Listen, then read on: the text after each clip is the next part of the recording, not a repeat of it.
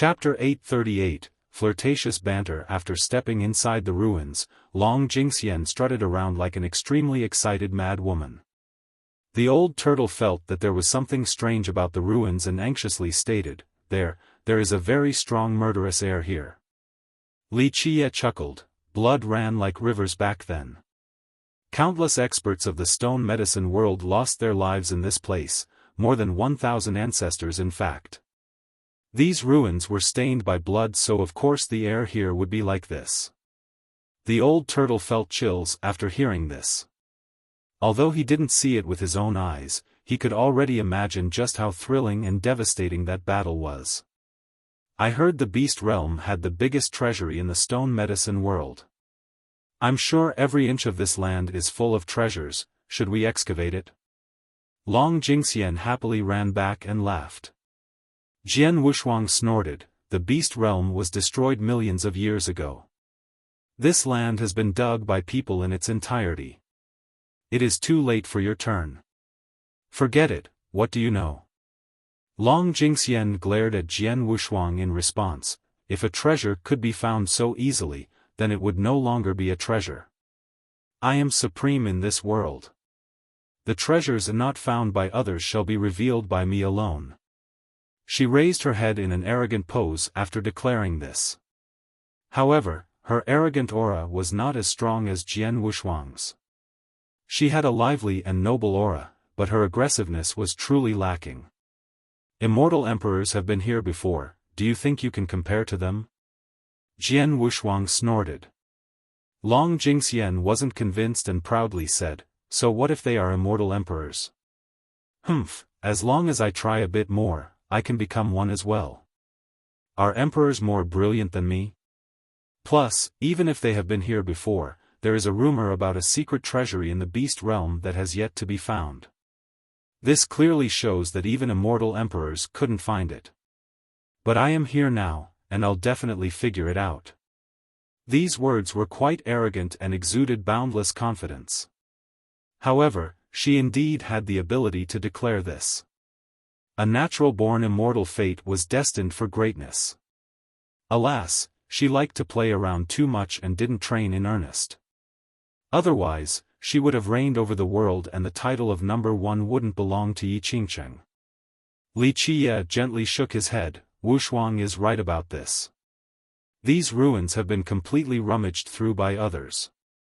It's not just limited to this world, many paragons from the 9 worlds have come here before, and a few immortal emperors were among them as well. If there is a secret treasury, then people would have found it long ago. Long Jingxian stared at Li Qie and stated, don't try to trick me. Our Beastmaster Citadel has a deep understanding of the beast realm. I have read many ancient scrolls about it, and there is definitely a secret treasure trove. Li Qie laughed in response, oh. Then those records must be erroneous. Naturally, he clearly knew whether there was a secret treasury here or not. Nevertheless, Long Jingxian was right about a few things. The Beastmaster Citadel indeed knew the beast realm very well due to their deep past ties. I know that you are aware of this secret. Her natural-born immortal fate made her very keen. She stared at him for a long time and began to act coquettishly. Li Qie only smiled. He naturally wouldn't reveal this secret to an outsider so easily. Husband, everyone says that there are no secrets between husband and wife, right? Long Jingxian immediately pulled on his arm in a playful manner. Her chest was very plump, so its gentle touch was a fatal temptation. Li Qie lazily looked at her and said, little girl, don't try to tempt me or it won't end well for you. What do you mean by tempt? Isn't this type of thing normal for us as husband and wife? The little demoness had a gentle and loving touch as if she was a virtuous wife. The others grew wary. They quickly backed off to not bother this flirtatious pair.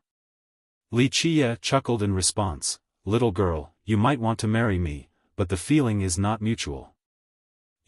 She glared at him in annoyance, but just a second later, she turned gentle again and lovingly held his arm like a little wife while softly saying, even if husband doesn't want to marry me, I'll still follow you forever. How shameless. Jian Wuxuang looked down on her and sneered.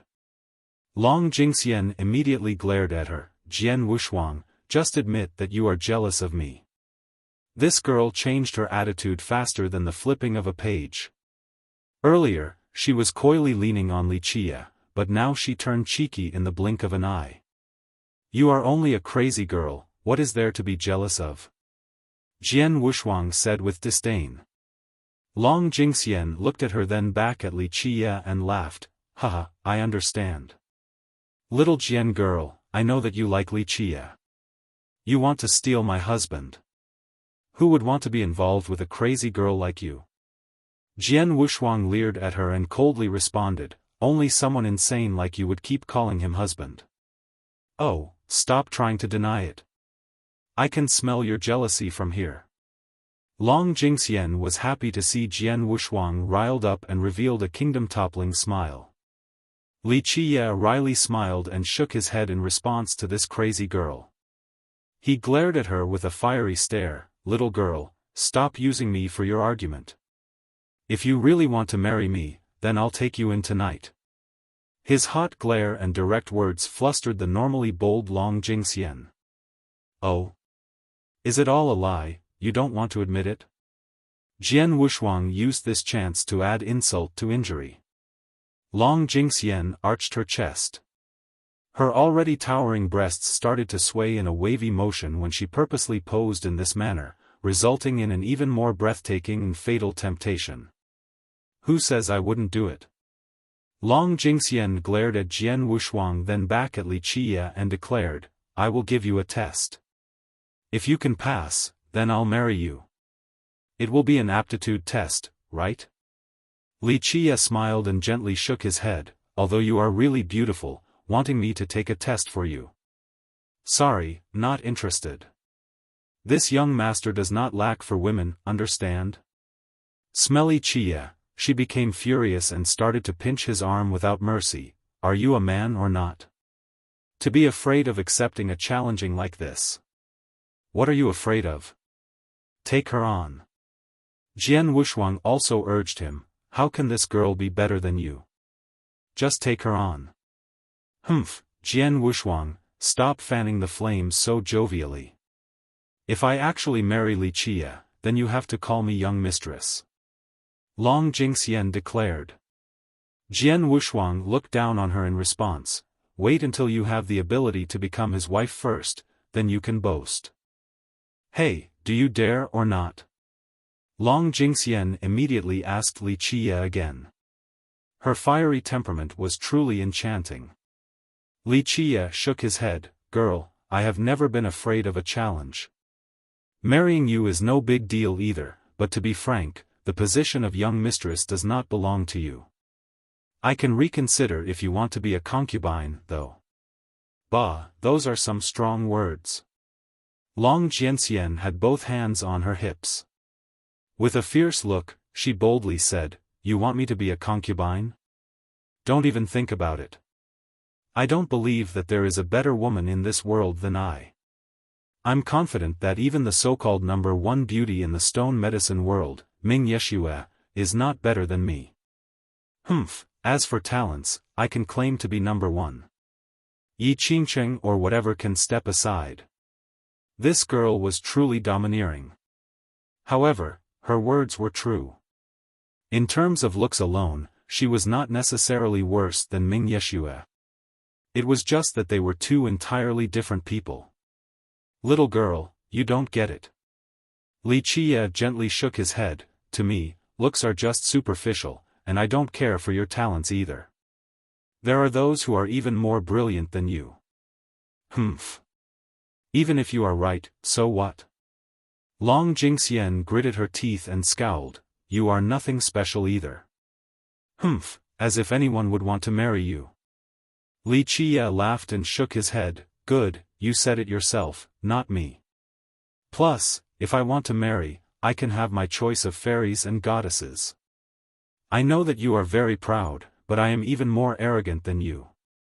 Long Jingxian angrily spoke, what's the use of just speaking? It is only boasting with mere words, prove it. Chapter 839, Opening the Bayan Beast World. Wuxia didn't know whether to laugh or cry at her response. He smiled and said, "Girl, you will find out in the future that your final pursuit is only a mortal emperor, but for me, that is only the beginning. The heavens above is where my journey starts." "Humph, now you're just bragging," she snorted. Although she was unhappy, she found some clues from Wuxia's words about something different. As a natural immortal fate, she was more perceptive than others. "See? You want to become the young mistress?" "Out of the question." Jian Wuxuang snorted, still as beautiful as ever.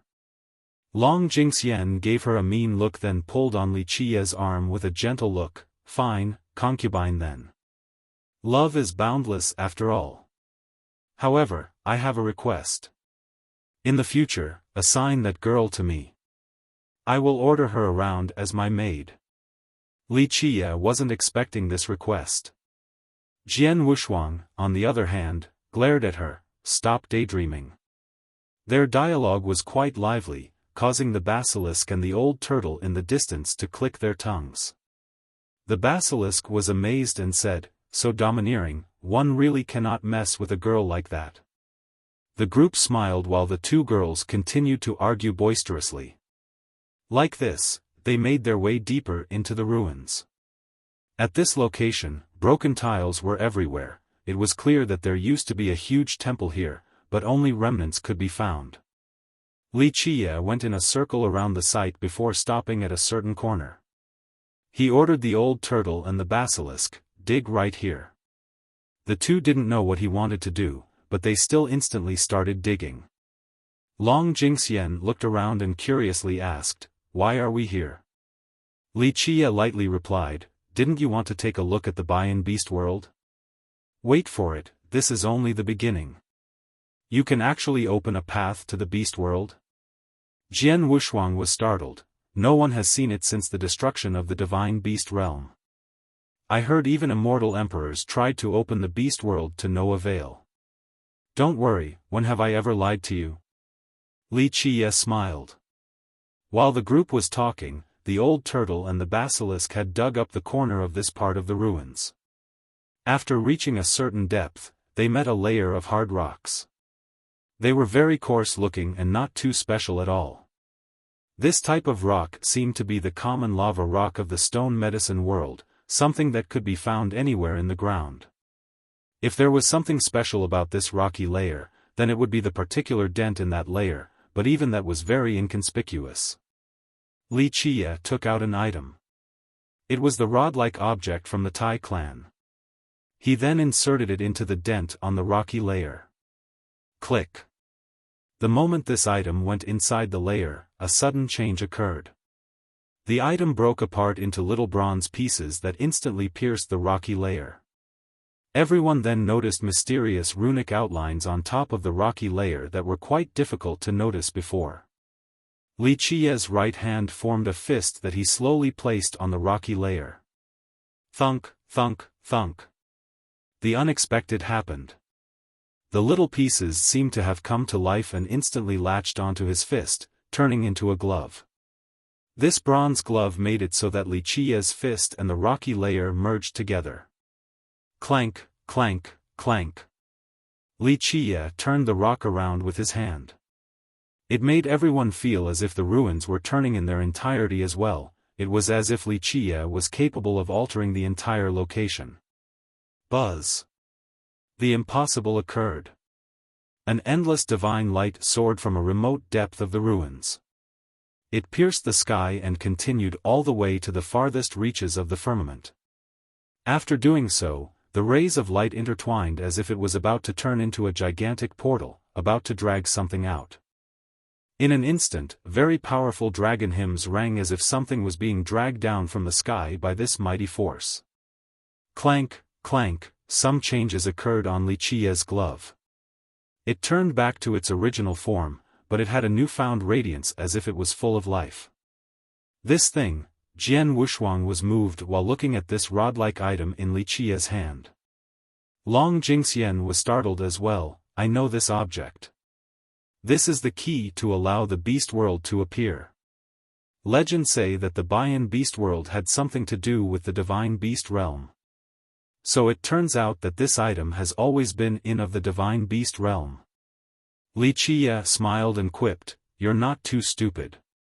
The basilisk was horrified as he murmured to himself, "But, this item was hidden in the Tai clan. If that is the case, then," at this point, he stared at Wuxia in shock. "There are some things best kept to oneself."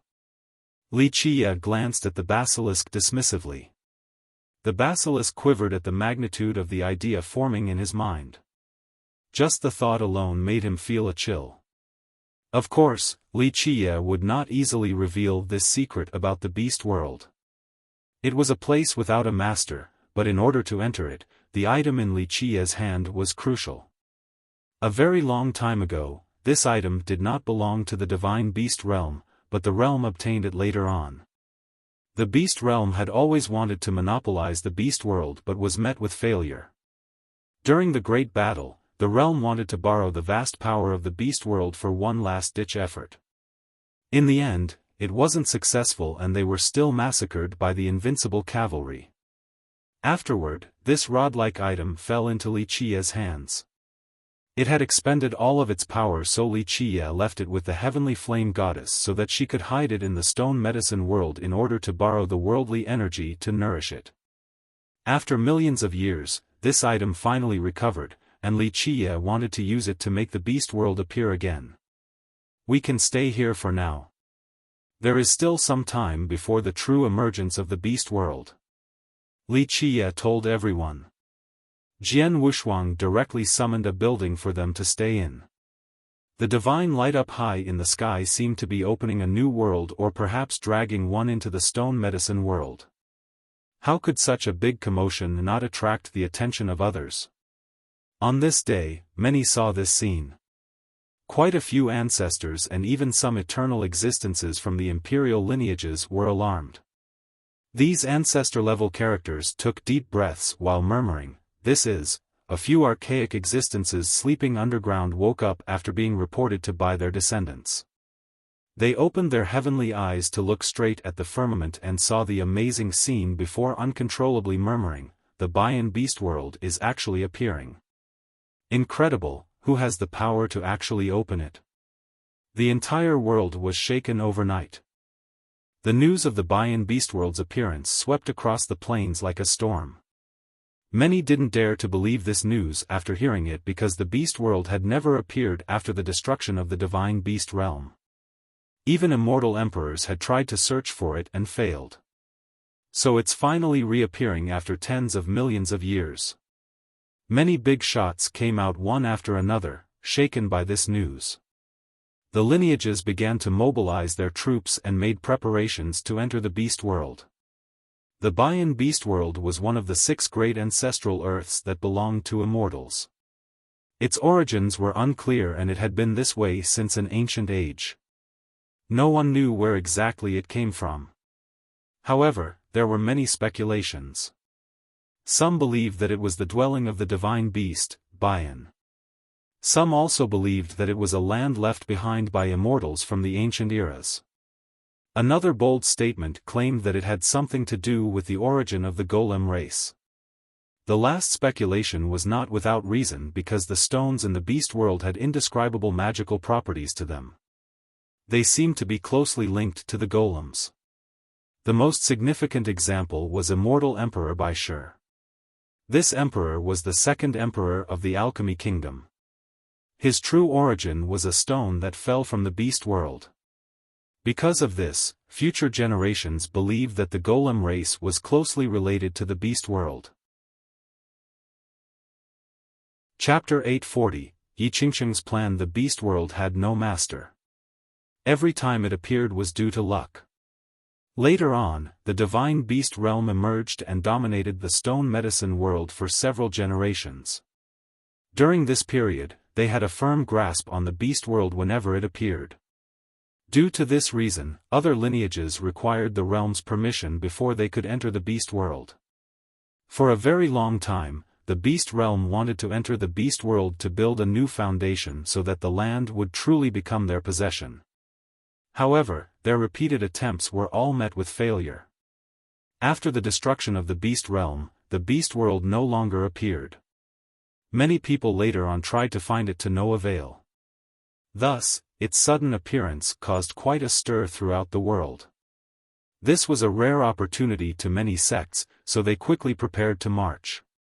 On top of a mountain, Yi Qingcheng was sitting in a meditative pose with divine light pulsing around him. He was blessed by saints and protected by gods as if he was their ruler. He had a sacrosanct and awe-inspiring air around him. He was startled the moment he saw the divine light that soared to the sky. What has happened? At this time, his forehead became clear and his skull resembled a mirror. Time seemed to be passing inside this mirror. He channeled a merit law while making many hand seals to derive one supreme law after another. These mysterious laws turned into an ancient scroll. He was looking into the past and calculating the future with visions. This Li Qia. His expression greatly shifted after making the calculation as he murmured, "Just who is this person? Why can't I divine him?" At this moment, even his peerless self became absent-minded. He was able to calculate the entire world and could predict many things, but not Li Qia. Unfathomable, Li Qia. You can actually make the beast world appear again. I cannot see through your origin. He spoke with a darkened expression. At this point, he stood up and started to fly away with a solemn look. This was a remote location of the beast realm devoid of beasts and men. There was nothing special about this desolate place. However, there was a certain valley. No one could see through the entire valley because it was shrouded in mist, as if it was hiding an earth-shattering secret. There was only one entrance to this mysterious valley. It was a narrow corridor. The feeling that there was no returning from it would loom over any trespasser. Divine Valley was the name of this place, but very few knew why it had such a name. In fact, its existence was a secret as well. Those who knew about it were all amazing characters, such as ancestors or incomparable big shots. Few knew who was inside the Divine Valley, let alone its origin. However, those who did were terrified of it, including imperial lineages. No one wanted to delve into the exact reasons for this apprehension. In the past, emperors had visited this place before, including immortal Emperor Qilin and immortal Emperor Jinshi, but no one knew the reason why. At this time, Yi Qingcheng, shrouded in an extraordinary divine light, could be found outside of the Divine Valley. Just like his name, he was kingdom-toppling and perfect. Quite bold, to trespass in the Divine Valley alone. A cold and ancient voice appeared after he entered the valley. My actions this time cannot be considered trespassing. After all, I am not an outsider to the ancestors here. Yi Qingcheng was still very confident despite entering the Divine Valley alone. But despite this, no one would dare to look down on her since they would be overwhelmed with fear of the myriad realms floating behind her as if she had an entire world as her backing. She radiated a fear-inspiring aura as if she was a demon god. Her eyes were full of power and seemed as if they could suck out the souls of others. This woman with a hen's head was from the same race as the four-eyed basilisk. However, she only had 2 eyes while he had 4. Venerable basilisk. Jian Wushuang was surprised to see this woman. The Venerable was a famous genius in the stone medicine world. She, along with the Dragon Tiger Monarch, was regarded as the greatest geniuses of the last generation. The petrification technique of her tribe had been honed to perfection. Even ancestors from the previous generation were quite wary in her presence. With her illustrious fame, she was working for Mei Aonan of the Imperial Edge as a powerful general and had contributed greatly. Li Qia, hand over my little brother. The Venerable's eyes turned cold like 2 sharp blades the moment she saw Li Qia. Though her appearance was not beautiful, her voice was very pleasant and enchanting. Anyone who only listened to her voice would think that she was a great beauty. Your little brother? Li Qia looked at her and smiled. are you talking about that basilisk with 4 eyes? That's right. The Venerable raised her voice, I can sense his aura at your place, so there is no need for sophistry. Be smart and let him go to avoid trouble. Chapter 841, Venerable Basilisk. Li Qiye smiled in response and teasingly gestured with his hands, sorry, but you are a step too late. I have already dealt with that basilisk, I plucked his feathers and am ready to cook him. As a basilisk yourself, do you think it is better to boil or fry your kind? If you are interested, I can throw you a leg since I have always been hospitable. He chuckled sardonically afterward. The Venerable's expression quickly changed after hearing this. She grew furious as the hair on her head, no, the feathers on her head flared up. Her enraged voice rang out, you want to die. With that, she immediately lunged straight at Li Qiye. Take this arrow. Jian Wuxuang shot out an astonishingly fast arrow to stop the Venerable. The Venerable snorted and unleashed a ray of light from one eye. Her glare immediately petrified the arrow. Meanwhile, the other eye shot out another ray towards Jian Wuxuang. Jian Wuxuang's bow lit up and shot out a forward arrow that turned into myriad realms for protection. The Venerable's glare fell on these realms and began to petrify them as well, resulting in a strange sound. Watch this. Long Jingxian also rushed forward after seeing just how powerful the Venerable's glare was. She immediately unleashed her wide array of Emperor's laws. Her left hand used a technique from immortal Emperor Qing He and her right a technique from immortal Emperor Yusho. The Venerable snorted, then threw him outside. Once he landed, he coughed dryly and said in a serious tone, Sis, I am not out here to play, I'm following an order from the ancestors. The Venerable didn't believe him and questioned him dryly, what order? How come I haven't heard of this? The basilisk quickly stood up and whispered a few words to the Venerable. The Venerable couldn't help but glance at Li Qiye, then she stared at the basilisk with a hint of doubt in her eyes, are you telling the truth? Sis, why would I lie to you? The basilisk swore with a solemn demeanor, if I am lying, then you can ground me for 100 years, no, 500 years. Well, I'll believe you for now. After this is over, go back immediately. The Venerable glared at him for a bit before scowling. Yes, there's no need for you to tell me, I'll go back by myself. The basilisk cheerfully smiled after obtaining his sister's permission. The Venerable ignored the basilisk and continued to look at Li Qiye for a long time before speaking, because of my brother, I'll tell you some news. Yi Qingcheng wants your head. This is nothing surprising. Li Qiye chuckled, besides, those who want my head in present day are innumerable. One more person doesn't matter. Humph, you're quite confident. The Venerable coldly stated, I'll kindly remind you that Yi Qingcheng isn't as easy to mess with as you think. I'll let you know something else as well, he went to the Divine Valley. The Divine Valley? Li Qiye's eyes narrowed after hearing this. The basilisk jumped from shock and exclaimed, he must be insane if he went to meet those old geezers. Is he not afraid of getting burned while playing with fire? You underestimate Yi Qingcheng too much. The Venerable drily said, he wouldn't go there without complete certainty. Our young noble Mei believes that he has managed to convince the valley. The young noble Mei mentioned by the Venerable was Mei Aonan, she was working under Mei Aonan at the moment. Damn, this Yi Qingcheng guy is quite a badass. The basilisk had a certain understanding of the Divine Valley. He took a deep breath and muttered, he actually dares to move those old geezers with 1 foot in the grave, quite domineering. Many experts would tremble before even entering, let alone be courageous enough to persuade them. Thank you for the message. Li Qiye chuckled in a carefree manner. I can point you on the right path. The Venerable coldly said, cooperate with our young noble Mei. Our young noble definitely has the ability to fight Yi Qingcheng. If you work with us, then both of us will benefit. I appreciate your goodwill. Li Qiye gently shook his head with a smile. However, I still have confidence in myself. It doesn't matter if Yi Qingcheng or the Divine Valley dares to come, I'll slaughter them all the same. The Venerable only snorted at this response and didn't add anything else.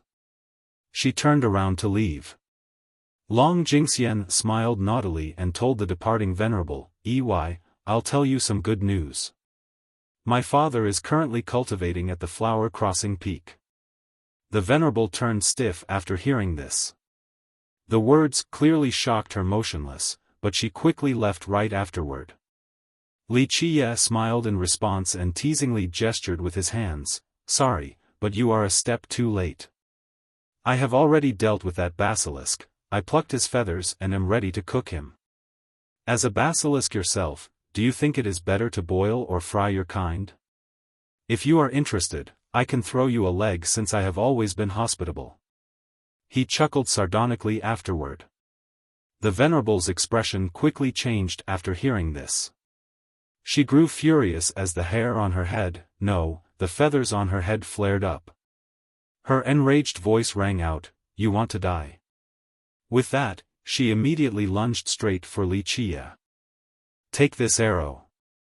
Jian Wushuang shot out an astonishingly fast arrow to stop the Venerable. The Venerable snorted and unleashed a ray of light from one eye. Her glare immediately petrified the arrow. Meanwhile, the other eye shot out another ray towards Jian Wushuang. Jian Wushuang's bow lit up and shot out a forward arrow that turned into myriad realms for protection. The Venerable's glare fell on these realms and began to petrify them as well, resulting in a strange sound. Watch this. Long Jingxian also rushed forward after seeing just how powerful the Venerable's glare was. She immediately unleashed her wide array of Emperor's laws. Her left hand used a technique from Immortal Emperor Qing He and her right a technique from Immortal Emperor Yusho. The Venerable slightly shifted her gaze and shot out another ray. With a buzzing sound, it instantly petrified the two Emperor laws from Long Jingxian. Chapter 846, Origin of the Divine Beast Realm, the True Blood of Divine Beasts. Long Jingxian was caught off guard. I've used one drop of true blood before. I heard that my forefather, Immortal Emperor Yusho, only left one drop behind. You are very lucky that he left behind something so great for your citadel. Otherwise, you wouldn't be alive right now. Li Qiye gently nodded. Someone with an immortal fate shouldn't have been able to live. Luckily, the Beastmaster Citadel had a frightening treasury. They used a drop of true blood, something that was unimaginable to others, in order to save Long Jingxian. Li Qiye said, the ancestors of the beast realm refined all of these bones with residual divinity and true blood. They even mixed the true blood into their own longevity blood. This was why they announced to the world that they had the bloodline of divine beasts. Their future descendants also inherited this divine bloodline. Without a doubt, these ancestors were amazing as they were able to change their offspring's bloodline. Jian Wushuang asked, the divine beast realm was built on top of the space that their ancestors found? Li Qiye nodded gently, yes, they established their sect and ancestral ground here.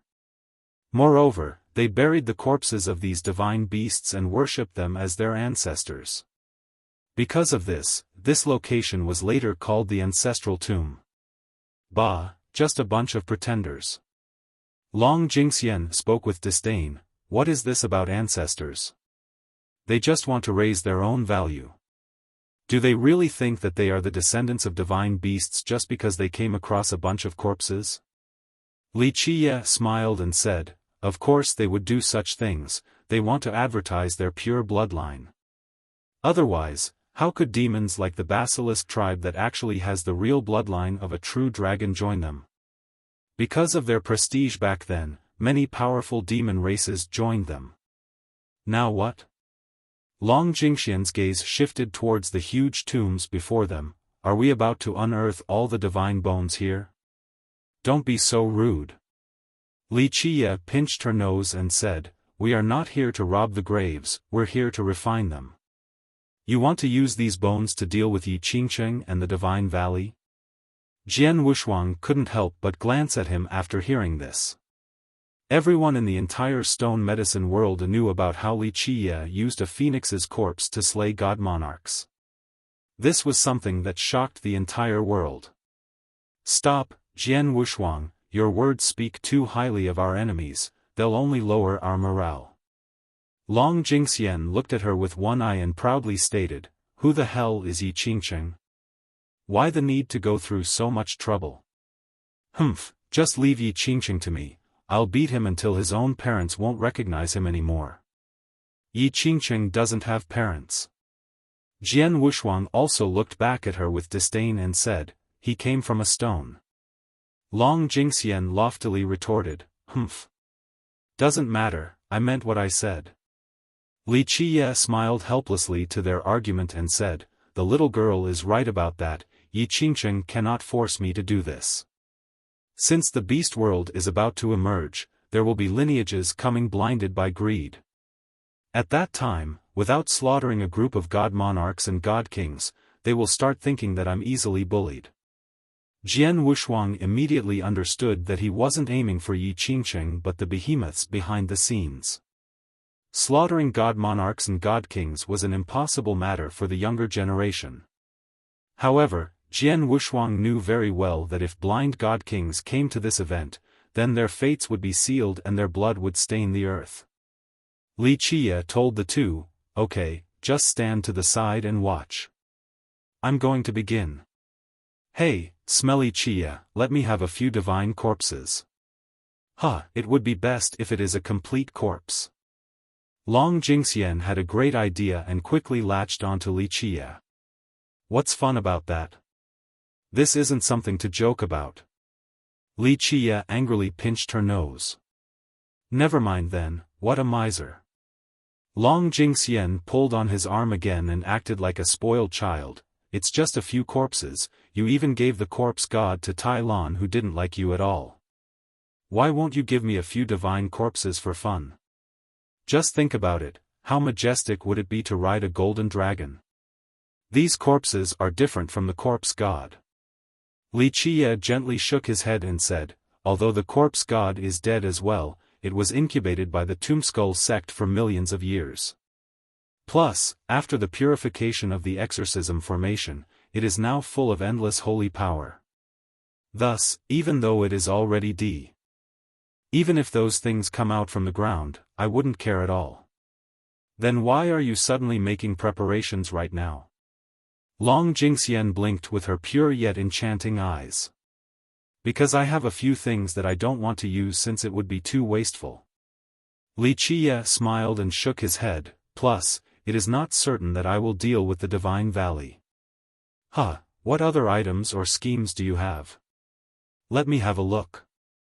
Long Jingxian stared at Li Qiye in a very cute manner. Little girl, don't get any ideas.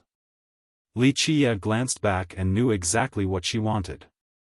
Long Jingxian didn't seem to mind at all. She intimately hugged his arm and lovingly said, don't be so stingy. What's yours is mine, right? I'm not asking for much, only your chapter from earlier. This chapter is really too amazing. I have looked at it for so long yet I still can't grasp it. She blinked cutely while saying this.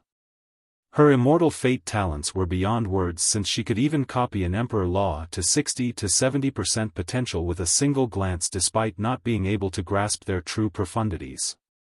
However, she had looked at Li Qiye's death chapter for a very long time and couldn't fathom the least bit from it. Of course, it was part of the death scripture, one of the 9 grand scriptures. If she could grasp it after just 1 or 2 glances, then it wouldn't deserve to be part of the 9. Not even an immortal fate could accomplish this feat, nice try. Li Qiye shook his head and smiled. He then looked over at her and jokingly said, since you said what's yours is mine, then very well, your Beastmaster Citadel has several treasures that I like a lot, why don't you give them to me? Okay, no problem. Long Jingxian agreed right away and kept on hugging his arm. Husband and wife need to have solidarity, so all I have is yours. If you want something, I'll definitely help you get it. Which ones do you want? Wow, already taking stuff from your clan even before marriage. Jian Wushuang looked at her and quipped, there is a great saying, one cannot hold on to a daughter forever. So what? This is how I like it, what are you going to do? Long Jingxian gloatingly glared at her, don't even think about marrying my husband. Jian Wushuang turned livid from this and angrily glared back at her. Li Qiye had grown used to them arguing at least 3 times a day. He gently shook his head towards Long Jingxian and said, this is a big if. And even if you really do marry me, I will not pass this chapter down to you. Chapter 843, Temptation. Never mind, you're too stingy. Isn't it only a merit law? If you want, I can give you 8 to 10 emperor laws, it's nothing special. Long Jingxian was upset and angrily pouted after Li Qiye refused to give her the death chapter. Li Qiye smiled and pinched her jade-white nose, little girl, too much greed is bad. How many merit laws have you learned so far? Not that many. Long Jingxian lifted her head and answered, 1 to 200 emperor laws, such as the Qilin art from the Heavenhoof Ravine, the Alchemy Kingdom's flame mastery, the Jian clan's archery. As for the other random ones, there should be 1 to 2,000 ancient and arcane techniques or holy incantations. Jian Wushuang snorted after hearing this and stated with disdain, humph, what is this about the Jian clan's archery? You only managed to steal the outer layer. Long Jingxian proudly looked at Jian Wushuang in response, please, your archery isn't special at all. I learned it with just a glance. Even though I couldn't learn all of it, I definitely understood 50 to 60% of it. This is countless times better than some geniuses in your clan that specializes in archery. If I really wanted to learn it, then give me 1 month and I'll be able to replicate your art to its full potential. She held her head high after declaring this. Jian Wushuang only scowled without commenting since she knew about Long Jingxian's abilities. She had no choice but to admit that her talents were peerless. She was able to steal laws from just seeing them once in action. What could anyone else do? Who was to blame for her having an immortal fate? Little girl, this isn't a good thing. Li Qiye gently shook his head, you are wasting your talents. It is not necessarily desirable to know many arts in cultivation. You have an extremely rare gift, so you don't need to cultivate so many laws. Just focusing on one will be enough in your situation. Having said that, he looked at her and added, your talents are able to bring one merit law to the limit in a short amount of time and then push it to another pinnacle. Others might not be able to reach the state of one law deriving myriad Tao, but for you, this would be the best type of cultivation. Of course I understand that rationale. Long Jingxian didn't seem to care at all. Many old geezers at my place always tell me this boring theory. No, this is not just a boring theory. Li Qiye solemnly shook his head, you do possess a lot of different arts, but compared to the immortal emperors, do you have something of your own? Do you possess something unique across all the eons? No. For example, Empress Hong Tian, she has the Emperor Suppression art. Or Immortal Emperor Fei, he has the invincible soaring immortal physique. This time, Jian Wushuang didn't try to argue with her and only smiled faintly. It was rare for this proud beauty to reveal even a tiny smile. She was truly a noble and elegant phoenix that caused her admirers to palpitate with adoration. Okay, Smelly Qiye, I'm listening, how should I cultivate? Long Jingxian leaned close to him and smiled, I want to cultivate the most profound and difficult technique in this world. Otherwise, I'll be done with an ordinary merit law in 3 months and I won't have anything else to do. But cultivating one thing can be boring as well. She cheerfully looked straight at his face and continued, do you have the most difficult merit laws in this world to comprehend? Give me one of them, will you? She was purposely making it hard for Li Qiye. Jian Wushuang was very curious as well because making someone as talented as Long Jingxian cultivate one merit law was impossible. It wouldn't be able to tie her down and retain her focus because just mastering one was a simple matter. She wanted to know what kind of merit law Li Qie could have to keep her interested. You have to promise me to concentrate, then I'll show you the way. Li Qie spoke earnestly. Yes, I promise. Long Jingxian also had a rare moment of acting solemnly as she responded. Li Qie said, practice the cultivator's primary principles. Cultivator's primary principles. Long Jingxian raised her voice after hearing this and glared at him. Smelly Qie, you're purposely messing with me, right? Who says I'm messing with you? I'm being very serious. Li Qie angrily glared back at her in response. Can one train with the primary principles? Jian Wushuang was not trying to undermine him, but she was confused as well. The primary principles are only a basic outline for new cultivators. That depends on the person. Li Qie gently shook his head. Others would be unable to do so, but she can. The primary principles are unwanted even by the vagrant cultivators at the very bottom. It only contains the most common knowledge that even these vagabonds don't want to read, let alone me. Long Jingxian snapped. It is true that the primary principles are very ordinary and even those at the bottom don't want to read it.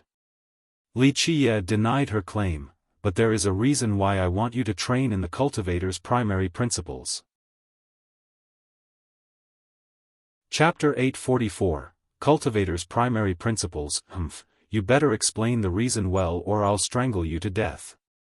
Long Jingxian bared her fangs as if strangling Li Qie to death was an interesting thing to do. Li Qie glanced at her and asked, do you know the real origin of these principles? She was a bit stunned and looked over at Jian Wushuang. Do you know? I don't. Jian Wushuang responded coldly. Although they were enemies, she still responded to the inquiry. The primary principles had been passed down countless times to the cultivators in the world, but no one could clearly explain its origin. It was a very ordinary manual with the elementary basics of cultivation. Although there were breathing techniques, the incantations and formulas were so common that it couldn't be used for cultivation. Despite it being passed down for a very long time, any cultivator with some money or who was part of a sect wouldn't want to read it. However, for millions of years now, countless mortals wanted to enter the path of cultivation, so countless copies of this manual continued to spread in the world. No one can be sure about its true origin since it was already very popular during the Desolate Era. Li Qie explained, one theory states that it comes from even before the Desolate Era. He paused for a moment at this point. In fact, many wise sages during the Desolate Era had studied these principles. But today, there are too many merit laws and emperor laws in this world, so no one wants to read the primary principles. However, I'll tell you too a heaven-shattering secret. Li Qie put on a mysterious appearance in an attempt to bait the two. What heaven-shattering secret? Just say it already.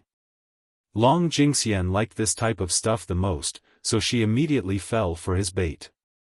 After piquing her interest, Li Qie calmly spoke. At a young age, immortal Emperor Xiaofan studied the primary principles and obtained great enlightenment from it. No way, the feuding pair exclaimed in unison after hearing this. Nothing is impossible in this world. This is indeed the truth. Li Qie flatly stated. Jian Wushuang and Long Jingxian looked at each other. Who was immortal Emperor Xiaofan? This was an emperor undefeated throughout his entire life, some even called him the greatest among all the emperors. When it came down to it, many believed that he cultivated a supreme merit law. How could he have gained some enlightenment from the primary principles? What proof do you have on this claim? Long Jingxian was skeptical. My words are the most convincing evidence. Li Qie smiled. This would be nonsense coming from someone else, but when they came from Li Qie, they held an entirely different meaning. Li Qie gently shook his head. The two of you shouldn't look down on the cultivator's primary principles. Yes, the majority of the contents are common knowledge, but it is due to this most basic knowledge that we have a cultivation system. Without these basics, what would you two cultivate? Would you have a life wheel? A fate palace? A physique? You would have nothing at all. The two of them were intrigued by this explanation as Li Qie continued in a serious manner. The most basic incantations and knowledge contain the most essential elements of longevity laws and fate techniques. You need to read one part but understand 10 from it to be able to create all of these laws along with offensive and defensive techniques. This is called understanding one law to reach the myriad Tao. So to say, if I cultivate the cultivator's primary principles, I will be able to create the longevity laws and fate techniques that I desire.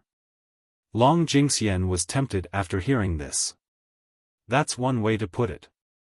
The myriad laws have a single origin, so you must understand one law to reach the myriad Tao.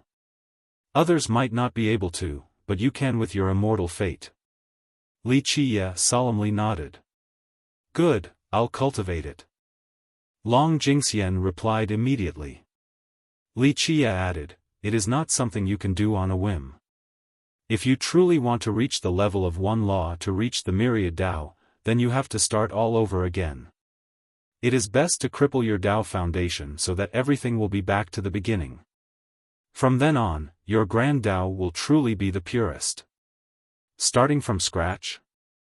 Long Jingxian repeated with a tinge of surprise. This was not a small challenge to someone who always wants to play around like her. How pitiable was it to completely abolish all the training of the past? Li Qie asked, this is no big deal with your talent. If you focus completely, how long do you think it will take for you to reach the Heavenly King realm? It was simply torturous for others to remove their merit laws and start all over again, but for Long Jingxian, this was not necessarily the case. It was simple, cultivation for her was like a game due to her innate talents. I have to discuss this with my ancestors. She hesitantly said. Li Qie nodded, I'm not forcing you to do it right now. It is better to have your ancestors watch over you during the process. If you really want to proceed, then I will refine a couple alchemy batches for you to take back. Nothing would be better. Despite her laziness, she still knew about Li Qie's supreme Tao of alchemy. His medicine was absolutely priceless. You have to pay attention when picking a manual for the cultivator's primary principles. Li Qie told her, pick an edition from Immortal Emperor Bing Yu's generation. It will be best if you can find a copy from the Icy Feather Palace. Jian Wushuang was curious, why pick one from the Icy Feather Palace of that generation? Li Qie smiled, the edition of that period can be said to be the best. It contains countless efforts from wise sages. This edition was even changed by Immortal Emperor Xiaofan. I trust that this little task won't be difficult for your Beastmaster Citadel. Of course, Li Qie left out some key information.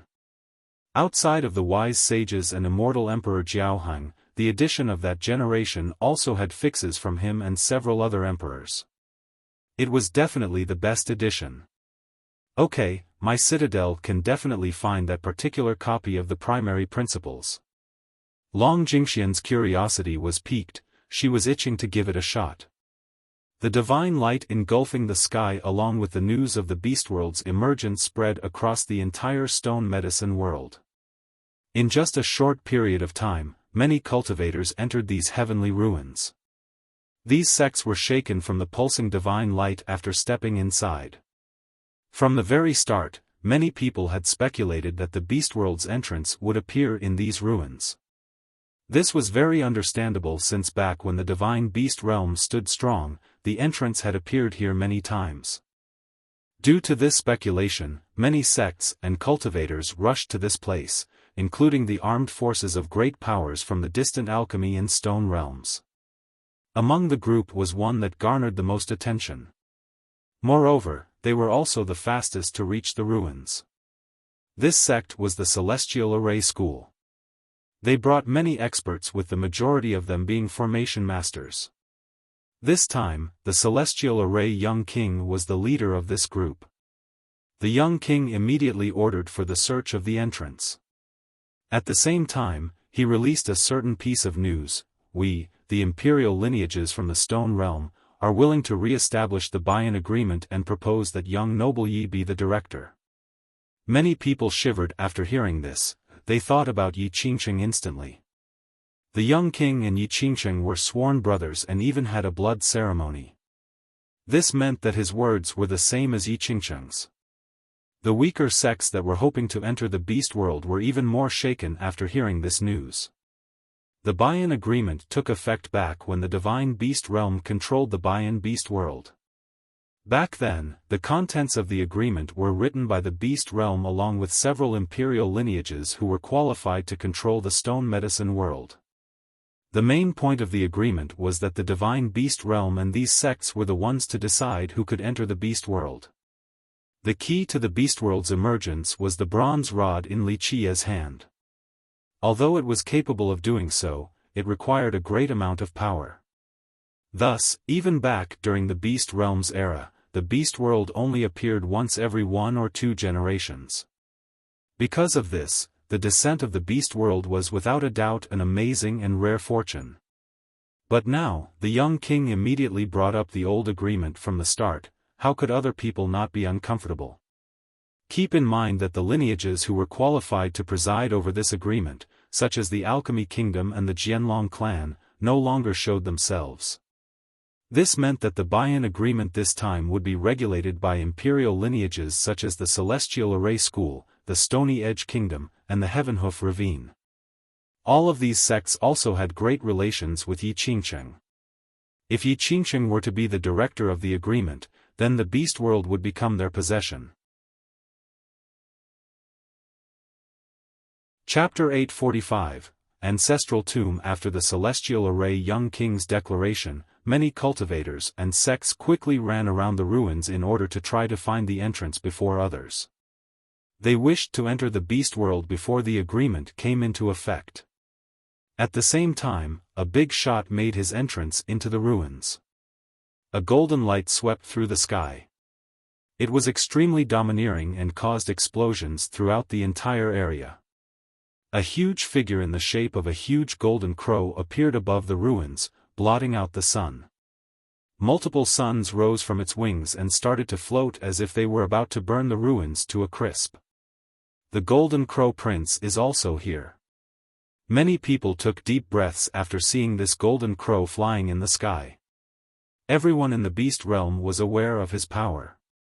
He was not only the descendant of the ravine but also the new master of the Golden Crow tribe. Just the Golden Crow tribe alone was frightening enough, not to mention the ravine that had 2 emperors. Their tribe considered themselves to be the descendants of the sun god with a divine bloodline. This blood allowed their members to have several innate advantages unavailable to the other demon tribes. First, they had supreme speed. Second, they had powerful bodies. One rumor stated that their bodies could measure up to saint physiques. Third, their sharp claws could tear anything into pieces. They had been praised as one of the most powerful demon tribes of the stone medicine world. The Golden Crow Prince entered the ruins and circled the area as if he was looking for someone. In just a few short days, the abandoned ruins turned lively. Many lineages established camps to become the first to enter the beast world. Meanwhile, Li Qiye had walked all around the area as he imprinted his Death Chapter's laws into the ground. The ruins were 10 million miles wide, so Li Qiye along with Jian Wushuang and Long Jingxian seemed to be on a vacation as they traversed the plains. In fact, each of his steps was meant to imprint death laws that would come to form an inescapable net. Eventually, he finished his preparations and entered a narrow valley leading to an abandoned shrine. This shrine was tattered and old with collapsed walls. However, the main pillars of this shrine remained standing strong. Li Qiye walked around these pillars and moved them. When they were repositioned to a certain angle, one could hear a clacking sound. The wall at the front of the temple cracked. A stone stairway emerged, leading all the way down into the ground, into darkness as if it was the entrance to hell. Interesting. Long Jingxian saw these steps and her playful self was ready to rush down. However, Li Qiye dragged her back. Li Qiye gently shook his head and said, "Be careful, this is not a place to mess around." He pulled her back further and ordered, "Follow behind me, no funny business." With that, he walked down the stone steps. The two attentively followed right behind him down the steps. They walked down this path for an unknown amount of time before finally reaching the end. At the end was a vast space with many towering stone pillars as if they were shouldering the weight of the earth. These pillars were different from the ones above. The ones here were carved into different shapes. One had a hawk's head on a human body while another had a snake's body with a human head. It was more accurate to call these pillars statues. Once the group arrived, these pillars lit up and figures emerged from each of the pillars that corresponded to the carving's characteristics. Each figure was like a demon god stepping out from the stones. All of them were also full of death energy. "Human, you shouldn't have come to this place." A deep voice rang out from beneath them and reverberated in the area. "Interesting, I'm eager for a fight." Long Jingxian immediately wiped her hands and prepared to fight against the imposing figures. Li Qiye immediately pulled her back and glanced over the figures approaching them. He didn't even bat an eye as he declared, "Scram or I'll excavate this entire place." "Human, do you know where this is?" "This is the death god's domain." The deep voice lingered in this space. "Don't try to consider yourselves gods." Li Qiye dismissively said, "All of you are only undispersed sentiments. Today, I am here to borrow a corpse. Block my path and I shall destroy this place." Having said that, he opened his mind, causing his sea of memories to light up. The universal laws from within intertwined to instantly form an ancient order. This order imprinted itself in the space below with a buzzing noise. With this, it seemed to have left a mark unerasable for all eternity. "Humph." The deep voice scowled after seeing this ancient order. However, the figures slowly retreated back to their pillars after the imprint was planted. Jian Wushuang was startled after seeing this. Although these figures had died and were only sentiments, they were absolutely powerful, much more so than virtuous paragons. However, even these powerful sentiments retreated like a receding tide in the face of Li Qiye's ancient order. This was quite surprising. "Wow!" Long Jingxian was excited and her eyes lit up as she exclaimed, "Smelly Qiye, this move of yours is too domineering and cool, teach me will you?" Li Qiye only smiled in response. This wasn't something that could be taught on a whim. In the past, he stayed behind in this place after the destruction of the divine beast realm because it didn't have too many ties with the beast realm. He left behind a seal that belonged to him, thus he had absolute control of this area. It was a simple task if he wished to destroy the whole place. The group went through many pillars before reaching a different place below the shrine. A series of huge graves suddenly sprung up from the ground. These graves had no tombstones and were gigantic as if they buried giants. "What are these?" Jian Wushuang was startled to see these gigantic graves. Long Jingxian looked at each one and cheerfully exclaimed, "Ha, this is a nice place with incredible items inside. Although their divinity is now gone, they are still good things." As someone with an immortal fate, she had a great advantage in this regard compared to Jian Wushuang. Just a glance was enough for her to gain a clue or two from these graves. This is the ancestral tomb of the divine beast realm. Li Qiye smilingly said. Jian Wushuang jumped from shock and blurted, "Are you saying that the three immortal emperors of the beast realm are buried here?" "Please, Jian Wushuang, you still call yourself an imperial descendant? Do you really think immortal emperors would die in this place?" Long Jingxian berated her. Jian Wushuang glared at her for a bit before coldly blurting, "What do you know? Shouldering the heavens will doesn't mean that immortal emperors have everlasting life.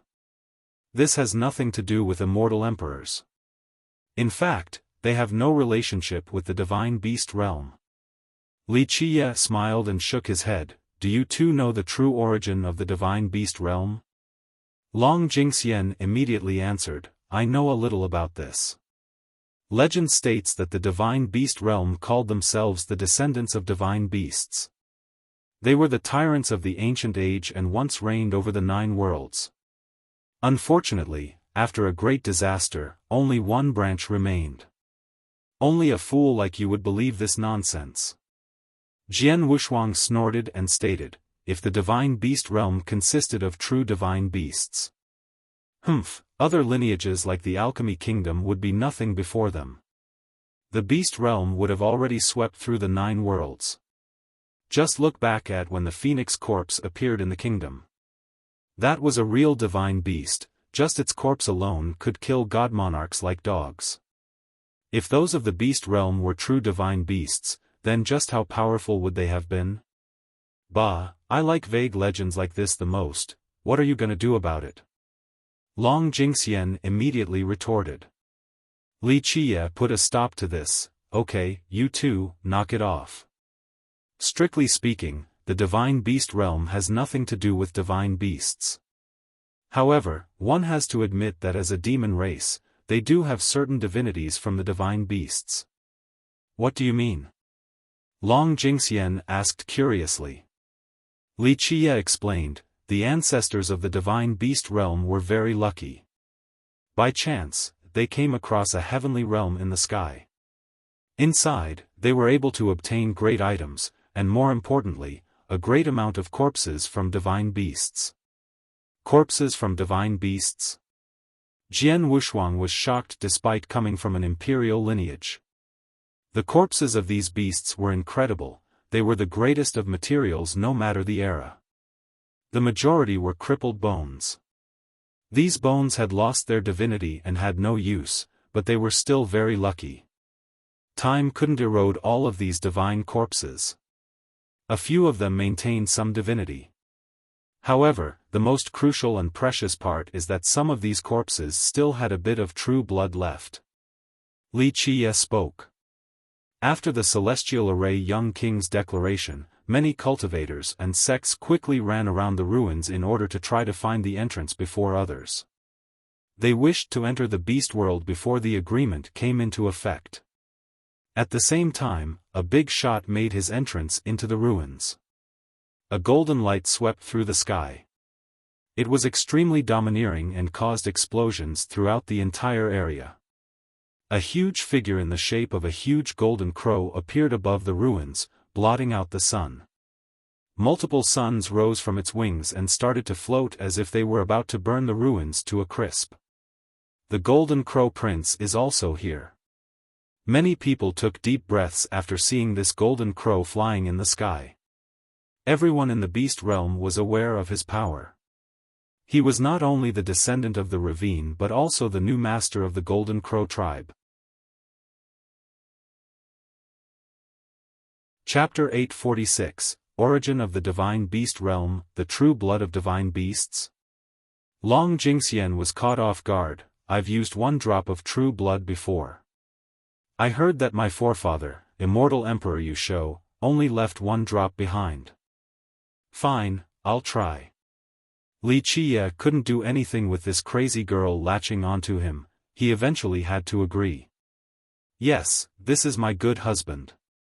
She made a victory pose and then stared gloatingly at Jian Wushuang to get a reaction out of her. Rumble. The eagerly awaited Bayan Beast World finally emerged before the crowd. The entire stone medicine world shook during the appearance. The divine light in the ruins turned even more radiant as if there was a door opening in the sky. After a series of thunderous detonations, the beast world finally appeared. There was a magnificent scene in the sky, with majestic hills and gigantic peaks floating in the air. In the far distance were ancient pavilions tightly packed together alongside many temples and mysterious cities. This scene in the sky seemed like a mirage, yet it was so incredibly tangible. It was as if a huge star in the sky was entering the firmament of the stone medicine world and they were about to converge. The Bayan Beast World. An ancestor became overwhelmed with emotion by this scene in the sky. He murmured, I haven't seen this scene since the destruction of the divine beast realm. I didn't think I would live to see it again. Everyone in the entire world saw this majestic scene and knew what had happened. The Bayan beast world had arrived. In just a moment, the entire world was sent into an uproar. Although news about its emergence had come several days prior, many remained skeptical due to its absence since the destruction of the beast realm. It was difficult to convince people otherwise. However, the magnificent scene in the sky witnessed by all the cultivators made them restless. The world suddenly became crazy as people searched for the entrance. The prescient crowd that was already at the ruins were at a great advantage. As others were making their way here, the ones present were busy trying to find the actual entrance. Hurry, we have to find it before the agreement takes effect. Otherwise, we won't have a chance to enter. A sect master shouted at his 1,000 disciples. Numerous cultivators crazily searched for the entrance. Some even dug deep into the ground while others searched every single crevice in this land. The true blood of divine beasts? Long Jingxian was caught off guard. I have used 1 drop of true blood before. I heard that my forefather, immortal Emperor Wuxia, only left 1 drop behind. You are very lucky that he left behind something so great for your citadel. Otherwise, you wouldn't be alive right now. Li Qia gently nodded. Someone with an immortal fate shouldn't have been able to live. Luckily, the Beastmaster citadel had a frightening treasury. They used a drop of true blood, something that was unimaginable to others, in order to save Long Jingxian. Li Qia said, the ancestors of the beast realm refined all of these bones with residual divinity and true blood. They even mixed the true blood into their own longevity blood. This was why they announced to the world that they had the bloodline of divine beasts.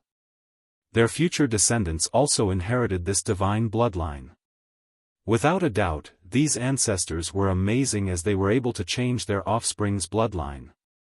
Jian Wushuang asked, the divine beast realm was built on top of the space that their ancestors found? Li Qia nodded gently, yes, they established their sect and ancestral ground here. Moreover, they buried the corpses from these divine beasts and worshipped them as their ancestors. Because of this, this location was later called the ancestral tomb. Chapter 847, Celestial Array Young King. These desolate ruins suddenly became very lively. The cultivators present frantically searched for the entrance, not missing a single corner of this land. Boom!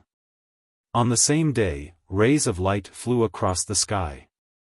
A lucky person finally found the entrance. The moment the door was opened, these rays of light soared into the sky. Someone found the entrance. Many people lunged towards the source after seeing this scene. Everyone wanted to enter the beast world before the buy-in agreement took effect again. The first to find the entrance was actually the Celestial Array young king. Moreover, he had already barricaded the area. There were a few reasons for his success. Besides his advantage in numbers from the sect, he was advised by Yi Qingsheng, who gave him an item. Because of this, he found the entrance before anyone else. He immediately set up a supreme fortress formation to block the entrance. In just a moment, the entrance was full of labyrinthine palaces and cities. The Celestial Array School was renowned for its formations. They were considered the number 1 in this regard. Their formations came from immortal Emperor Zhenji, so their fame was not just for show. An ancestor behind the scene spoke, if the behemoths do not come out, then Yi Qingsheng will easily maintain his seat on the throne of this generation and do as he pleases. This move from him could be considered quite risky.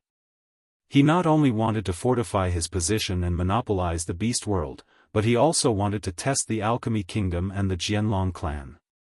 If these imperial lineages still didn't come out even with the emergence of the beast world, then it meant that they definitely wouldn't do so in this generation. From this, his future path to become an immortal emperor would be much easier. Who could stop him from ascending to the throne without the 3 great behemoths blocking his path? Who could stop his plan of ruling the stone medicine world? Once the sects of the stone medicine world were willing to join his banner, he would head for the other 8 worlds and challenge the myriad realms. He wanted to become an immortal emperor above the 9 worlds. An ancestor who thought of this quivered inside. Despite the events around the Beastworld's appearance being an attempt from him to test the waters, his ambition came through as clear as day. The entire scene was now quiet. No one was willing to stand up to the young king or the prince. Despite feeling furious inside, no one wanted to oppose the ravine. The prince looked over the crowd with an oppressive momentum. He noticed a woman and asked, "You must be the giant bamboo royal lord, Her Majesty Ziyan, correct?" After hearing this, many looked over at a woman standing in the far distance. They saw that she was graceful and noble and had a swirling violet aura of a heavenly king. Even though she stood there by herself, no one would dare to ignore her radiating presence. This woman was indeed Madame Ziyan. After resigning from the throne and taking care of everything, she left Giant Bamboo and went to the Beast Realm to meet up with Wuxia. When the school found the entrance, the madam quickly rushed over, thinking that it was her young master who had found it due to the soaring divine light. She didn't expect to see the young king's group here. Chapter 848, Kuei. Madame Ziyan calmly replied to the Golden Crow Prince's inquiry, "I am indeed Ziyan. However, I am no longer the royal lord of the giant bamboo country, someone more capable than me has succeeded me." The prince didn't care about this matter. He gazed at the madam and lowered his tone, "I heard that you have been with Wuxia. Where is he now?" All eyes were on her at this moment. Everyone knew that she was together with Wuxia, and that Wuxia had killed a Heaven Hoof elder. It wasn't strange for the prince to find him for revenge. The madam gently shook her head in response, "Sorry, no comment." Although she didn't know where her young master was, she wouldn't tell anyone even if she did. The prince glared at her with his sharp and oppressive eyes. He asserted, "Madame Ziyan, I have many ways to make people talk." The madam didn't care as she uttered, "If your highness Golden Crow wants to use force, then I'll entertain you." After following Wuxia for such a long time, she was infected by his overbearing attitude. "Madame Ziyan, you should reconsider your decision." The prince's eyes were beyond cold. Although he was the son of a sun god with a radiating aura, his wintry eyes could penetrate cold steel, straight into the heart of others. He uttered, "To give up your life for this cowardly Wuxia is not worth it. If you reveal where he is hiding, our ravine will welcome a friend like you." The crowd was holding their breaths in anticipation. The prince was famous, but the madam was also a great demon king, someone who was not necessarily weaker than those at the peak of the younger generation. Without taking the ravine into consideration, there were many heavenly kings from the previous generation that could fight against the prince. However, before the madam could answer, one could hear someone boldly spitting on the ground. Immediately afterward, arrogant words rang out, "The Golden Crow tribe is nothing special, aren't they just a bunch of chickens? And the same goes for the Heaven Hoof Ravine, they're only a bunch of wretches that took advantage of the situation. If it wasn't for them picking up the trash of the divine beast realm, there would be no ravine today, so, a descendant of garbage collectors dares to come here and act almighty? Are there really no talents in the stone medicine world? Watch as I take care of you so that the world will come to find that I am the greatest talent of the younger generation." This voice coming out of nowhere wasn't only arrogant but also extremely egotistical. Many people were left dumbfounded after hearing such shamelessness. They turned around and noticed that two demons were approaching. The one in front was a young man with the head of a chicken while the other was a big turtle, following right behind him. Compared to the haughty chicken, the old turtle was very nervous and scared. Who else could these two be but the four-eyed basilisk and the old turtle? Many cultivators found the basilisk's haughty attitude quite amusing. Only a few older people recognized the four-eyed basilisk and exclaimed, "The basilisk tribe." The Golden Crow Prince came to these ruins in a particularly bad mood. He was looking for Wuxia, but before catching a glimpse of him, this basilisk provoked him in front of so many people. This greatly annoyed him. Thus, his eyes turned fierce and emitted a murderous intent. He glared at the basilisk. "Ignorant fool, I will take care of you today." As the saying goes, beat the dog first, then deal with its master later. Bah, you are the dog. No, your entire family are dogs. No, incorrect again. Your family isn't even qualified to act as hound dogs. Look at your reflection in a puddle of piss. You think your chicken race is qualified to be our master's loyal dogs? The basilisk's mouth was downright vicious. Well, the prince stared at the three and snorted, "All three of you come at the same time so I can take care of this at once, lest I waste time chasing each of you individually. Who the hell do you think you are? It is not up to you to take care of those on my side." A carefree voice appeared. Such a nonchalant response immediately caught everyone's attention. They immediately saw three people slowly arriving, one man and two women. The two women were both kingdom-toppling, one of them was even riding a divine beast. Wuxia leisurely arrived with Jian Wuxuang and Long Jingxian as his company. Supreme beauties like them would be the center of attention no matter where they went. Long Jingxian stood out more since she was riding a divine beast. This divine beast had one leg with an ox body surrounded by pulsing lightning that was seemingly capable of destroying anything. It emitted a terrifying aura that caused people to tremble. "My lord, this is the divine beast Qiu." The basilisk's eyes lit up while drooling. However, once he took a closer look with his four eyes, he murmured, "Wait a minute. A real divine beast isn't like that." The beast that carried Long Jingxian naturally was not a living Qiu, it was only a corpse. Wuxia used his death laws to dig it out. This corpse had already lost its divinity. It wouldn't have any power without the chapter imbuing death energy in it. Long Jingxian kept on pestering Wuxia to imprint his chapter on this corpse and her sea of memories. She was able to use her powerful blood energy to control this corpse. At the same time, she used an emperor law to refine this corpse. From that, it appeared to look like a living Qiu, mighty and terrifying. Although this beast was very powerful, it required Long Jingxian's blood energy for maintenance. However, she didn't seem to care. The fun factor overtook any other considerations. Some spectators quivered and murmured after seeing this, "Is this really the divine beast, Qiu?" The prince was attracted to this as well. However, his eyes weren't on Long Jingxian and her Qiu, they were fixated on Jian Wuxuang. The murderous and cold prince couldn't hide his adoration. He greedily stared at her every detail. In his eyes, she who was as proud as a phoenix was the most beautiful. He wouldn't get tired of looking at her even after a million glances. In the past, he didn't even mind staying at the alchemy realm for a very long time after seeing her. Chapter 849, Challenge. He had seen countless beauties from the southern region and even all of the beast realm. Countless princesses and saintesses wished to marry him in hopes of becoming the mistress of the ravine. At the same time, Miao Chan, who was loyal to him, was also a great beauty. Although she was not as pretty as Long Jingxian, she was still kingdom-toppling.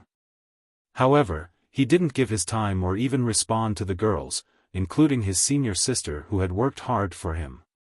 He would rather like Jian Wuxuang, who didn't care for him at all. Despite her lack of reciprocation, his crush stayed strong.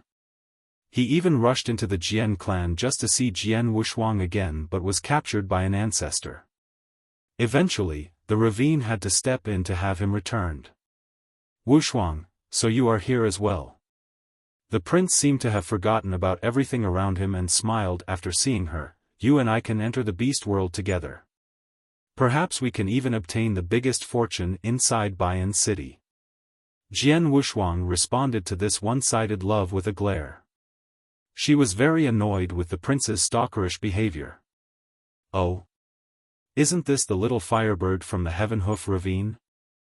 I heard that after becoming the main descendant, you immediately went everywhere to look for girls. Long Jingxian smiled after asserting herself. Her playful smile was so peerless that it could cause people to drown in ecstasy. The prince withdrew his sight from Jian Wuxuang and pretended to not hear Long Jingxian. He looked over at Li Qia and spoke, "So you are Li Qia." The prince didn't try to hide his hostility and jealousy at all. His hatred for Li Qia not only stemmed from the dead disciples from the ravine, he also considered Li Qia to be his rival in love. Jian Wuxuang had always been a loner and never gave anyone the time of day. The prince considered this as her defining characteristic, arrogant and aggressive against anyone and everyone. Because of this, he still thought that he had a chance of winning her over. But now, this Li Qia came out of nowhere and Jian Wuxuang was following him. How could the prince not be driven mad with jealousy? So what if I am? Li Qia looked at him with one eye and immediately understood the situation. There was no need for further observation. His eyes fell upon the formation of the array school that blocked the entrance of the beast world. I want to challenge you to a life and death duel. The prince turned livid after this show of disrespect. His eyes displayed his fiery anger as well as his murderous intent. While Li Qia was too lazy to look at him again, the prince approached step by step. The extremely refined flames were blazing, causing the ground to be burnt to a crisp. Such tyrannical flames made everyone retreat from the prince. No one wanted to be caught in the crossfire. Li Qia, do you dare to accept my challenge or not? The prince coldly uttered, no external forces, no imperial weapons, just our bare hands. Yes or no? After hearing this, the experts nearby felt that the prince must be extremely confident of his sheer physical strength. However, this was not strange at all because the mightiness of the Golden Crow tribe was well documented in the stone medicine world. Moreover, they could move at alarming speeds as well.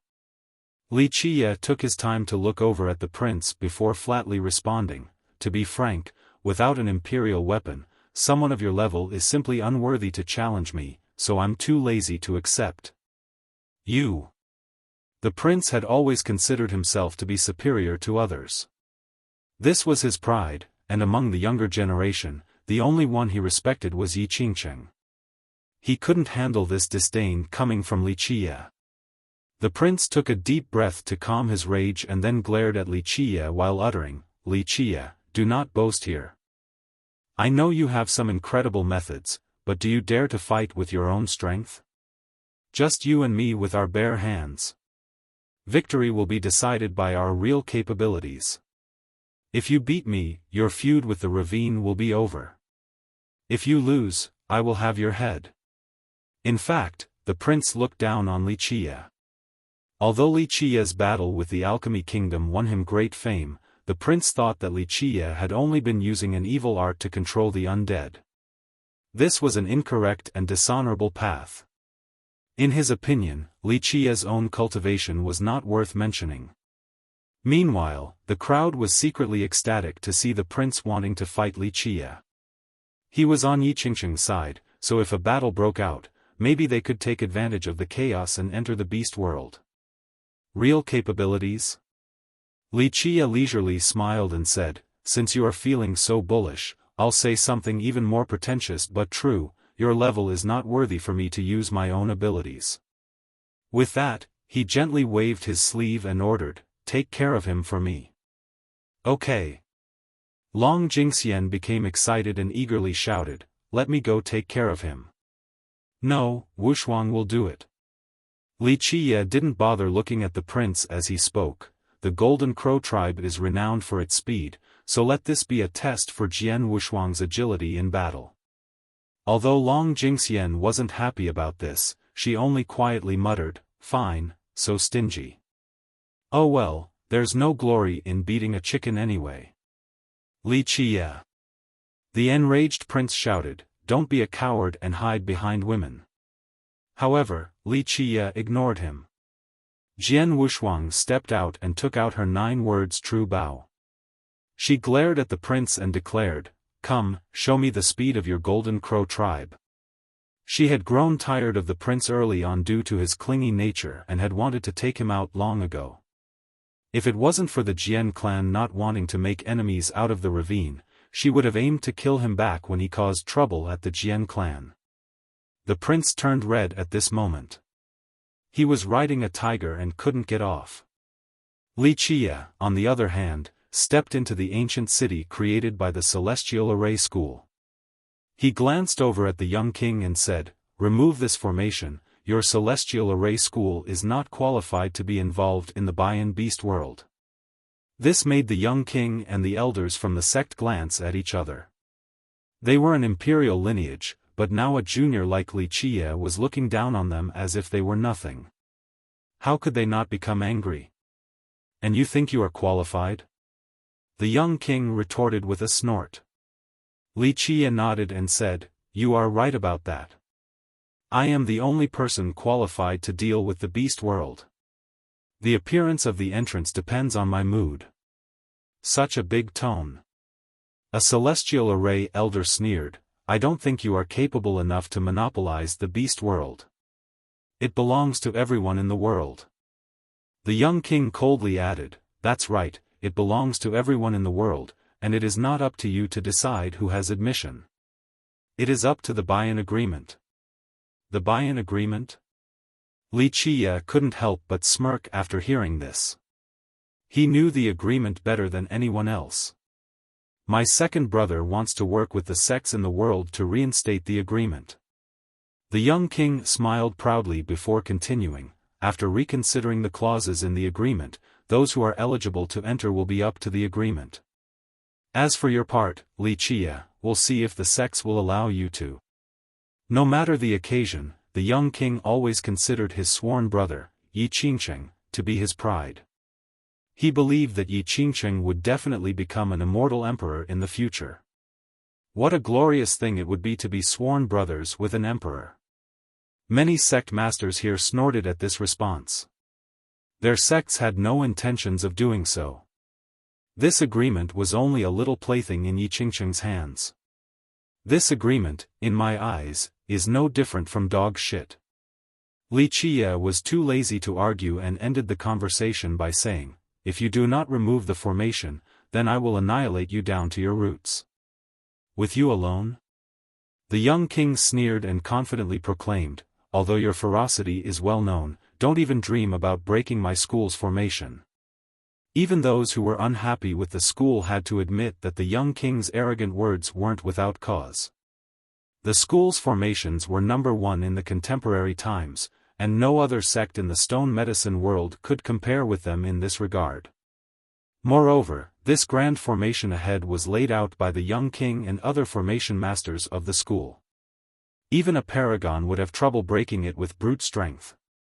Wuxia glanced over the formation for a moment before smiling. "This formation's level is too low, it's not worthy of me personally taking action." Such arrogance left the young king and the experts from the school trembling with rage. The formation they erected was the culmination of their great efforts. Many people here were also astounded, they felt that there were no bounds to Wuxia's madness. Although they knew that Wuxia was unbelievably ferocious, no one in this world could exceed the school with regards to formations. "Good, Wuxia, nothing could be better than seeing you so confident." The young king chuckled, "If you can break this formation, then you are free to enter the beast world. If you can't, then you will die inside and can only blame your own lack of skills." He had seen countless beauties from the southern region and even all of the beast realm. Countless princesses and saintesses wished to marry him in hopes to become the mistress of the ravine. At the same time, Miao Chan, who was loyal to him, was also a great beauty. Although she was not as pretty as Long Jingxian, she was still kingdom-toppling. However, he neither responded or gave his time to the girls, including his senior sister who had worked hard for him. He would rather like Jian Wushuang who didn't care for him at all. Despite her lack of reciprocation, his crush stayed strong. He even rushed into the Jian clan just to see Jian Wushuang again but was captured by an ancestor. Eventually, the ravine had to step in to bring him back. Wuxia, so you are here as well. The prince seemed to have forgotten about everything around him and smiled after seeing her. You and I can enter the beast world together. Perhaps we can even obtain the biggest fortune inside Bayan City. Chapter 850, Golden Serpent with the Golden Crow. Many immediately looked over at Wuxia after the young king stated his challenge. Everyone knew that Wuxia's audacity was boundless, so they wanted to see if he would accept this challenge or not. Of course, some hoped that Wuxia could incite chaos. Only a brute like Wuxia would be able to destroy Yi Qingqing's plans so that others would have the chance to enter the beast world. It's just an insignificant formation, there's no need for me to do anything. Wuxia simply didn't care for this type of formation. In his eyes, it was far from the apex. Keep in mind that the most powerful formations in this world came from him and the formation ancestor. In the past, they created the Immortal Emperor slaughtering formation. It massacred everything and created rivers of blood across the 9 worlds. Such a response left the elders from the school furious. They angrily glared at Wuxia since this was a blatant humiliation. If their school claimed to be number 2 in formations, no one else would dare claim to be number 1. But now, Wuxia was clearly looking down on their grand formation with contempt. Wuxia completely ignored the unfriendly gazes and smiled, I'm not interested in your bullshit. You want to stop me with just this formation? With that, he signaled with his hand and said, Girl, it is time to test your talents. Break this formation. Long Jingxian immediately rushed forward and rolled up her sleeves. This crazed girl liked to fight more than anyone else, so the moment she saw this formation, her battle intent instantly soared. Many people were astonished by her advance. They were both frightened and skeptical. The fear was from whether the kuei she was riding was real or not, while the skepticism stemmed from her origin. Just who was she to be acting so bold alongside Wuxia? Of course, very few people in this world knew of Long Jingxian. She rarely showed herself, and the citadel also didn't want people to know that they had a descendant with a natural-born immortal fate. At the same time, Jian Wuxia was coldly staring at the prince and uttered, Start. The prince didn't want to fight her, so he wryly smiled, Miss Jian, why should we cross swords? Plus, I don't want to hurt you. Jian Wuxia snorted in response and coldly uttered, Aren't you known for grasping the essence of Immortal Emperor Jin Shi's arts? Someone adept at 2 different schools of techniques? Didn't you claim that your tribe's supreme arts can challenge my Jian clan's archery? Very well, I'll give you the chance today to see our archery firsthand. The prince instantly responded, that was only a misunderstanding. I was only joking back then. Back then when he wanted to see Jian Wuxia and invaded the clan, he made that comment out of hubris. Jian Wuxia ignored his nonsense and flatly said, Less words, let's fight. The prince took a deep breath then answered, If Miss Jian truly wants to see my supreme arts, then I'll try my best today. Jian Wuxia only snorted as a cold glint flashed across her eyes like 2 sharp arrows that carried a blatant ice-cold murderous intent. If it wasn't for the elders stopping her back then during his intrusion, she would have tried to kill him already. EY, can you take care of him in 3 to 5 moves? Long Jingxian stared at Jian Wuxia with a provocative look. Jian Wuxia, do you want to bet? Whoever finishes first is the winner. Why not? Jian Wuxia laughed proudly. Good, it's decided, let us get started then. Long Jingxian cheerfully laughed then immediately headed for the grand formation of the Celestial Array School. She disappeared inside the many pavilions and temples. Miss Jian, you have to be careful. The prince shouted at this time. He was a genius with a great amount of pride after all. Being looked down upon by the 2 girls like this enraged him. The angry prince emitted a boundless brilliance. The powerful flames of the sun soared up from his body. A golden crow slowly emerged from this flame as if the sun was its dwelling. At the same time, a golden serpent flew around the powerful flame. It was especially dazzling under the blinding sunlight. The golden serpent together with the golden crow. Someone was startled after seeing this. A demon king from the southern region exclaimed, "The prince actually managed to combine the arts from both the Golden Crow tribe and immortal Emperor Jin Shi."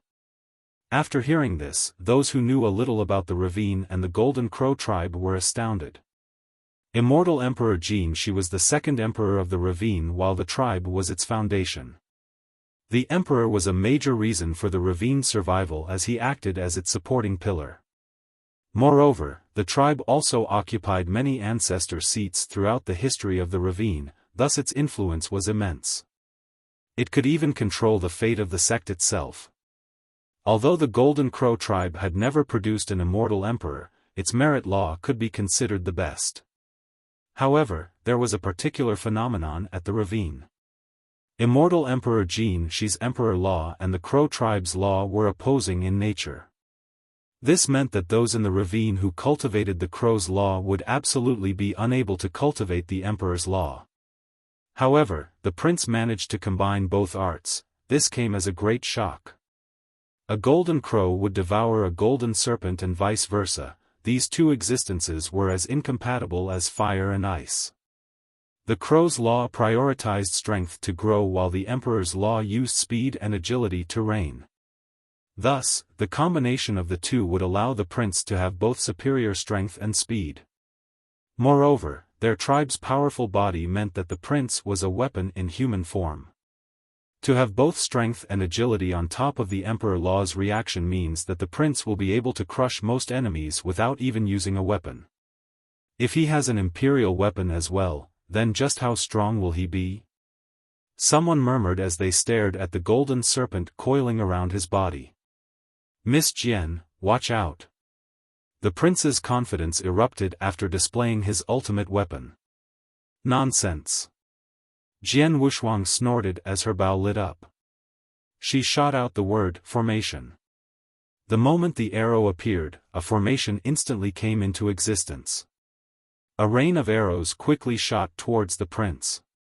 The prince let out a cry and leaped into the sky like a gigantic golden crow taking flight. He flapped his wings, creating clanking sounds. The wings were able to cut down the barrage of arrows. This was the power of the Golden Crow tribe. Their bodies were weapons, his wings were two sabers capable of slicing through the sharp rain. Jian Wuxuang's eyes turned cold and sharp. In an instant, she unleashed a soldier arrow. It was extremely fast and whizzed through the sky. Even time itself lost control of its stability as it was sped up by this arrow. It was simply too fast. No one could even see the arrow. Even a peak heavenly king would not be able to evade it. However, the prince cried out and spread his wings to roll in the sky. Then he fearlessly flew straight towards this soldier arrow at an astonishing speed.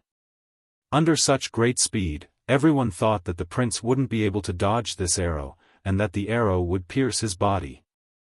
However, right when the arrow was about to penetrate him, his body twisted like a golden serpent at an unbelievable speed. He was extremely agile and was able to narrowly dodge this arrow. Not only was the evasion successful, but he instantly attacked Jian Wuxuang as well. His speed was no less than Jian Wuxuang's firing rate. A phoenix hymn filled the sky. In the blink of an eye, images of phoenixes began to dance. She disappeared amidst these birds and instantly showed up in a different location. Nevertheless, the prince's frightening speed immediately allowed him to come killing the moment she emerged at the new location. He reached out with his sharp golden claws capable of tearing all things into pieces, including weapons. Jian Wuxuang remained calm in the face of danger and shot out a front arrow. This one arrow created myriad realms to protect her. In addition to this, her phoenix physique activated, signaled by the hymns of divine birds. Bang! Bang! Bang! A series of shattering sounds could be heard shortly after. The prince's golden claw tore through these layers of protective realms at an incredible rate. However, the moment he made it through the myriad realms, Jian Wushuang was no longer there. He soared through the sky again and lunged towards a different direction. This time, Jian Wushuang was already standing right there while coldly glaring at the prince. The prince, on the other hand, was courageous and rushed forward without any hesitation. Boom! During his advance, a surging flame charged into the sky and instantly set him ablaze. As she was hiding with her physique, Jian Wushuang had shot out an ambush arrow. This was a fiery arrow. The moment anyone set foot inside her domain, it would instantly activate. It's no use, I am a golden crow. The prince was undaunted against such an overbearing blaze. The sun rose behind him and crazily devoured this powerful flame. Jian Wushuang's fiery arrow couldn't hurt him at all. Many people were astounded by the prince's might. Although they knew that he was not as great as Yi Qingsheng, his combination of two conflicting arts made his prowess rise several times over. The agility of immortal Emperor Jin Shi meant that he could avoid the vast majority of techniques. Plus, he had the speed of a golden crow as well, meaning that anyone who faced him would become a punching bag. Zzzzz, an icy gust blew by. The moment the prince had just finished devouring the flames, a chilling mist emerged from his body. This extreme rime was about to freeze him completely. The prince's expression quickly changed as he channeled the refined fire around his body to dispel this layer of ice. As a result, a mist enveloped his entire body. Jian Wushuang's ambush was not a fiery arrow, but a fire-ice arrow with cold hiding within the heat. The prince was confident in his fire-devouring ability and didn't expect to fall into a trap, thus he was sealed by the ice property hidden within the powerful flame. Pluff! Pluff! Pluff! While the prince was using his refined flames to remove the ice, Jian Wushuang had already shot out the word all. This was an invisible arrow with no tangible form, making it difficult to dodge. However, with his dual arts, the prince would still be able to dodge this arrow. Unfortunately for him, his body was currently encased in frost. His reaction time slowed, allowing the arrow to strike its target, causing him to be stained with blood.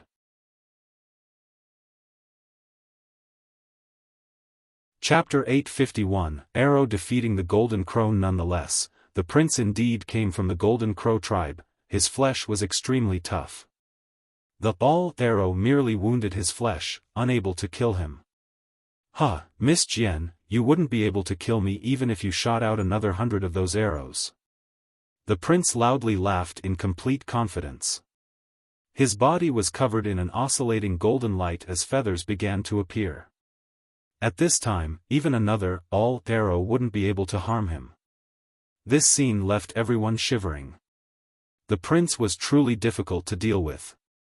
He had both speed and flexibility, culminating in a great defense. This was an all-around expert, the most difficult type of opponent. Jian Wushuang's bow lit up once more as an arrow took shape. Amidst all the action, she immediately locked onto the prince. "I'll take this arrow head-on." The prince was full of confidence. His speed was greatly hindered due to the frost, but he had the feather armor of the Golden Crow tribe, giving him confidence that he could withstand the next attack. He stood there decisively with no intention of dodging. Pluff! The arrow shot out.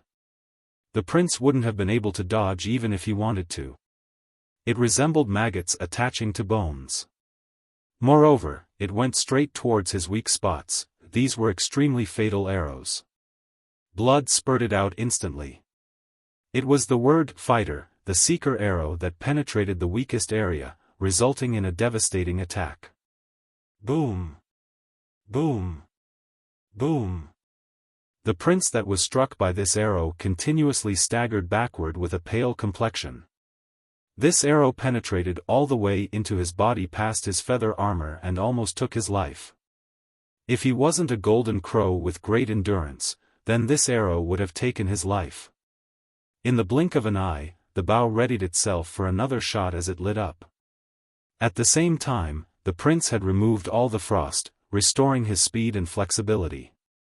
Without the frost seal, he regained his confidence and uttered, "Miss Jian, your next arrow won't be able to hit me." Dumb, but before he could fly again, chains of laws appeared inside his body and instantly sealed it. Clank. The chains continued to lock the nearby space. After being struck by the battle arrow earlier, the chains of laws in this arrow were imprinted on his body. Buzz. The surrounding space fluctuated as the worldly power focused on a single arrow. A fighter arrow shot out, carrying the energy of this world to become unstoppable. Open. The prince crazily shouted as an endless light erupted from his body. A sun appeared before him to defend him. This was his tribe's most tyrannical defense. Boom. This arrow penetrated the sun before him and even pierced his chest.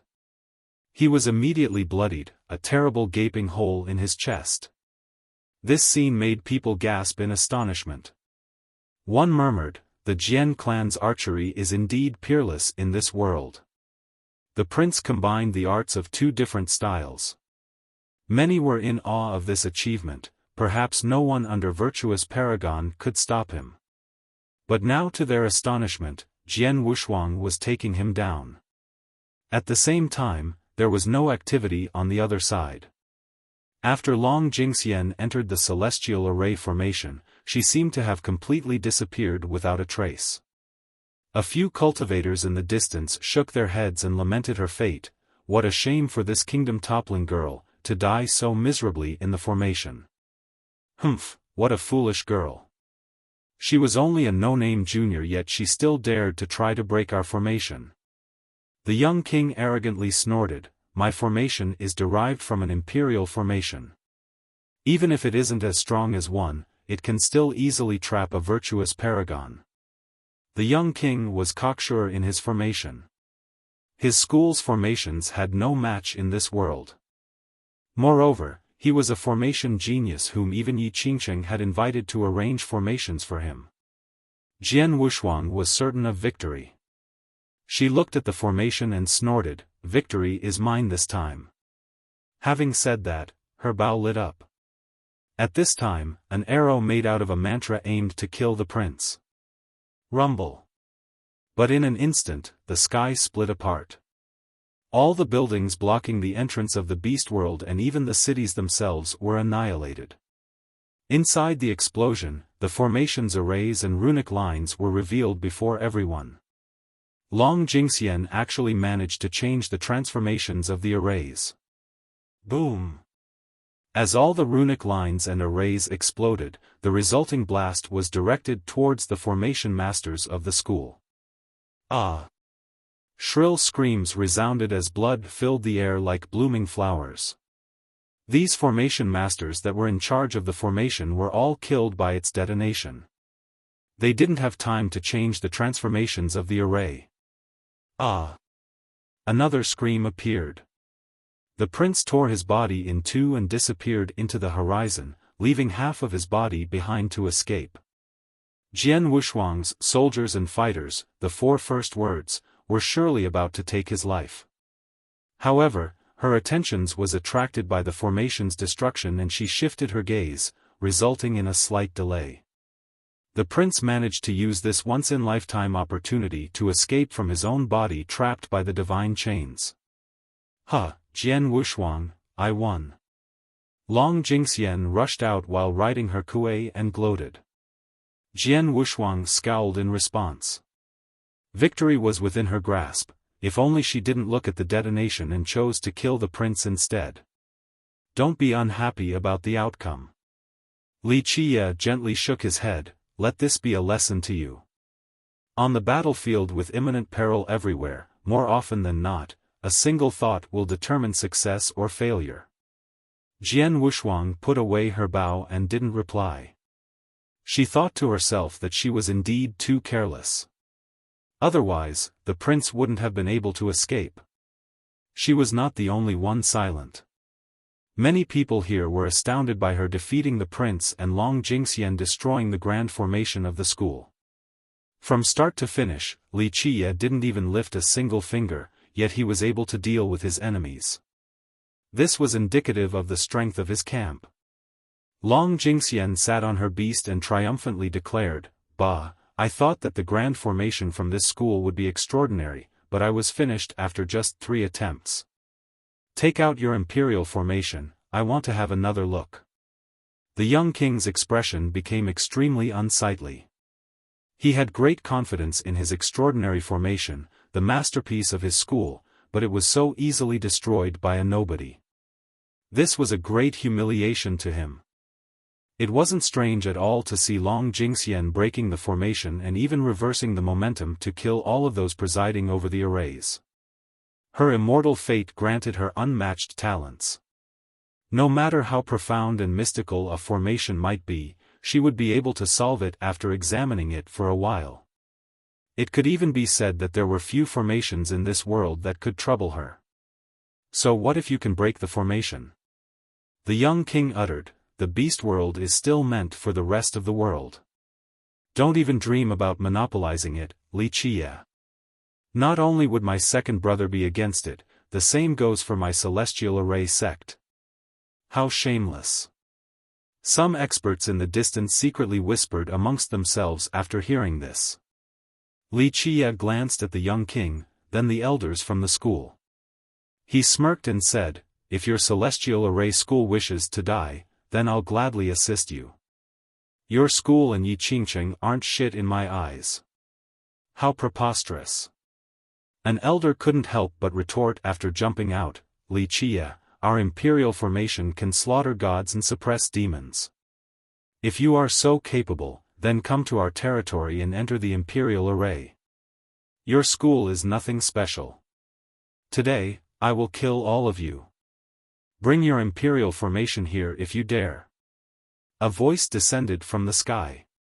It was both overbearing yet clear. It was easy to determine that it was a girl speaking. However, these words carried a sonorous and imposing force no lower than that of any man. A series of rumblings occurred. A gigantic continent emerged and blotted out the sky, causing many people to look up. This continent was extremely majestic and poured down waterfall-like laws. Each of these laws was as mighty as a mountain range, capable of crushing all things. Nothing could halt the path of this continent. Imperial Edge Maonan. Someone screamed after seeing this domineering continent. Maonan was the genius who rose to prominence after Yi Qingqing. She appeared after Yi Qingqing had established his fame in the world. However, in just a few short years, she was able to threaten the world and gathered many incomparable experts under her banner. In this short period of time, her prestige caught up to Yi Qingqing's. Although he was still considered the number one among the younger generation, some believed that Maonan could claim this title. As the strongest talents in the current generation, the two of them had already started their battle. The two sides always had conflicts, the only thing missing was a direct fight between the two geniuses.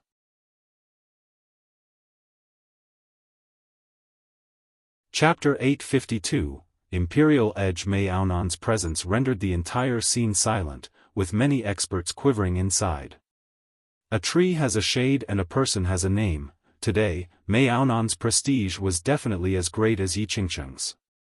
Despite originating from the Jianlong clan, she did not rely on the clan one bit to gain her fame. Outside of being its golden daughter, there was no shadow of the clan in any of her other aspects.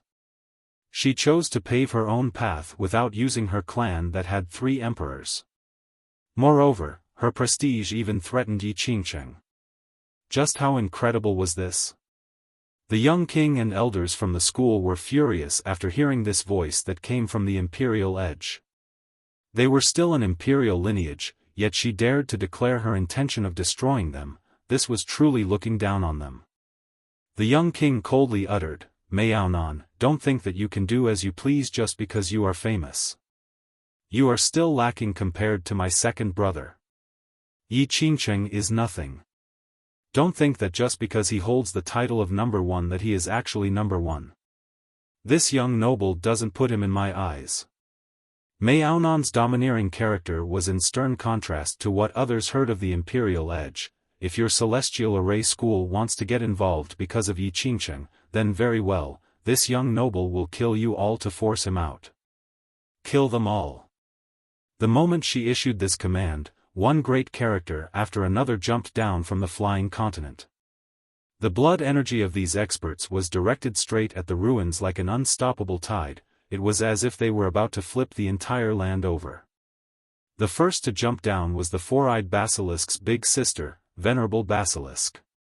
A sect master from the previous generation exclaimed after seeing her, Venerable Basilisk. She was famous along with the Dragon Tiger Monarch from the Beastmaster Citadel. Everyone knew who she was. The second to jump down was a gigantic ant that had a scintillating golden glow, making it seem to be cast from gold. Its eyes were crimson red like rubies. Golden Ant Tyrant.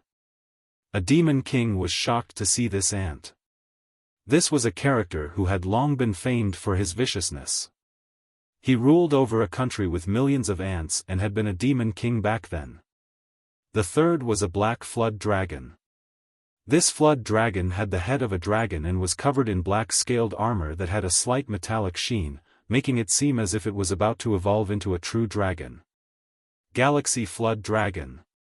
Even a great power's ancestor hiding behind the curtains was alarmed after seeing this creature. In just a moment, amazing characters descended one after another. They were all famous. There were great demon kings and stone kings as well as incredible lords. Everyone took a deep breath after seeing this. The group consisted of incomparable and arrogant characters. However, all of them were willing to work under Mao'Nan. This was indicative of her power. Such a squad could compare to the 36 ancestors on Yi Qingcheng's side.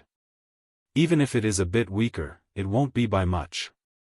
Someone murmured. Huh, Yi Qingcheng's dogs, right? I have never liked any of you, die.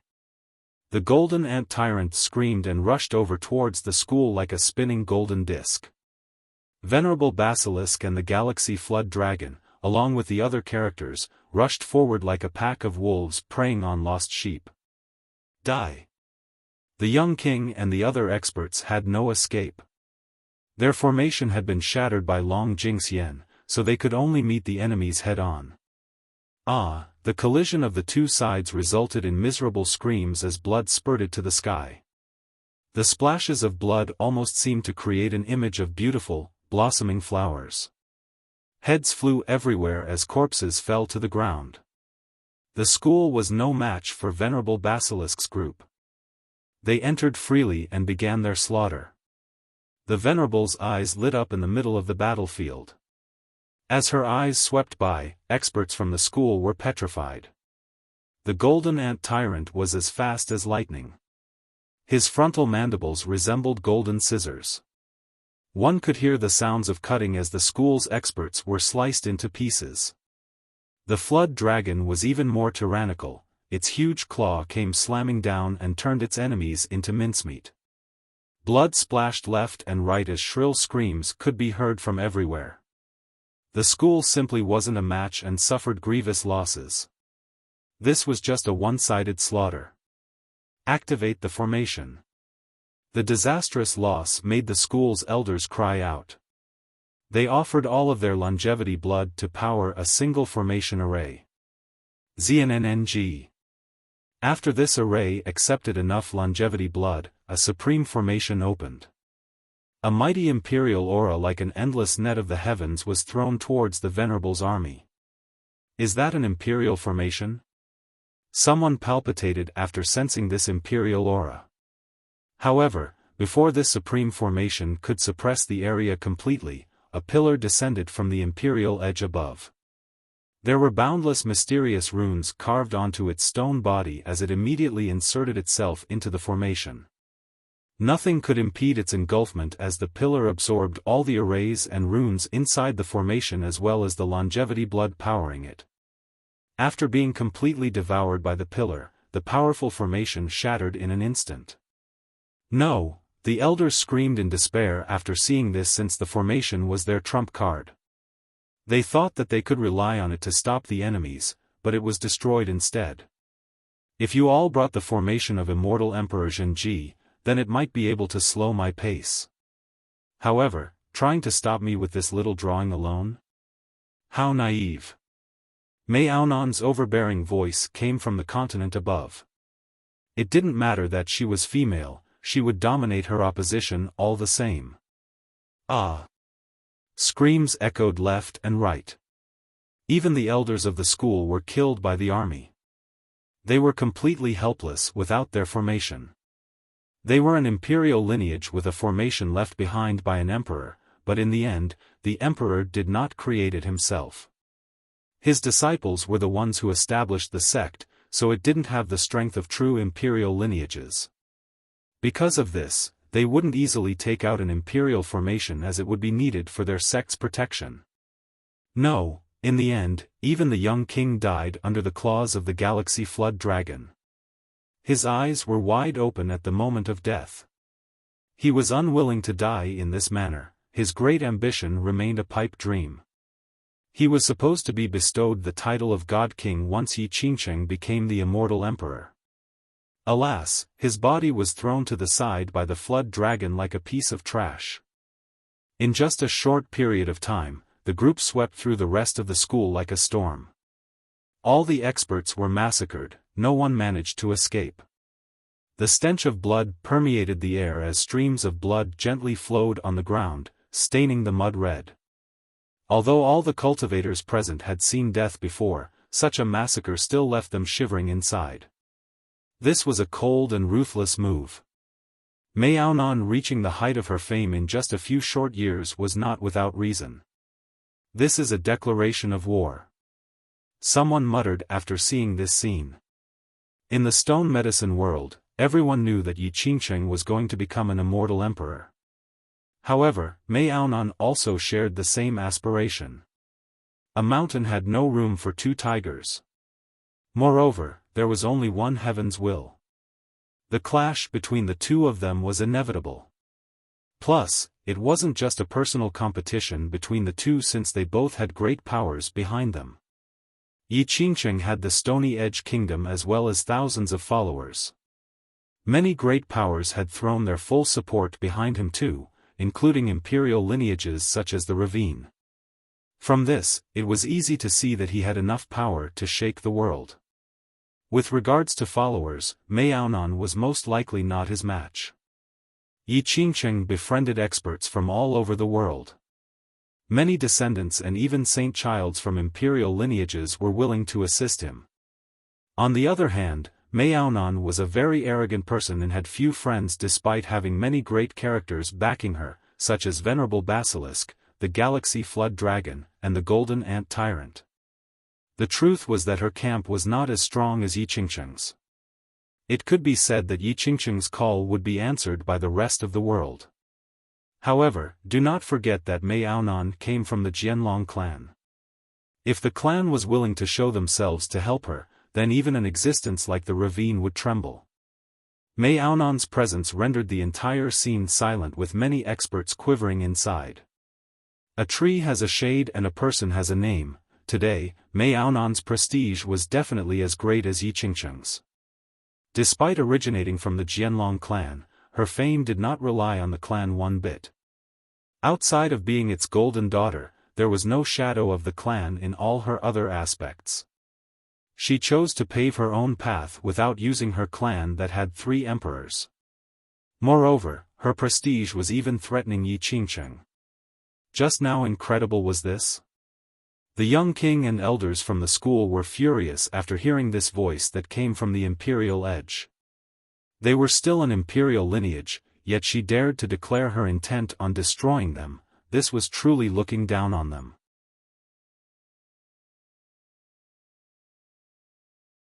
Chapter 853, Mei Aonan. After having such thoughts, some leaders here felt a chill run down their spines. They could already imagine the war that would eventually ravage the world. At that time, countless great powers and imperial lineages would be dragged into this great war. Some of them made a note to stay away from the war for the heaven's will. Otherwise, the war would ravage them without leaving a single trace behind. A bit interesting. Wuxia chuckled and rubbed his chin while watching the stone pillar fly back to the imperial edge. Someone cried out at this time, "The entrance!" This cry attracted the majority of the people's attention. They all turned around and saw that a door was floating above the tattered buildings of the ruins. It continuously emitted divine light. Past this door were pavilions and towering platforms, the scenes of the beast world. One expert's patience reached its limit, so he immediately rushed towards this old portal. He had to seize this chance. Bam! The moment he entered the portal, he was immediately assaulted by the divine light inside and turned into a mist of blood. This made all the experts right behind him stop their advance out of fear. One of them stammered, What is going on? The entrance was clearly opened, so why did it turn an expert into blood? The two worlds have yet to connect to each other completely. Rushing in right now is the same as jumping into a meat grinder. Wuxia smiled and shook his head. Many had to halt their steps after hearing this. They were unwilling to leave this place, so they waited by the door. Once it was no longer dangerous, they would try to make their way in again. At this time, Venerable Basilisk came by and told Wuxia, "Young noble Li, our young noble wants to see you." "Bah, what is that little girl Maonan acting cool for?" Long Jingxian said with disdain right away, acting all badass after learning a few tricks. "Wuxia, let me go and beat her. Let's see if she will still try to be cool after that." Having said that, the lively girl readied herself for a fight. A few of the experts here were speechless after hearing this. Even Venerable Basilisk had some black lines running across her forehead. Her current fame was not just baseless flattery. If she were to compete with Yi Qingcheng for the title of number 1, it would be very difficult to predict the victor. Wuxia gently waved his sleeve in the face of her royal aura as if he was swatting a fly. He leisurely spoke, "Girl, there's no need to act as if you are dealing with your subordinates and enemies. Threats and royal auras are no different than dog shit in my eyes. You." Maonan was no weaker than any man, but her face turned red as she glared at Wuxia. Even the number 1 genius, Yi Qingcheng, wouldn't dare to utter such vulgarity before her. Wuxia coldly glared at her, "Girl, if you want to ask something of me, then show a better attitude." He then leaned back on his chair and lazily spoke, "I know that you are very arrogant and can back it up, but it means nothing in my eyes. I didn't come here today for you or your fame. While I still have some time right now, say what you wish to say." Maonan stared at Wuxia for a while with a serious expression before speaking. "It seems that Daoist Li is completely confident in being able to reach the top of the world. I am even more confident than you." Wuxia smiled. Maonan took a deep breath. In the end, she laid off with her oppressive attitude. This was not an easy task for someone like her who was so used to being imperious. She solemnly asked in good faith, "I invite Daoist Li to join the Imperial Edge, would you be interested?" Wuxia looked at the Maonan who lowered her shield and asked, "For what reason?" Maonan sincerely explained, "I trust that you need an existence like our Imperial Edge. Your Tao of alchemy is peerless, and you can definitely garner considerable support. However, have you thought about the great backing you will need if you want to become an alchemy emperor? We have both the manpower and resources. I am not bragging right now, but if you ever need any alchemy materials, we can find it for you right away. In the future when I become an immortal emperor, I believe there will be no need for me to list the benefits. At that time, you can call for rain and storms as you please. You can even carry out any grand aspirations you may have." She was not only confident but also quite sincere at this point.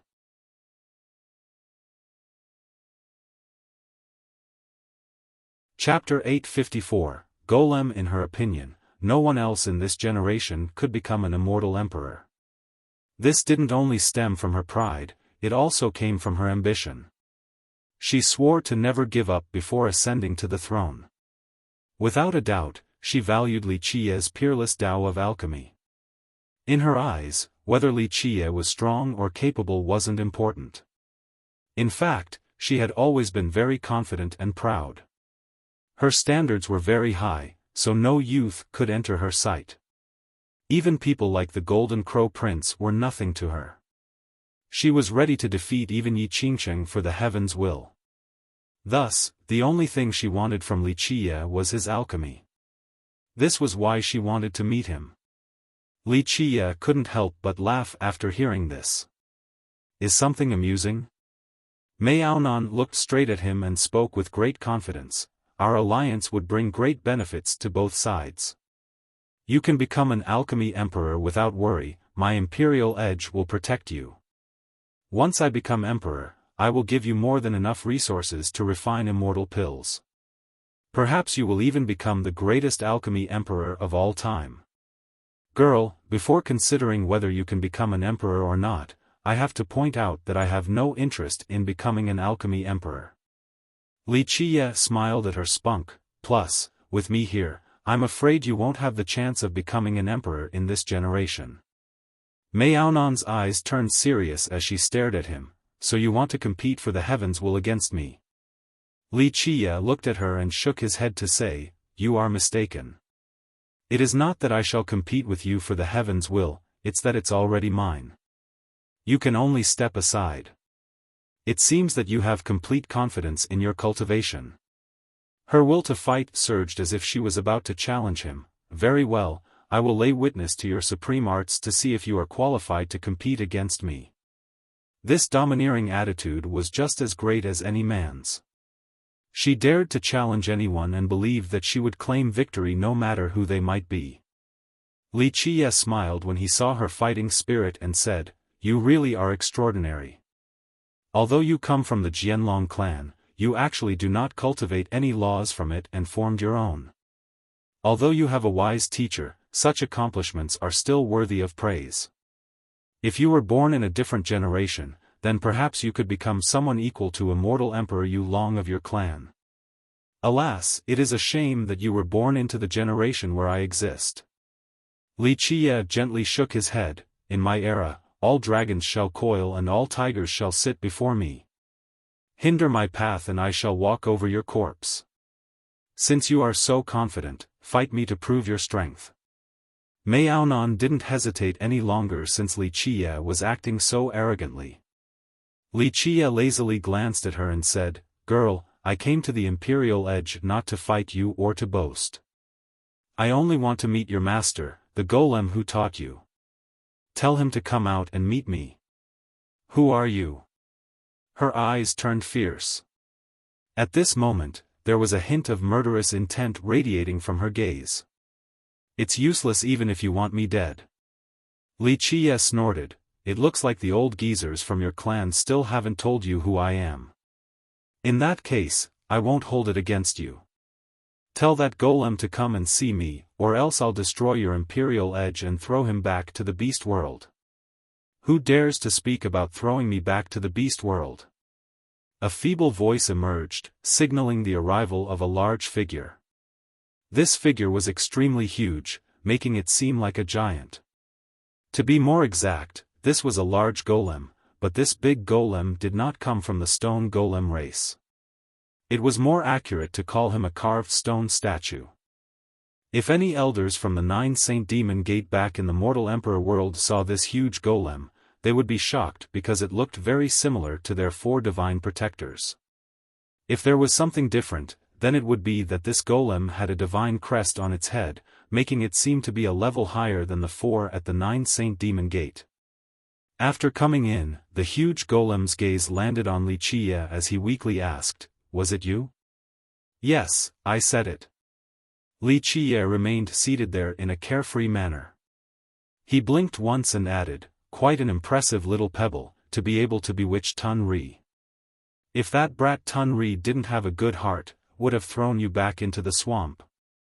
With you here, my disciple has no hopes of becoming an immortal emperor, but you shouldn't try to win the Bayan beast world from her too. Do you really think that she can do it? Li Qiye smiled and shook his head. The golem replied, Your Excellency, there should be no problems. My disciple has the purest and most primal bloodline of the golem race, of immortal Emperor Yulong. She can definitely succeed. Your Excellency should know the origin of the Emperor. I trust that she can definitely inherit the beast world. Oh stone, this is called exhausting all options in the face of despair. Li Qiye shook his head. If it was so easy, then the divine beast realm would have controlled and woken up the beast world long ago. It wouldn't be your turn to try right now. Even if your disciple could reach atavism, she still wouldn't be able to succeed. This has nothing to do with the golem race and more to do with the fundamental qualities of your beast world. Not necessarily. The golem hesitated for a bit before replying, My disciple can definitely return to the origin, and with that, she can absolutely reawaken it again. How do you think she compares to a mortal Emperor Baishir? Li Qiye dismissively said, You should know the origin of this emperor very well. Let alone the golem race, even he still couldn't do it. You have been tricked by the divine beast realm in the past, yet you are still choosing to believe this nonsense? The golem laughed awkwardly after this scandal was brought up again. That year, because I obtained the approval of immortal Emperor Baishir, I tried a different method. Otherwise, I wouldn't have worked with the beast realm. This was my mistake, and I have been expelled from the beast world as punishment. However, everything I did was for the sake of the beast world. In times of a medical emergency, one would attempt to look everywhere for a doctor. Li Qiye shook his head. Did being imprisoned in the swamp not wake you up? If you took one wrong step back then, what do you think the consequences would have been? How many people followed you in the past, and what has become of them? The golem was dejected after the past was brought up. He softly sighed in response, I know, I shouldn't have listened to the beast realm's persuasion, but at that time, I still wanted to try. I have decided to take the beast world. Li Qiye insipidly said, I came this time to talk about this matter. Your Excellency, you are. The golem was unwilling and stated, even you would not be able to wake the beast world. I'm afraid you won't be able to treat it as your own possession. Plus, my disciple can try as well. I was a sinner in the past, but you saved me from the swamp. I went back to Bayan City later on and willingly accepted my punishment. After that, I was able to convince the city that if I found a suitable candidate, they would let me try.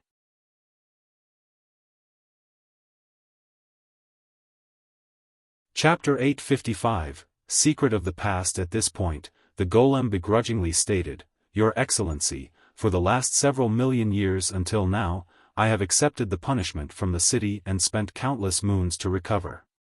Then, I expended countless efforts to find a suitable candidate. If you don't let me try and just take the beast world for your own, this is far too unfair towards me. You really have some confidence. Li Qiye couldn't help but laugh. Your Excellency, at least let my disciple try just one time. The golem hurriedly begged, if my disciple is successful, then this will be a great help to you in the future. She can assist you in sweeping through the 9 worlds. That is not important to me.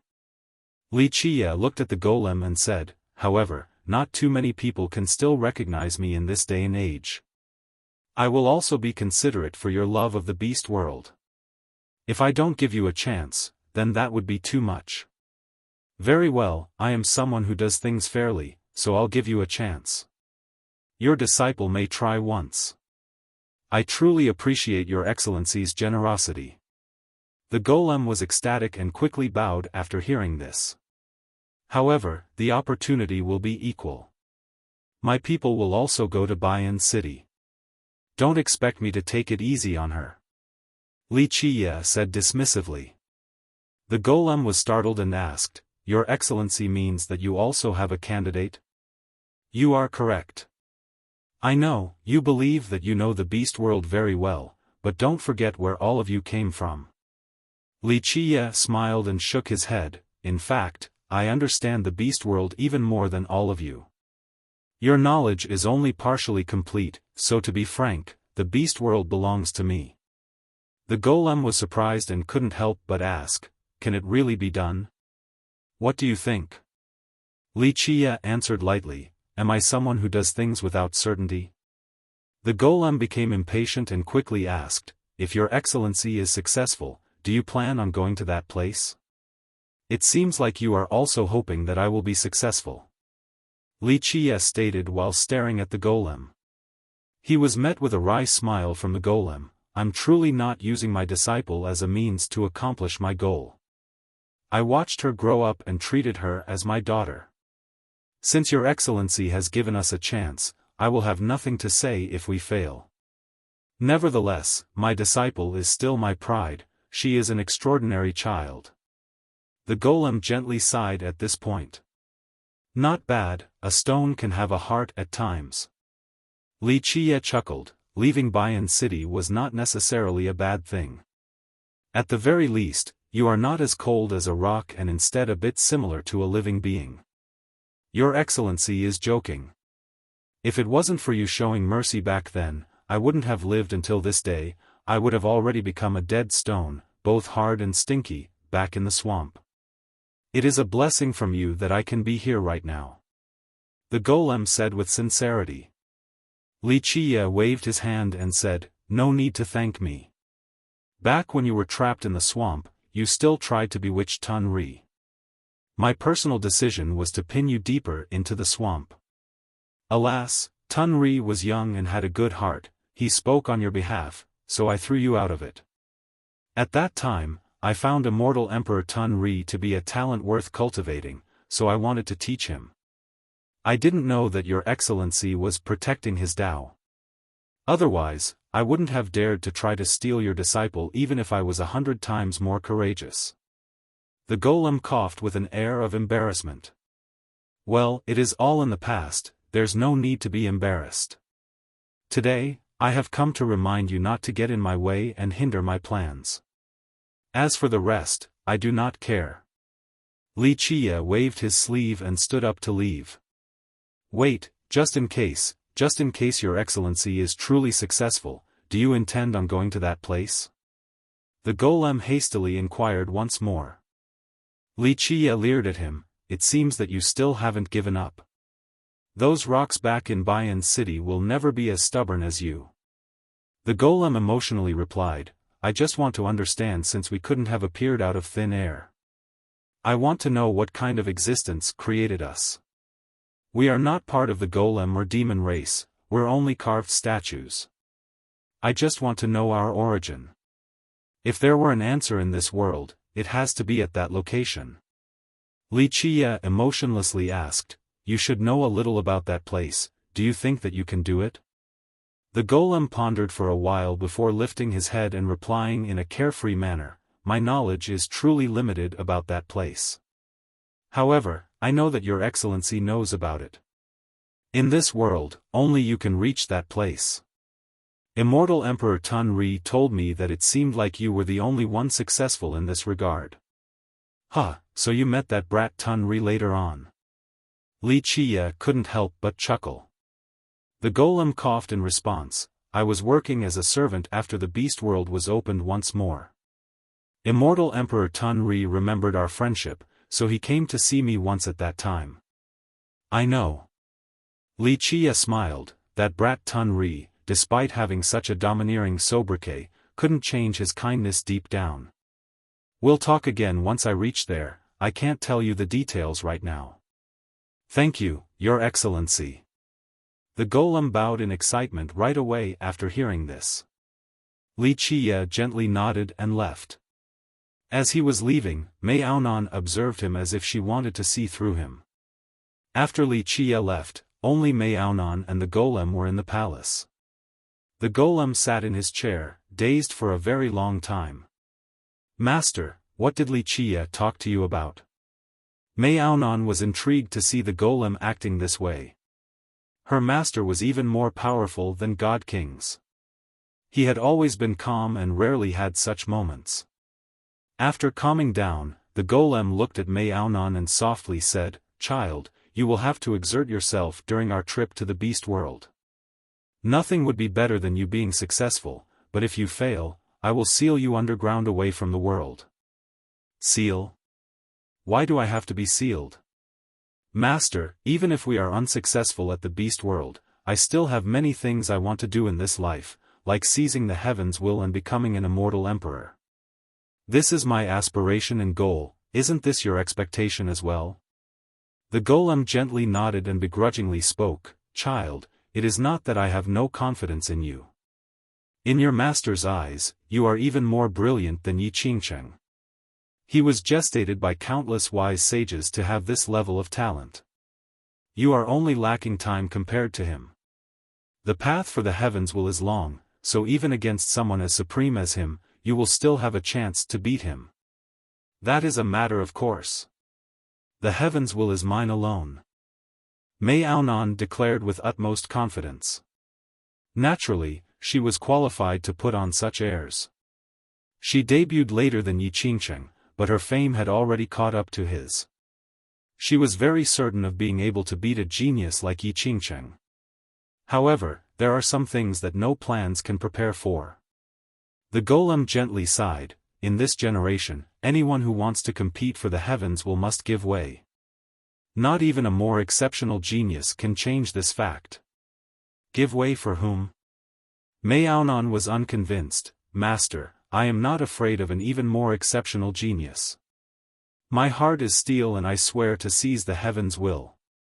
Child, I do not doubt your resolve and I also believe that you have the ability.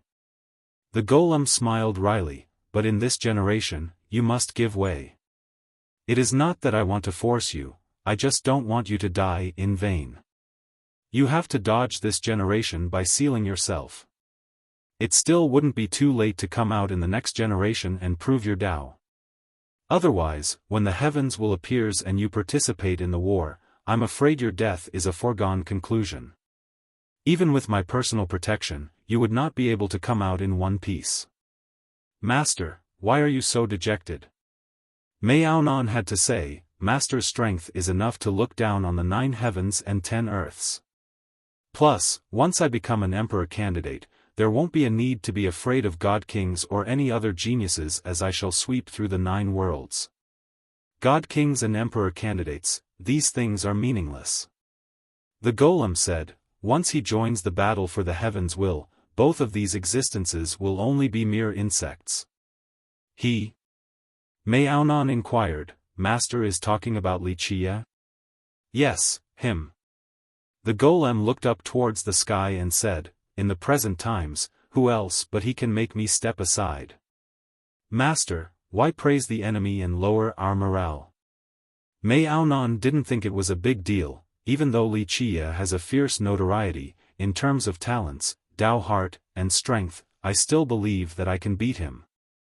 Child, you don't understand. The golem gently shook his head, you will never be able to defeat him. Since the times of the ancient Ming, no one in this world can defeat. He stopped here as he was reluctant to reveal more. Is Master talking about the ancient Ming race from the legends? Mei Aonan asked with surprise. She was very curious about what kind of conversation Wuxia had with her master to cause him to become so depressed. Child, you should know about your own Jianlong clan. The golem explained, I trust that the elders in your clan have talked about why they choose to live in a reclusive manner.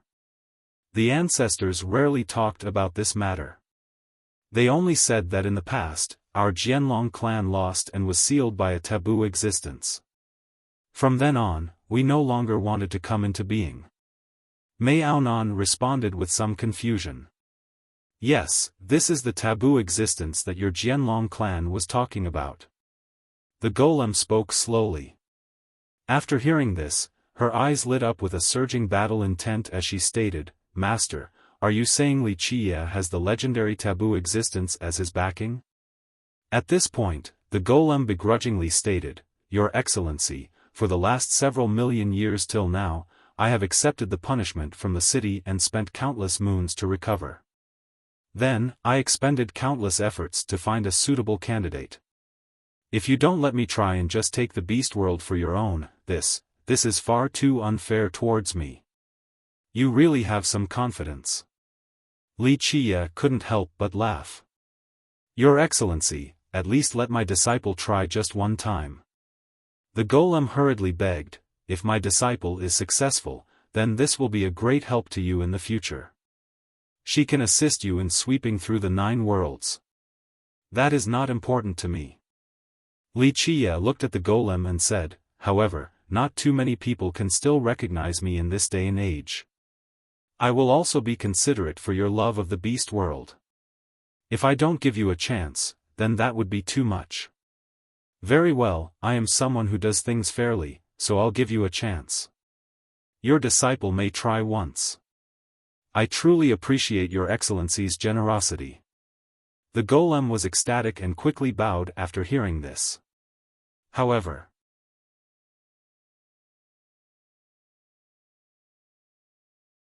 Chapter 856, The Mythical Immortal Emperor Slaying War, you can put it that way. The golem noticed his disciple becoming more excited and couldn't help but smile. He didn't want to say more because if he revealed that Wuxia himself was the taboo existence, who knew if his fearless disciple would go to fight him or not. Then all the more reason for me to fight Wuxia. Her aura surged as if she had turned into a goddess. She powerfully exclaimed, I also want to see what is so special about the successor chosen by this so-called legendary taboo existence. Child, take a deep breath and calm your mind. War is only one part of cultivation, there's no need to be so excited. A proper expert's mind is as calm as water, even in times of war. The golem slowly lectured her after seeing the battle-ready Maonan. Eventually, she took a deep breath before staring straight at the golem to speak in a solemn and firm manner, Master, I want to fight Wuxia. The golem wryly smiled.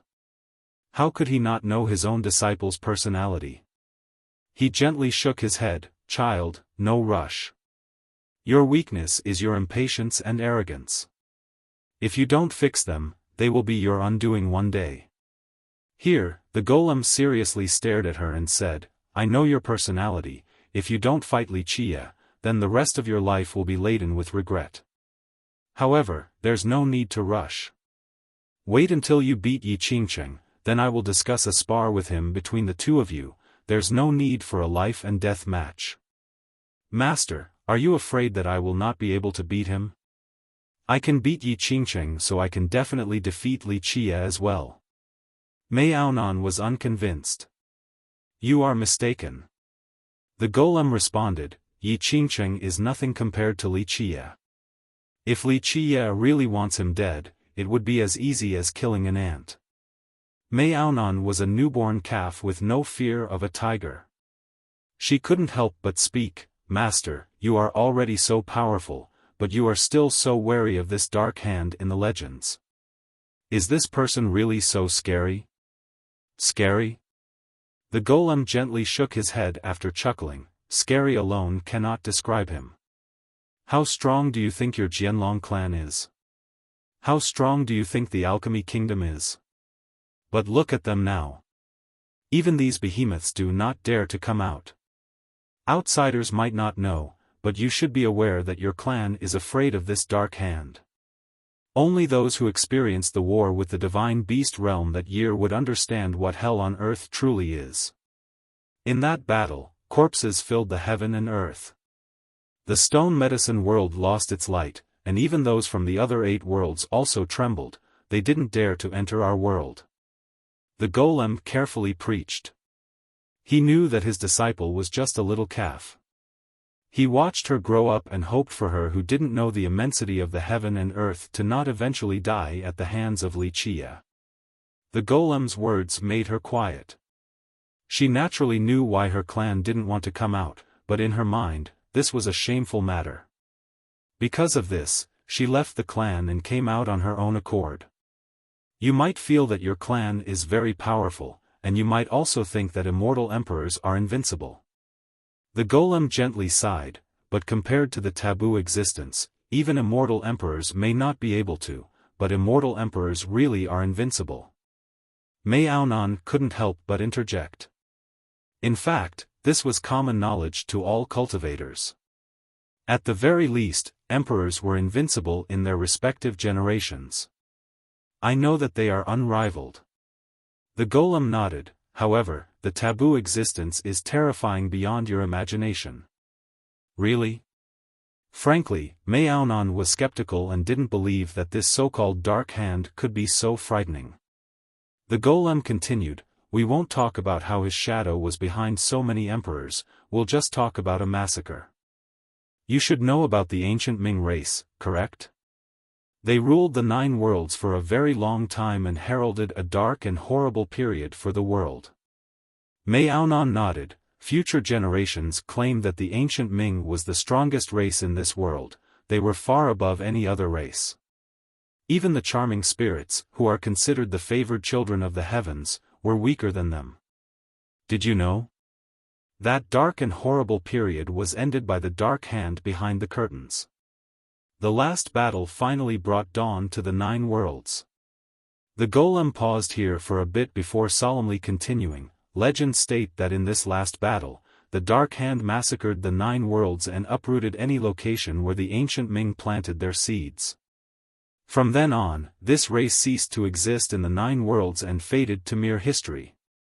After hearing this, she could imagine that bloody period full of carnage in her mind. Do you know the last immortal emperor of the ancient Ming era? The golem asked slowly. She nodded in response. Immortal Emperor Long Ming, an emperor rumored to have the bloodline of true dragons. Legends also stated that he had a very powerful war dragon as his mount. In principle, emperors are invincible during their generation, they are practically unkillable. However, in that last battle, you might not know this and I'm afraid very few people in this world do, but Immortal Emperor Long Ming died in that battle. His death was very miserable indeed. The golem became absent-minded after saying this. Although he didn't see it with his own eyes and had only heard about it, just thinking about the death of an immortal emperor would leave anyone quivering. Someone can actually kill an immortal emperor? Maonan gasped, she felt that this was something unimaginable. In principle, it should be impossible, but alas, there is always an exception. For example, that dark hand has a method to slay an immortal emperor. Plus, immortal Emperor Takong, was his heavens will not dragged out by the Black Dragon King in the end? The golem smiled wryly and continued, emperors should be invincible. Killing one is 100 times more difficult than grooming one, but for the dark hand behind the curtains, logic is meant to be broken, do you understand? After a good while, Maonan took a deep breath and looked at her master before speaking with decisiveness. Master, I still want to fight against Wuxia, regardless of the outcome. I want to see just how special the Dark Hand's disciple is. Very brave. The golem smiled and nodded his head. If you want to fight, then I can go talk with him about a spar.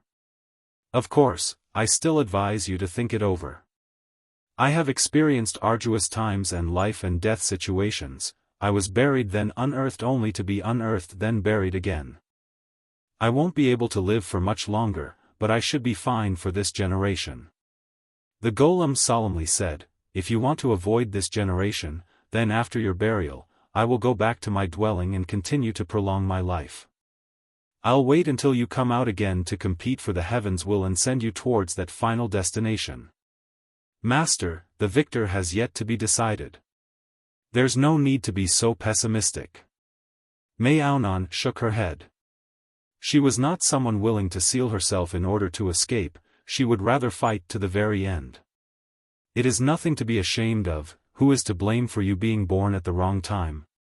The golem consoled her. In the past, there was an extraordinary genius back in the mortal emperor world from the mysterious bamboo mountain. He was even more brilliant than you. Alas, he met the taboo existence and ultimately chose to avoid that generation by sealing himself. Master, I will not consider avoiding this generation for now. Maonan spoke firmly. Despite the current situation, she remained full of confidence. What else could the golem say? He understood that his student was not someone that would change her mind once she made a decision. At the Heaven Hoof Ravine, the Golden Crow Prince was sitting on top of a majestic towering peak. He was in a daze while looking at the sky. At this time, he didn't have his usual dignified and prideful appearance and instead seemed a bit lost. He was defeated and fled in the battle against Jian Wushuang. For him, the physical wound was curable, but his pride was damaged beyond repair and scattered all over the place. He was naturally proud since he had both talents and skills. Moreover, he was a hard worker as well. All of these factors turned him into one of the most famous geniuses in the stone medicine world. Even though he was not comparable to Yi Qingsheng, he believed that he was definitely no weaker than anyone else. Despite liking Jian Wushuang, he was still confident that she was much weaker than him. During the battle, he thought that he could use his power to suppress her then conquer her hard afterward. An arrogant phoenix like Jian Wushuang would eventually be convinced by his martial ability and develop a crush on him. From there, he would be able to bring her back home. In his view, as long as he was willing to take the time and spend the effort, he would be able to win her over. It was only a matter of time since he was so capable. However, he didn't expect to suffer complete defeat in their duel before being forced to flee. From start to finish, she didn't even use an emperor law from the Jian clan. This was a heavy blow to his self-esteem, causing him to no longer have the face to meet people.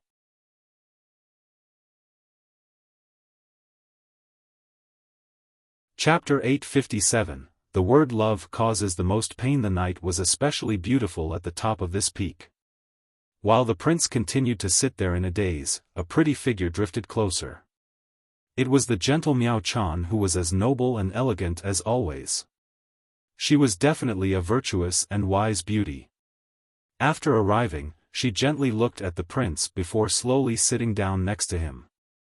The prince only watched the sky, not looking at Miao Chan even once. He couldn't recollect his thoughts for a while. Junior brother, winning and losing are both common occurrences for a cultivator, there is no need to worry about it. Miao Chan gently sighed after seeing her dejected junior brother. Even the most brilliant and invincible emperor had lost when they were young. For example, immortal Emperor Ta Kong had lost countless times in his life. Mu Shaodi and the Stone Dragon God had both defeated him before. But in the end, these defeats were meaningless. When you stand at the peak as an emperor to look back at the years of defeat and think about them, won't you think that they were just a part of honing yourself? The most brilliant aptitude requires experience and refinement. One can only become successful after experiencing failure. Only with a heart as tough as stone, to never be afraid of defeat and continue to face battles, only someone with this kind of unrelenting attitude would be able to have the last laugh and become an extraordinary immortal emperor. Miao Chan consoled him like a big sister. She had always been gentle and considerate like this. It could be said that she had paid a lot for the prince's sake. However, the prince had never liked her and even tried to avoid her. The prince continued to look up at the sky as if he didn't hear her. Miao Chan looked at him and felt sad inside, but she continued her comforting. Although you lost this time, you still have the ability to fight back. Your talents are unquestionable, and you only lost because you were not well prepared. Take Patriarch Jin Shi's true fate weapon next time and use it with your two arts. Your power will then rise several levels. At that point, it wouldn't be difficult to defeat Jian Wushuang. No matter the occasion, she would develop a plan to protect and support him. If brother wants to fight again, I will ask the elders for permission to summon Patriarch Jin Shi's true weapon to help you, Miao Chan told the prince.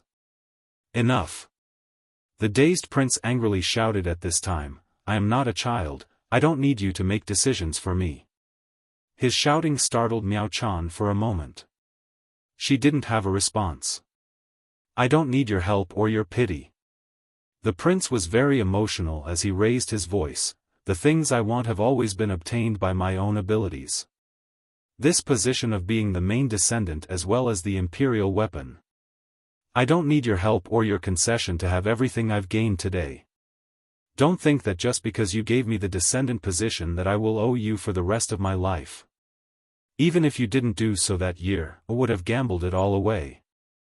I had the ability to become the ravine's descendant.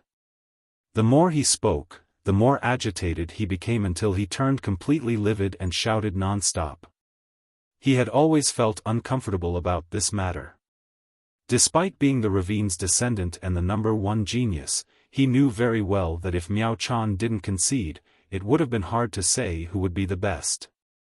A talent like Miao Chan left the number one genius in the ravine like him out of breath. And now, losing to Jian Wushuang was completely unacceptable, an affront to his haughty pride. Brother, that's not what I meant. Back during the descendant competition, your cultivation and strength were greater than mine, and the ancestors also valued you. Miao Chan quickly tried to appease him. The prince screamed once more before ignoring Miao Chan.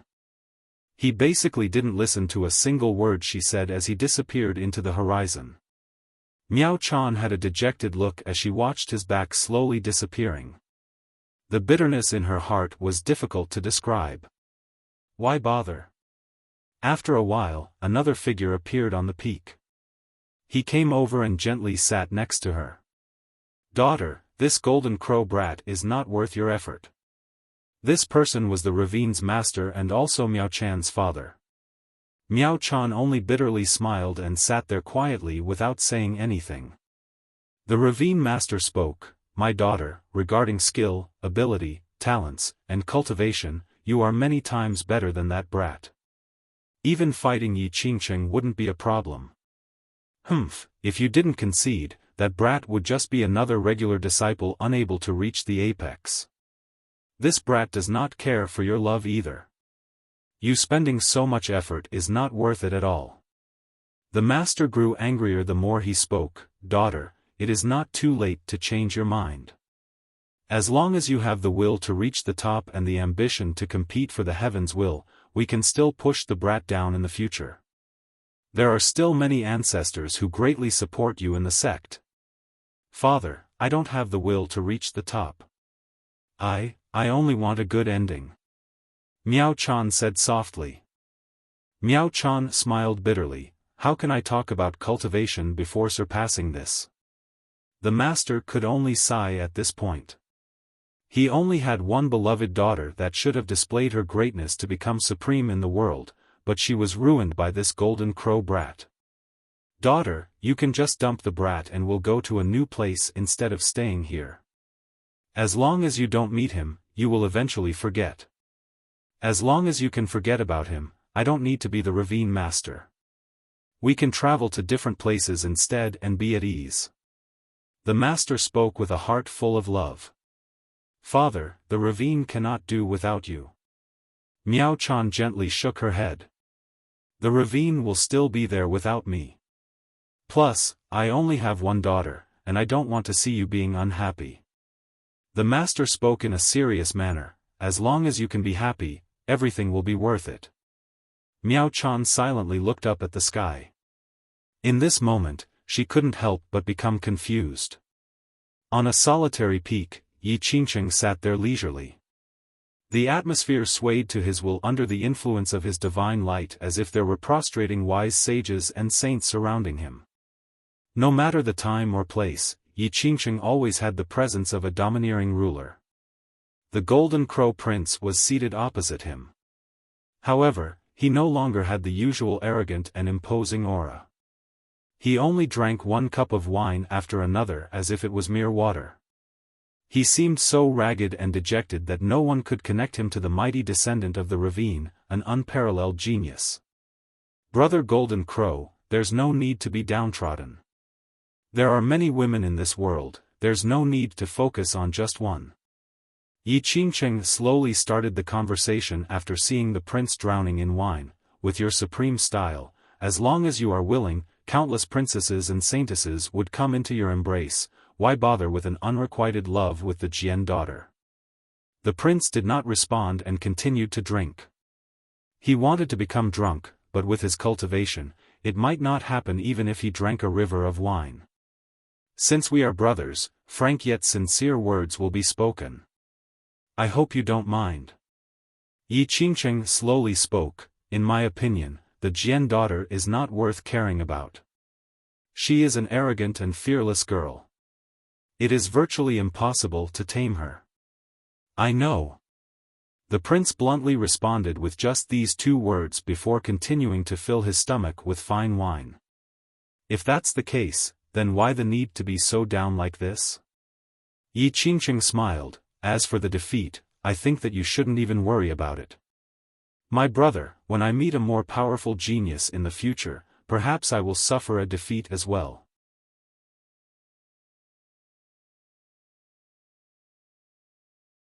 Chapter 858, Yi Qingqing's scheme. His words fell on deaf ears. The prince continued to pour wine into his mouth as if being drunk was the solution to all unhappiness. His heart had been holding back great annoyances. Yi Qingqing looked at the prince's attempt to become drunk and smiled. Brother, to be honest about your situation, you already have more than enough to make anyone in the world envious. Miss Miao Chan is definitely equal to the Jian daughter in terms of beauty, talents, and intelligence. She might even be superior. And she is deeply in love with you. Don't bring her up. The prince acted like a cat with its tail stepped on. He stood up immediately and screamed, "Don't talk about her and we can still drink in the same place." Okay, don't be mad. I won't mention her anymore, alright? Yi Qingqing pulled the prince's hand back and smiled. The prince grunted and sat down, then he continued to drink gulp after gulp. Yi Qingqing looked at him and smiled. If you can't forget the Jian daughter, well, there is still an opportunity for you to win her over. What opportunity?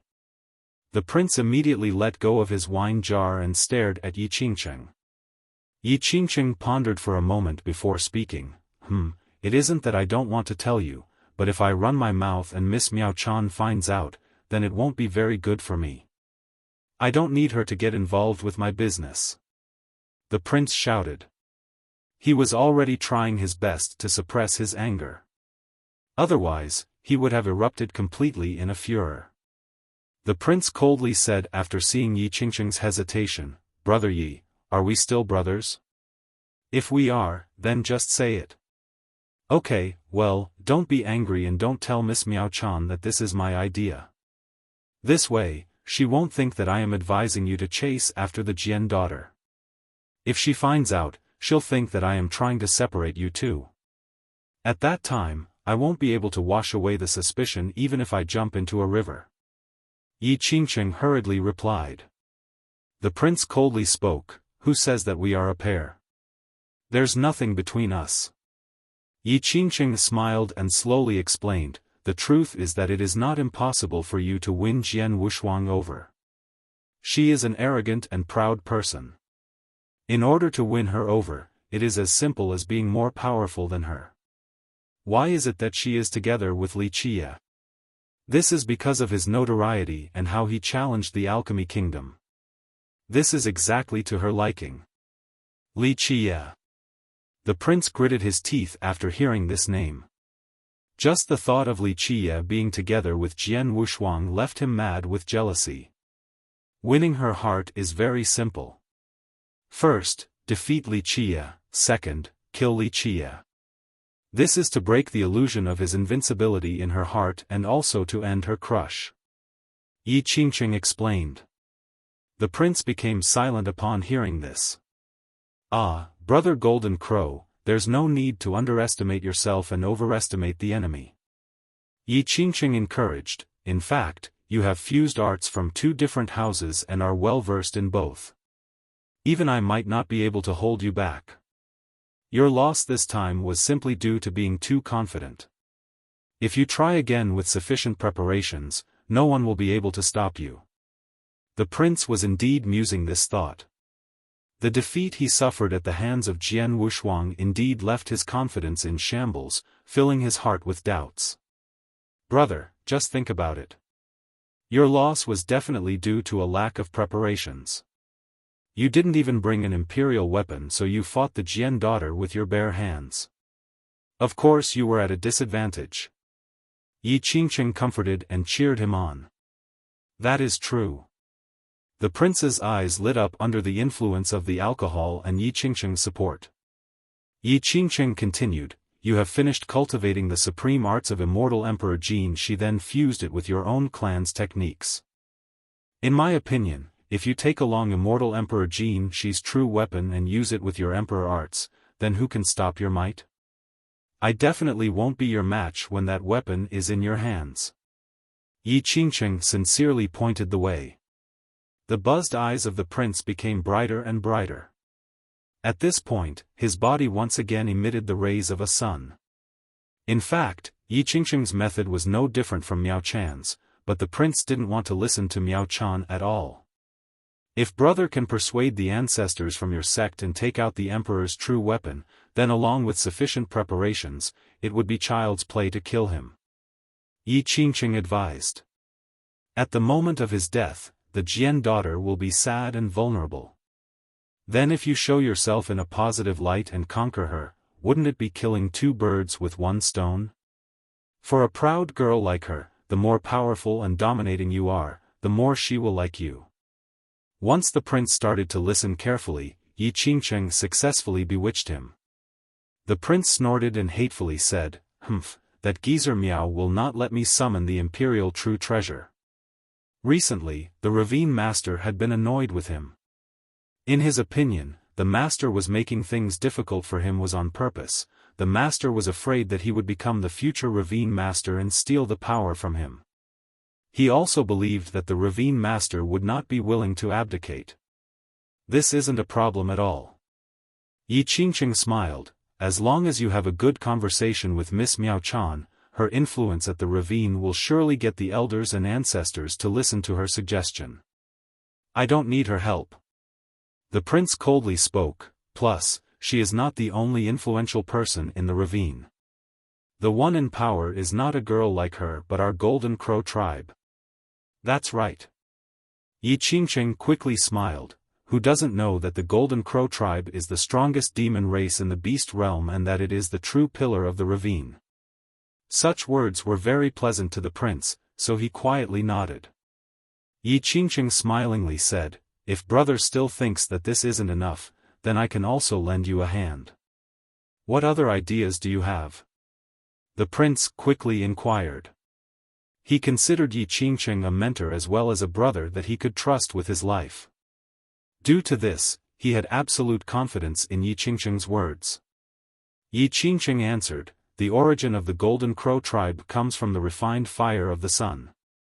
Coincidentally, I have a secret law that can stimulate this fire. If you use it, it will double your hidden potential or maybe even increase it tenfold.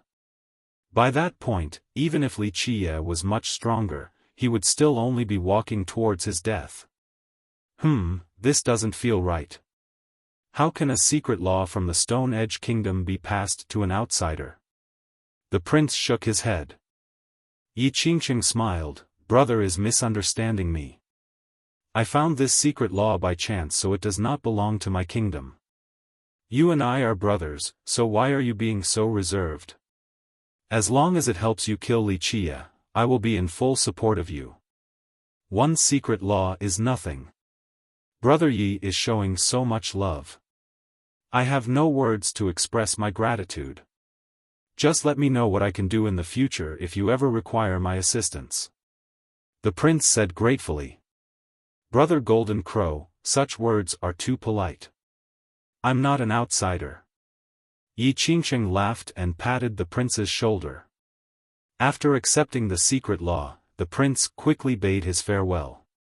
Before leaving, he added, "Although that geezer Miao won't give me the emperor's true treasure, my tribe has its own supreme treasure. Wait until I bring it out, I will definitely kill Li Qie myself. At the time when you are about to act, I will personally come to cheer you on." Yi Qingqing smiled and said with a very sincere attitude. This was a huge showing of brotherly love. After watching the prince walk into the distance, Yi Qingqing withdrew his eyes and smirked.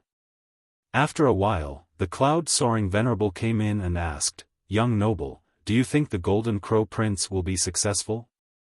"Successful?" Yi Qingqing shook his head, "Impossible, he is only going to his death." If Li Qie can be killed so easily, the Alchemy Kingdom wouldn't have let him act as he pleased. Then didn't young noble just lose a secret law? The Venerable asked. Yi Qingqing confidently answered, just one secret law is nothing. If the prince dies, then Li Qie will be in trouble. The Golden Crow tribe would definitely not let it go. With its influence at the ravine will definitely start a war against Li Qie. The sky will shake when that time comes. Once the prince is dead as well, Yi Qingqing's eyes turned serious as he sneered, Miao Chan will be inconsolable from grief and might even try to find Li Qie to risk it all. I actually want to see just how powerful the real number one genius of that ravine truly is. If she dies, then it is one less thing for me to worry about. It would be foolish not to do something that can result in having one less rival. Great thinking, young noble. This action is killing two birds with one arrow. Even if Li Qie has more means, he wouldn't be able to escape from your palm. The Venerable couldn't help but praise. His words fell on deaf ears. The prince continued to pour wine into his mouth as if being drunk was the solution to all unhappiness. His heart had been holding back great annoyances. Yi Qingqing looked at the prince's attempt to become drunk and smiled, brother, to be honest about your situation, you already have more than enough to make anyone in the world envious. Miss Miao Chan is definitely equal to the Jian daughter in terms of beauty, talents, and intelligence, she might even be superior. And she is deeply in love with you, don't bring her up. The prince acted like a cat with its tail stepped on. He stood up immediately and screamed, don't talk about her and we can still drink in the same place. Okay, don't be mad. I won't mention her anymore, alright? Yi Qingqing pulled the prince's hand back and smiled. The prince grunted and sat down, then he continued to drink gulp after gulp. Yi Qingqing looked at him and smiled, if you can't forget the Jian daughter, well, there is still an opportunity for you to win her over. What opportunity?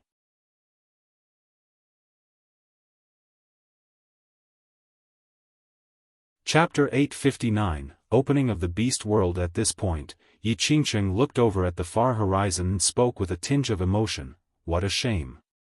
Such a supreme girl like Miao Chan, what an amazing woman, perfect in both intelligence and might, virtuous and gentle on top of that. It is every man's dream to marry a girl like that. Alas, this Golden Crow is just trash in the end, what a waste of an innate gift. Yi Qingqing snorted, if Golden Crow and Miao Chan marries and works together, then I would be quite wary of them. Their combination would definitely be incredible. Unfortunately, Golden Crow does not value this at all. Miao Chan is indeed extraordinary. Despite not having any fame, she is definitely no lesser than the others. The Venerable said. All of this will be a thing of the past. After the prince dies, even if Miao Chan doesn't go to Li Qie for revenge, she will most likely be heartbroken and live in seclusion from then on. She won't be any threat to me at that time. It seemed like Yi Qingqing had calculated all of this beforehand. After a while, Yi Qingqing stopped gazing and ordered the Venerable, go tell my first brother that I am ready to challenge Maonan to avenge third brother's death. Young noble is trying to, the Venerable was caught off guard. He understood what kind of man his master was after all. Yi Qingqing explained, of course I'm not letting you go just to tell him this. You should embellish the details so that when I challenge her, my first brother will command the 18 young celestials to sweep through the imperial edge. It is time for them to become famous. He continued, as for how to accomplish this, there should be no need for me to tell you. Don't worry, young noble. At that time, the 9-head lion emperor and the 18 young celestials will definitely attack the imperial edge. Leave this to me. The Venerable responded. Very good. I trust you. I will lead Maonan away during that moment. Yi Qingqing nodded. After she leaves, the imperial edge will be a snake without its head, our troops will easily sweep through it without any resistance. The Venerable added with certainty. Venerable, you think too lightly of our enemies. Yi Qingqing shook his head. If we can sweep through the imperial edge just like that, do you think I would have let Miaonan do as she pleased until now? If she was so easily dealt with, she would be unworthy of becoming my rival. Young noble is saying. The Venerable hesitated for a moment before speaking his mind. Could it be that young noble wants the 18 young celestials to go to their deaths? He immediately paused at this point. This is called sacrifice. Yi Qingqing insipidly said, there must be gains and losses in order to achieve something great. The time to end this will be after the Beastworld's conclusion. And the same goes for the Jianlong clan and all the other imperial lineages. At that time, I will sit on my throne, unshakable by anyone. On that day, no matter who they might be or the sects that they come from, they will have to retreat before me. No one can block my path towards becoming an immortal emperor. His eyes turned ferocious after declaring his ambition. I understand. The Venerable's eyes lit up, so to say, if the 18 young celestials die to the imperial edge, then those 18 great powers and imperial lineages would not let this go. We can blame this on the Jianlong clan. At that time, young noble can raise your banner and call for these powers to fight against the Jianlong clan. Venerable, your strategic vision does align with my own. However, you are still missing something. Yi Qingqing smiled. This is only one of the goals. The real aim is to test the bottom line of the Jianlong clan. Once we find out its threshold, the same can be applied to the Alchemy Kingdom and the Beastmaster Citadel. If the Jianlong clan does not come out, then where will the difficulty be? As for the Heaven Hoof Ravine, I can easily lead them by the nose. Having said that, his eyes narrowed. If the Jianlong clan comes out. I heard that there is a legendary taboo existence that will bring about a sect-destroying disaster should this be the case. I actually want to see just how bloody that scene of carnage will be. Very wise, young noble. The Venerable was in complete admiration. I wonder when young noble will destroy Li Qia? Don't worry, Li Qia and Miaonan or anyone else for that matter. They will not have a chance to leave the beast world alive. Yi Qingqing snorted, without my permission, no one can. The beast world is my hunting ground. A frightening murderous glare flashed across his eyes after stating this. Rest assured, young noble, I will go see the nine-head lion emperor right now. The young celestials will definitely appear at that time. The Venerable patted his chest and guaranteed his success. Go. Yi Qingqing nodded his head. He was very confident in the Venerable's abilities. Boom! The entire heavenly ruins shook. The beast world finally appeared before the eagerly waiting crowd. All the experts guarding the perimeter immediately stood up in excitement. Its arrival signaled an endless light from within the portal. Countless bright particles shot into the sky and illuminated everything. Even the sun up high was eclipsed. Eventually, the divine light dispersed and the portal stabilized, no longer shooting out any participles. One could faintly see the shape of the Bayan beast world through the portal. It is here, let's go. Suddenly, everyone turned crazy and scrambled forward like a flood towards the door. All the experts in the ruins were ecstatic and rushed forward. No one was willing to fall behind. After all, who would want to miss a great opportunity like the Bayan beast world? Some sects even wanted to obtain a supreme divine stone. Each time this place appeared, some people would manage to dig up some amazing items. For example, legendary immortal medicines, secret laws from an archaic era, or even immemorial weapons that belonged to gods. The most sensational time was when the Alchemy Kingdom obtained a divine stone. Legends told that in that moment, the beast world underwent a great and shocking change. There were no detailed records about that specific alteration, but many people in the future knew that this divine stone fell down during that moment. Later on, this stone became enlightened in the Tao and shouldered the heaven's will to become an invincible emperor. This was the second emperor of the Alchemy Kingdom, Immortal Emperor Bai Shi. There were triumphant returnees and people who died miserably inside every time the beast world appeared. Some sects were even decimated completely, but no matter what, nothing could stop people from jumping into this area. Everyone wanted to be the lucky ones that obtained the greatest fortune inside. After the portal was stabilized, Wuxia smiled and told the group, "We'll also enter. Good stuff is waiting for us inside." "Are we not waiting for Fairy Ming?" Madame Ziyan asked. She knew that her young master had plans to go with Ming Yeshua together to the beast world. "We'll go in first. I'll take you guys to a few places. As for Yeshua, I'll take her to Bayan City after making arrangements for everyone else." Wuxia shook his head in response. "Huh, smelly Chia, I also want to go to Bayan City." Long Jingxian was much bolder than the others. She immediately latched onto him and grinned. "No, you will go together with Wuxia." Wuxia glanced at the pestering girl and shook his head. What do you mean by that?" Her big round eyes glared at him as she held her hips and said, "On what basis does Ming Yeshua get to go to the city and not me? Is she prettier than me? Is she more charming than me?" Wuxia pinched her nose and said, "Little Pepper, stop acting up on me. I am bringing Yeshua to the city not for any treasures. The city itself is her fortune, understand? Forget it, I don't believe you. Legends state that Bayan City has the biggest fortune, immortal items from Bayan." She glared at Wuxia for a bit. "Don't try to fool someone young like me."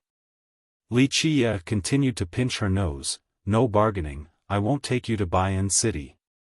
"Humph, what's so special about it? I don't want to go anyway." Long Jingxian proudly leered at him before speaking. "Smelly Chia, even if I don't go to the city, I still don't want to go with this Jian girl." Jian Wuxuang coldly glared at her too and said with disdain, "Who wants to go together with you? I should be the unhappy one." "Bah, you think I want to?" Long Jingxian retorted with haste, "I would rather go with some random street dog or cat before going with you." Whenever these two started their tantrum, the rest of the group snuck away to avoid trouble.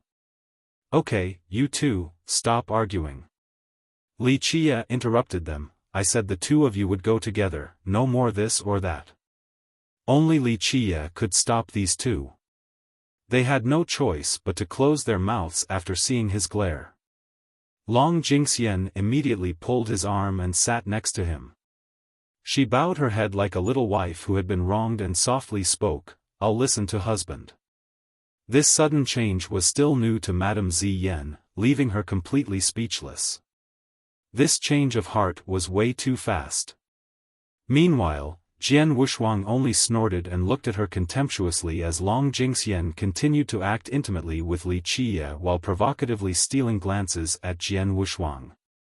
Eventually, Jian Wuxuang just decided to stop looking at her altogether.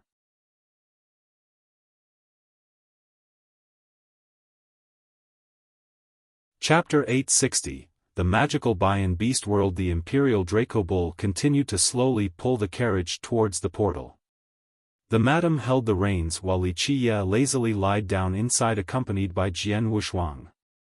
The four-eyed basilisk and the old turtle followed right behind them. As for Long Jingxian, this hot little pepper couldn't sit still. She rode her kuei and shouted with excitement, "Kill! Bayan Beast World, this young lady is coming, all of the treasures here will belong to me."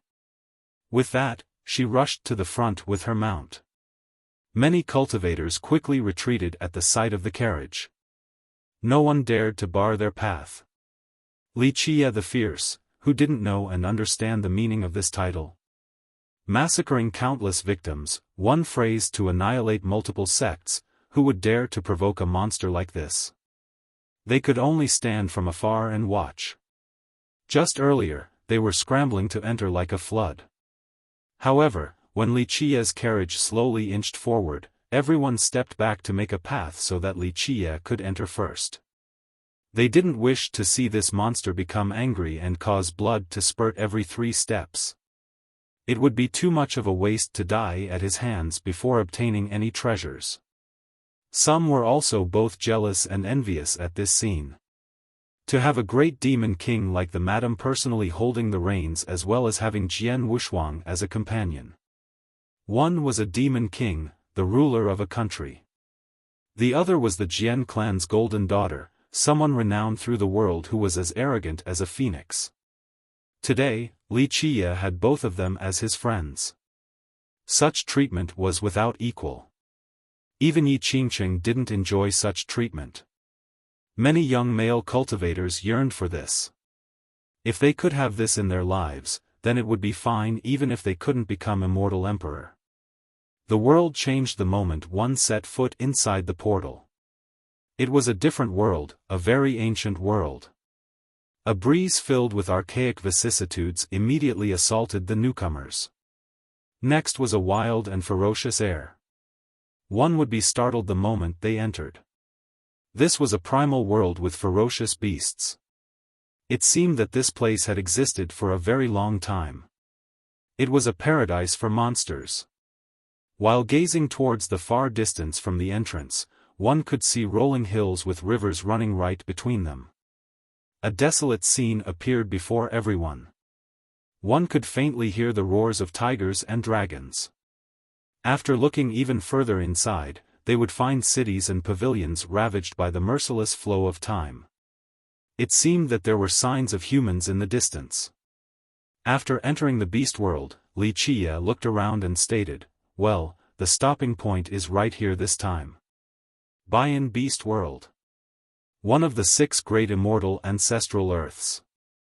After arriving, even some hidden ancestors from the great powers stood up and exclaimed with excitement. The Beast World was one of the 6 ancestral Earths from the legends. It was even more dangerous compared to the 12 forbidden burial grounds. No one knew its origin. There was one theory that continued to be passed down that stated that this type of ancestral Earth was a heavenly grotto left behind from the era of the immortals. Thus, they were named immortal ancestral Earths. If the treasures are here, we can't afford to miss out. Some cultivators immediately composed themselves and rushed towards this quiet village. Other experts didn't want to miss this rare chance either, so they followed right after them. All of these greedy experts wanted the treasures inside. Bang! A gigantic fist came out of nowhere. The first wave of cultivators rushing into the village didn't even have time to scream before being smashed into a pulp. Bang, bang, bang! The earth shook.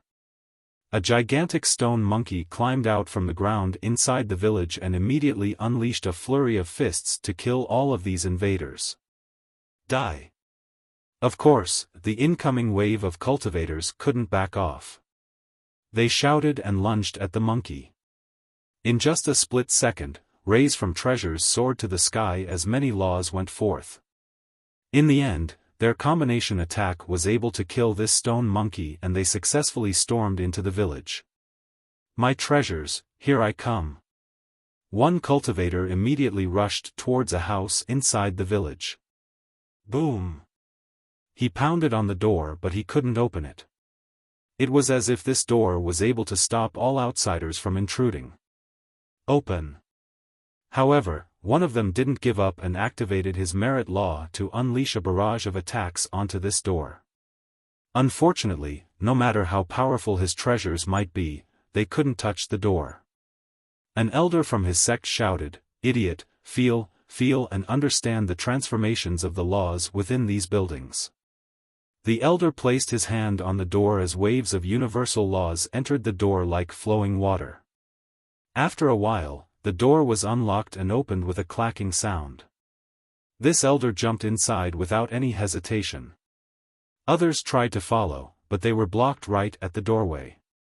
Other people quickly copied the elder's actions. They also poured their universal laws into the door. Sure enough, not long after, many of them were successful. Many more clicking sounds were heard with doors opening as they rushed inside. There were also those who failed to open any doors after all kinds of attempts. These people only grunted and left to try at a different house. Screams came out not long after some cultivators entered these buildings. No one knew what they encountered inside. No one came out from these doors with screams after a long time, so everyone was certain that these intruders had died inside. The Imperial Draco Bull continued to slowly drag the carriage towards the portal. The madam held the reins while Li Qiye lazily lied down inside with Jian Wushuang as his company. The four-eyed basilisk and the old turtle followed right behind them. As for Long Jingxian, this hot little pepper couldn't sit still. She rode her kuei and shouted with excitement, "Kill! By in Beast World, this young lady is coming, all of the treasures here will belong to me." With that, she rushed to the front with her mount. Many cultivators nearly quickly retreated at the carriage's sight. No one dared to stop their path. Li Qiye the Fierce, who didn't know and understand the meaning of this title.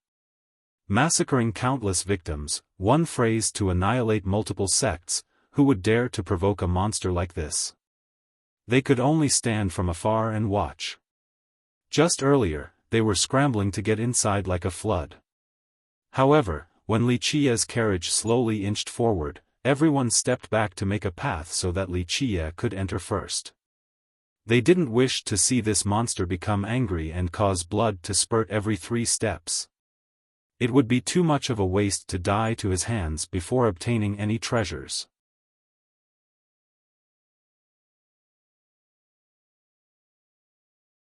Chapter 861, Fortunes and Creations. As many cultivators rushed into the village, the great powers with some real abilities had no interest in this type of little village and continued forward. Not long after, someone found an old city further on the path. This city was huge with the gate shut tight, not allowing anyone to enter. The most frightening part was that it was protected by a gigantic and ferocious heavenly serpent. There is a city up ahead. This discovery quickly spread everywhere. The experts came in droves. A few of them found a new village, but they decided to abandon it completely to run towards the city. Their sect master decisively made the decision to forego this new village and brought his sect's disciples to the city before declaring, "From the writings, the more buildings there are, the more extraordinary the fortune inside will be, if one can successfully enter, that is. Everyone, keep your focus. If we manage to succeed, we will be able to revitalize our sect. It is up to our generation to achieve greatness." Rumors regarding the greater fortunes inside the city attracted more sects and cultivators. In just a short period of time, the city was completely surrounded. However, the serpent guarding this place was truly powerful. It spread out a lightning field that rendered this land untraversable. In the end, a few great powers decided to work together. Some ancestors personally took action and paid a huge price to kill this serpent in order to enter the city. As the majority of people were busy finding new villages and cities, Li Qiye looked towards a certain direction. After deciding on the coordinates, he told them, "We'll go this way." The carriage brought the group across rivers and hills away from the other cultivators towards a different direction. Along the way, they met many ferocious beasts. However, there was no need for Li Qiye to take action. Long Jingxian cried out and rode her kuei into battle. After a series of explosions, she made short work of these beasts and trampled them back into mud. This little pepper was simply too fierce. Her overbearing attitude caused the four-eyed basilisk and others to click their tongues in amazement. "Jian Wushuang, do you dare to see which of us can kill more beasts?" She aggressively challenged her rival. Jian Wushuang snorted and didn't say anything back. She simply flew into the sky and raised both of her hands to summon her bow. An arrow formation was ready to unleash its torment on the field. It locked onto one beast after another to begin a massacre. How could Long Jingxian willingly lose to Jian Wushuang? She also let out a battle cry, "Kill!" She rode her kuei with reckless abandon towards the front with a crazed and powerful momentum. Never mess with them, never mess with them. The four-eyed basilisk and turtle ran away. It was better to watch these two generals from a distance because there was a danger to their lives if they were involved. Wuxia wryly smiled while shaking his head after watching the two girls killing everywhere. Once enraged, the two of them could destroy even the firmament. Wuxia's carriage continued on before stopping in front of a little valley. Inside this valley were a few cottages as if someone had built them by chance for a short stay. Wuxia took a quick glance at these cottages, then told the basilisk and turtle, "Basilisk, you and the old turtle will stay here." The turtle naturally had no objections, he would listen to all of Wuxia's orders. Meanwhile, the basilisk put on a writhing expression. He unwillingly came over and spoke slowly, "Boss, I thought we were going to a city or something.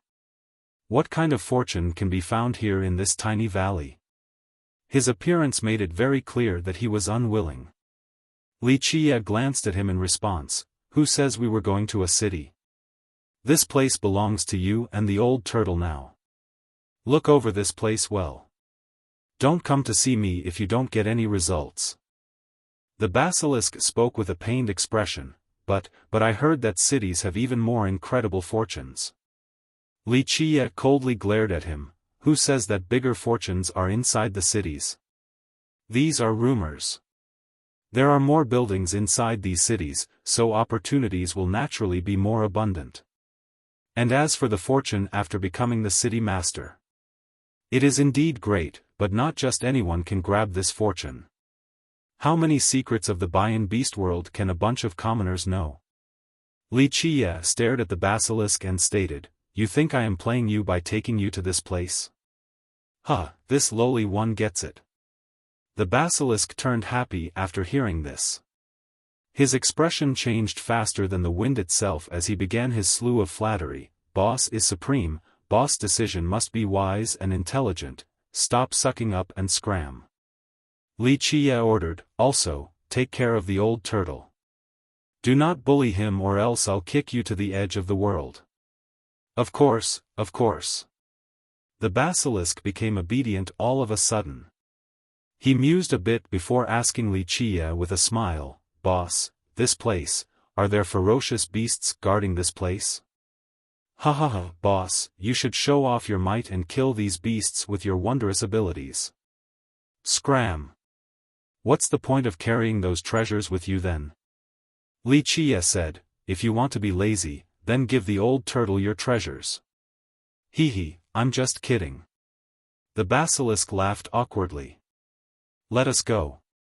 Wuxia ignored the basilisk and threw him off with the old turtle before leaving. "Shit, what the hell is this thing, why is it so difficult?" Not long after Wuxia's group left, the frightened scream of the basilisk came from behind. While everyone was risking their lives to enter the beast world, the imperial edge continued to float in the sky. It wasn't in a rush to enter. Click, clack, click, at this time, the sound of a horse carriage galloping crushed the sky. It echoed across the world while carrying a strange and imposing rhythm like a hammer beating against the hearts of the listeners. The carriage eventually appeared before everyone while emitting a blinding golden light. Each ray of this golden light resembled a sword piercing the sky. This carriage was made from solar divine steel, an extremely rare and precious type of metal. There were carvings of true dragons and phoenixes on top of it. They were very animated as if they were able to come to life at any moment. A green flood dragon was pulling the carriage. It was 1,000,000 years old and the air it breathed out contained a draconic aura that resembled rains and storms. This aura swept through thousands of miles, blowing away all the clouds in its path. The driver was a heavenly king, but this was not the scary part. The carriage emitted the auras of sages and saints as if they were protecting it.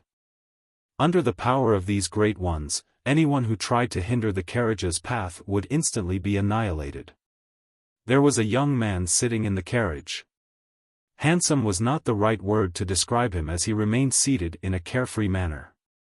However, this carefree attitude carried the aura of a ruler. It seemed that everything around this young man became insignificant. No geniuses or masters could enter his sight. There was an immemorial power around his body, as if no matter where he went, he would always be the ruler capable of issuing commands. A young man like this would be the center of attention no matter where he went. The cultivators that wanted to enter the beast world immediately stopped after seeing this young man. Someone immediately cried out, "Yi Qingcheng." Yi Qingcheng, this name was able to shake the scene.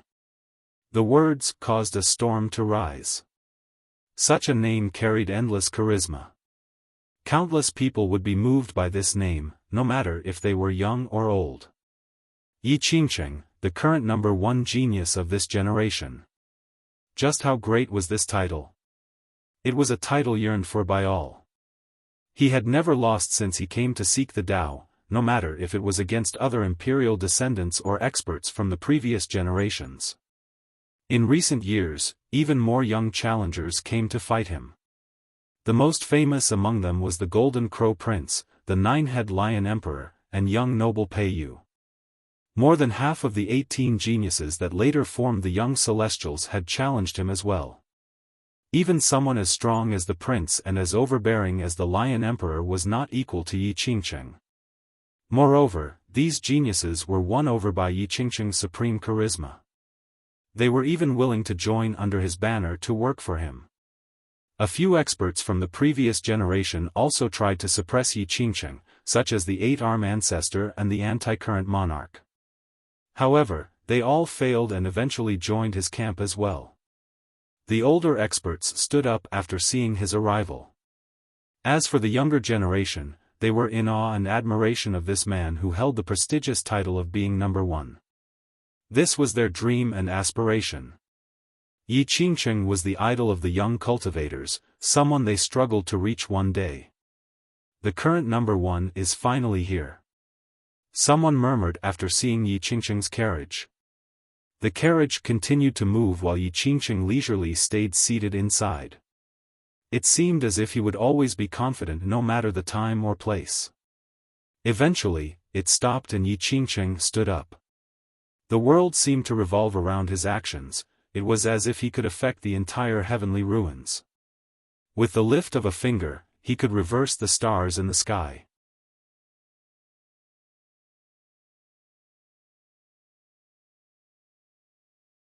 Chapter 862, 18 Young Celestials. Many people right outside the entrance couldn't help but hold their breaths after seeing him stand. This feeling became stronger when he looked towards the imperial edge in the distance. Their hearts jumped after having a vague guess of what he wanted to do. Yi Qingcheng stared at the imperial edge and exclaimed, "Daoist Mei, come out." No matter the occasion, he always had a supreme style, both royal and elegant. This style forced even his enemies to admire him. It was definitely not just a pretense. In fact, there was no way of replicating this graceful act in the first place. At this time, the crowd became quite eager. Celestial being Yi Qingcheng and Imperial Edge Maonan were the geniuses at the pinnacle of this world. They were considered the best candidates for the imperial throne. Both had great fame, so there were many past scuffles between their groups. However, a direct confrontation between them had yet to happen. The cultivators present forgot about entering the beast world since they felt that a great battle was approaching. Yi Qingcheng. Maonan appeared outside of the imperial edge. She was still sitting on her chair. As a woman, she had no signs of softness and instead exuded a tyrannical aura. Many people forgot that she was a woman since they were overwhelmed by her aura. She resembled a natural-born emperor, high and above in her throne, capable of terrorizing the world. The two geniuses had finally met. Moreover, their temperaments were completely different. Yi Qingcheng was able to charm the world while Maonan overwhelmed it. If, say, Yi Qingcheng was a supremely wise saint, then Maonan was one who would eventually become a dominating emperor one day. "I heard you wanted to test me. I have been waiting here for a very long time." She remained up high in the sky and looked down coldly, even with disdain, on this so-called number one of the current generation. Those who were lucky enough to watch this unraveling scene did not dare to underestimate Mei Aonan despite knowing of Yi Qingqing's prestige. Mei Aonan came from the Jianlong clan, thus she was destined for greatness. She also had a prideful arrogance that couldn't be found in others. She chose to leave the clan to forge her own path. Not just anyone could have made such a domineering decision. My brotherly ties were molded with blood. You killed my third brother, so if I do not obtain vengeance, how can I ever set foot on this world again? Even when Yi Qingqing wanted to fight, he was still elegant and royal as if he couldn't be stained by the mundanity of this world. The crowd glanced at each other after hearing this. Some understood that this would be a fight to the death since Yi Qingqing would not forgive Mei Aonan killing the celestial array young king. To be willing to die for a brother. I would have no regrets in life if I can become brothers with a man like Yi Qingqing. Many people became emotional after seeing Yi Qingqing's attempt for retribution. They were amazed at his loyalty and camaraderie. At the very least, the younger generation was very envious. In their eyes, it would be a privilege to become brothers with a loyal man like Yi Qingqing. That's right, we, the 18 young celestials, support Brother Yi. We will have revenge for the young king. A thunderous voice came from the horizon. A series of loud explosions occurred, followed by the appearance of many standards. 18 cavalry legions appeared with huge armies right behind them that had an extremely grand momentum. This army immediately rushed before everyone. The crowd was aghast after seeing this army that resembled a flood. It had an unstoppable sharpness. The 18 young men at their head were all prodigies of this generation. Their blood energies soared into the sky. These were men capable of looking down on other heroes no matter the occasion due to their great skills. The 18 young celestials and their sects. Many people were startled to see these cavalries. Almost anyone would most likely give way before such a force. So a bunch of nobodies decided to show up. Juniors of such a level dare to stand before me? Mei Aonan only glanced once at this great army without a care.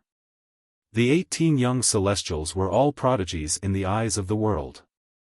They couldn't help but glare at Mei Aonan after they were put down like this.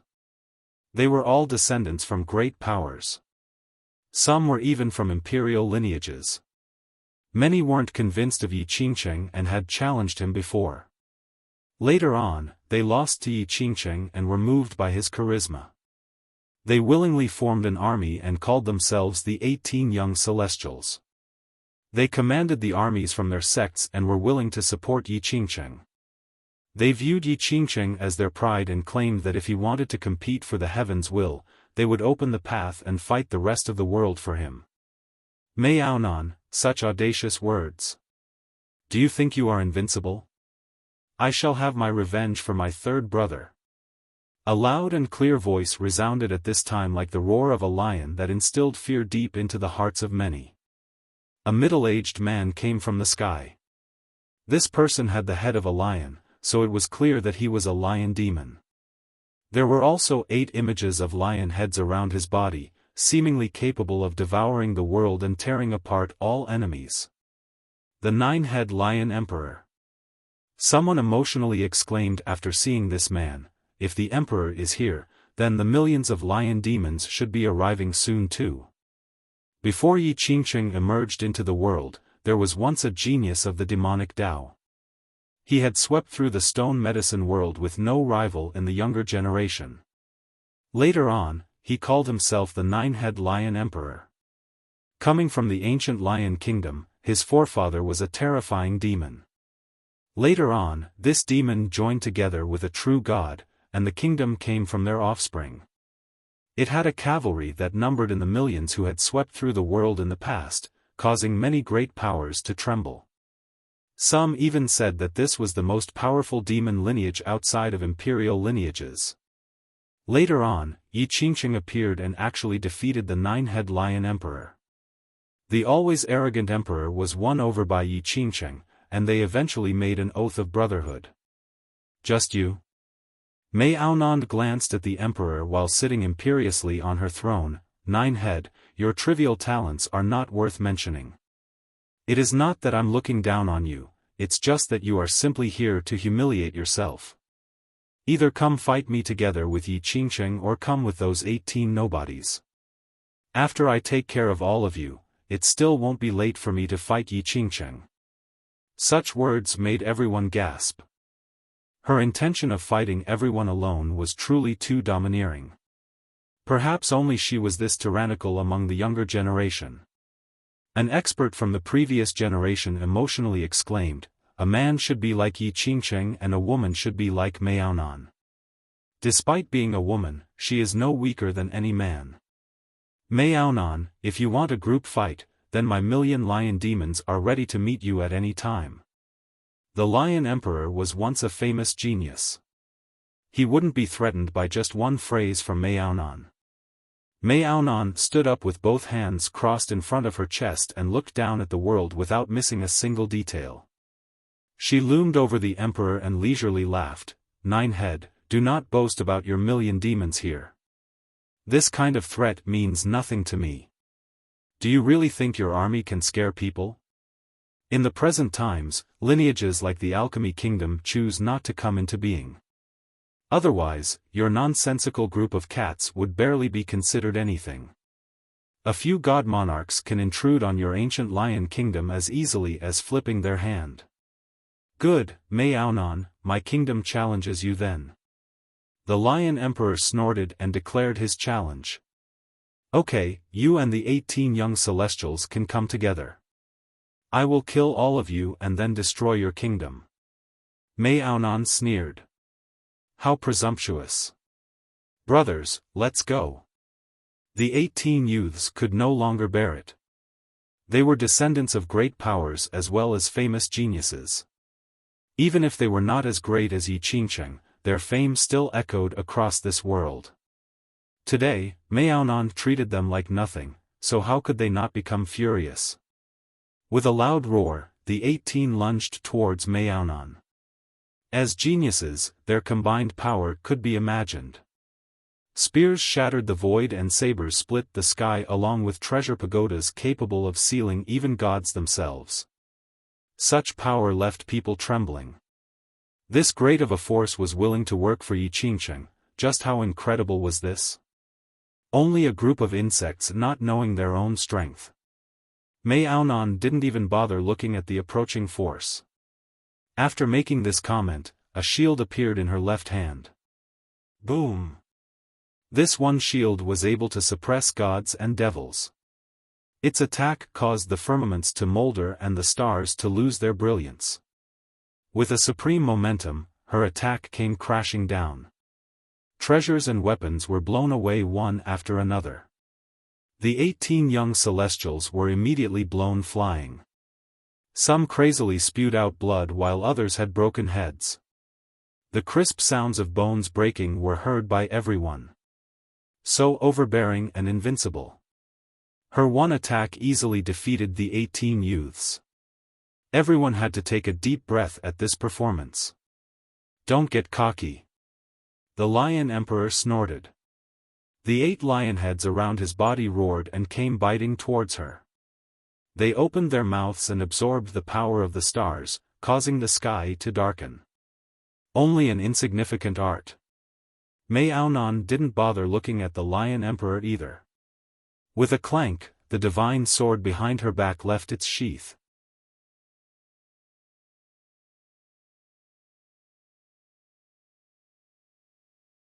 Chapter 863, The Proud Mei Aonan. The unsheathed sword unleashed a ray that covered the entire continent.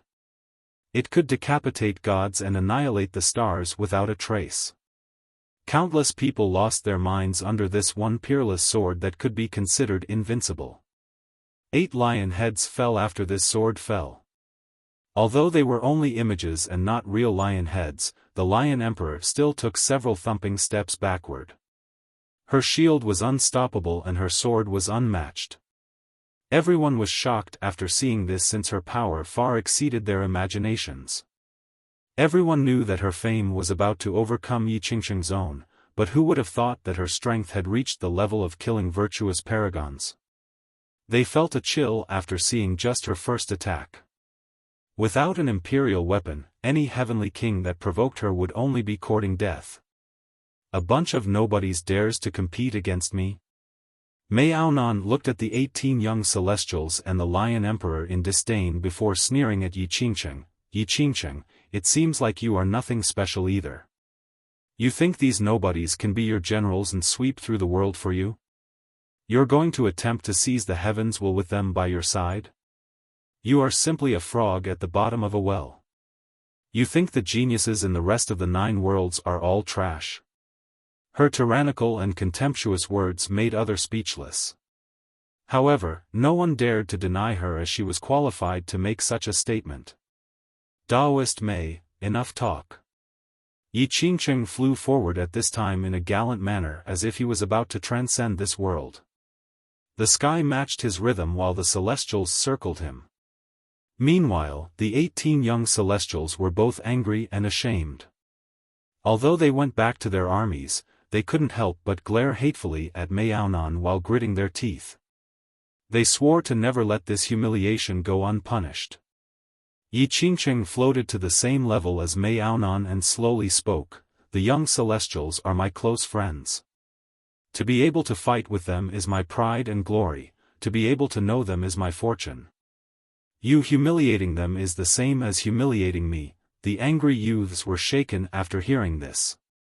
It was their glory to be backed by Yi Qingcheng like this.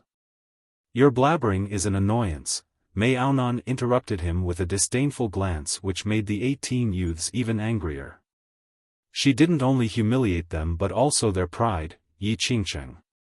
She coldly glanced at him and spoke, "Yi Qingcheng, a stone like you is considered your kingdom's defining treasure, someone that has experienced countless cultivation hours and heard the preachings from generations of wise sages. But in the end, you are still only at the lowest tier. Ah, your title of being number 1 only came about from pathetic tricks to win people over.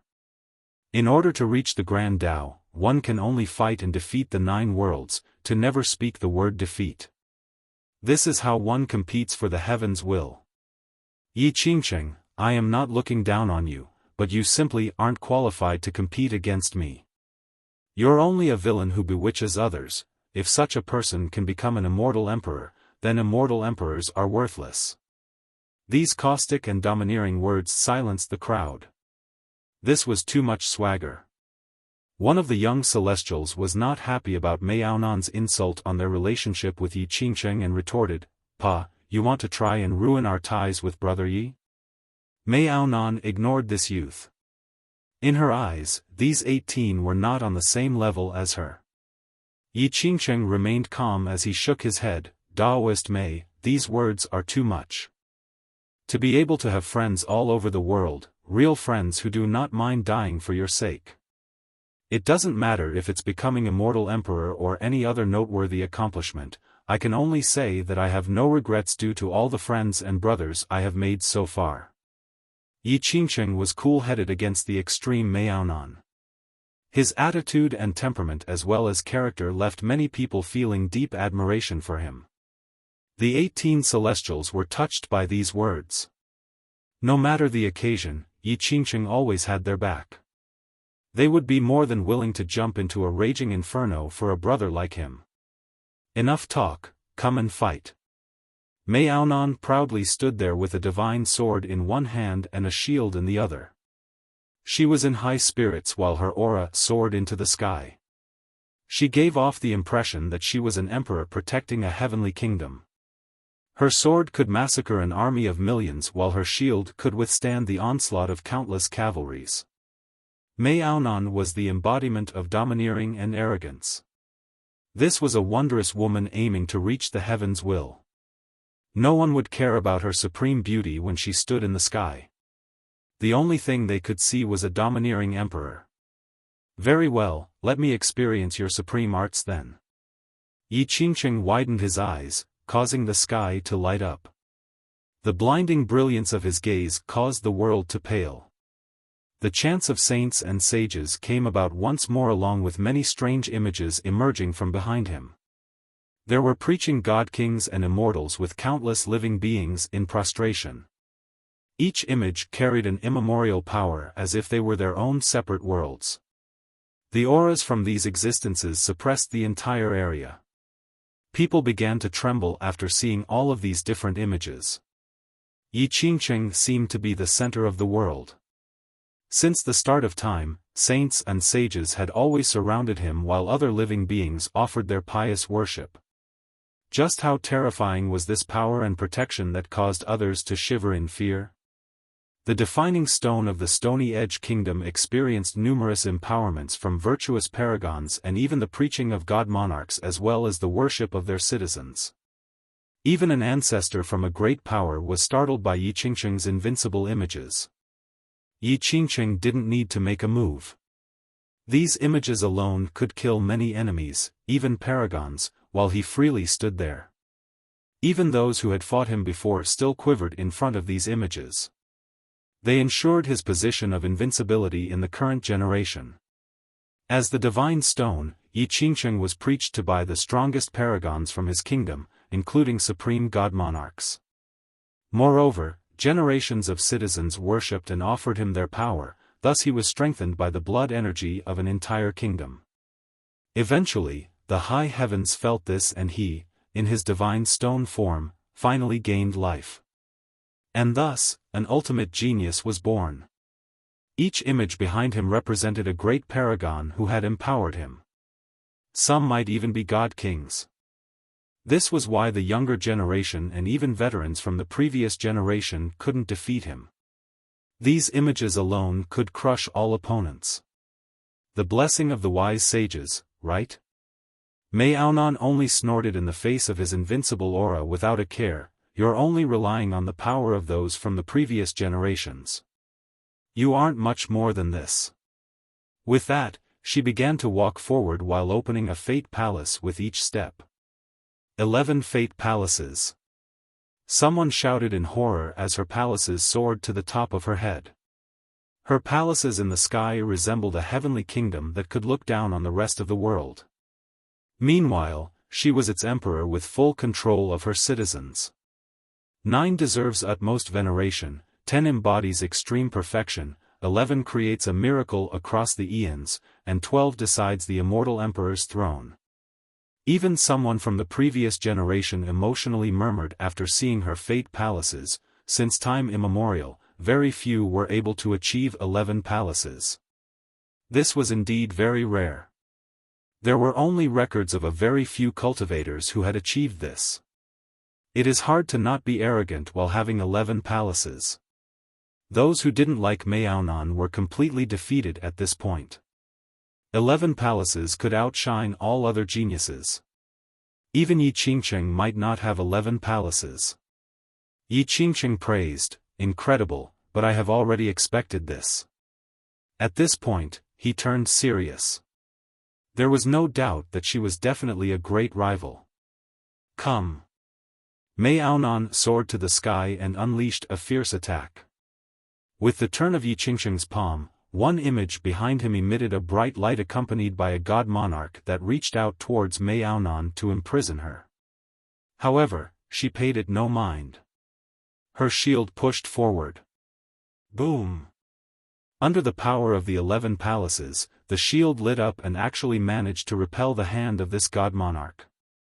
This was as tyrannical as possible. Taoist Mei, let us refrain from hurting the innocent. Come to space and fight me. Yi Qingqing turned around and instantly made his way beyond the sky's dome into space with his peerless movement technique. Yi Qingqing maintained his charisma even in times of war, causing others to be quite moved. Without a doubt, he truly had the charm to swooning others. Space then, do your worst. Mei Aonan proudly stepped away from the imperial edge and headed into space to fight Yi Qingqing. In the blink of an eye, the two of them exchanged blows in mid-air before completely disappearing into space. The unsheathed sword unleashed a ray that covered the entire continent. It could decapitate gods and annihilate the stars without a trace. Countless people lost their minds under this one peerless sword that could be considered invincible. 8 lion heads fell after this sword came down. Although they were only images and not real lion heads, the Lion Emperor still took several thumping steps backward. Her shield was unstoppable and her sword was unmatched. Everyone was shocked after seeing this since her power far exceeded their imaginations. Everyone knew that her fame was about to overcome Yi Qingsheng's own, but who would have thought that her strength had reached the level of killing virtuous paragons? They felt a chill after seeing just her first attack. Without an imperial weapon, any heavenly king that provoked her would only be courting death.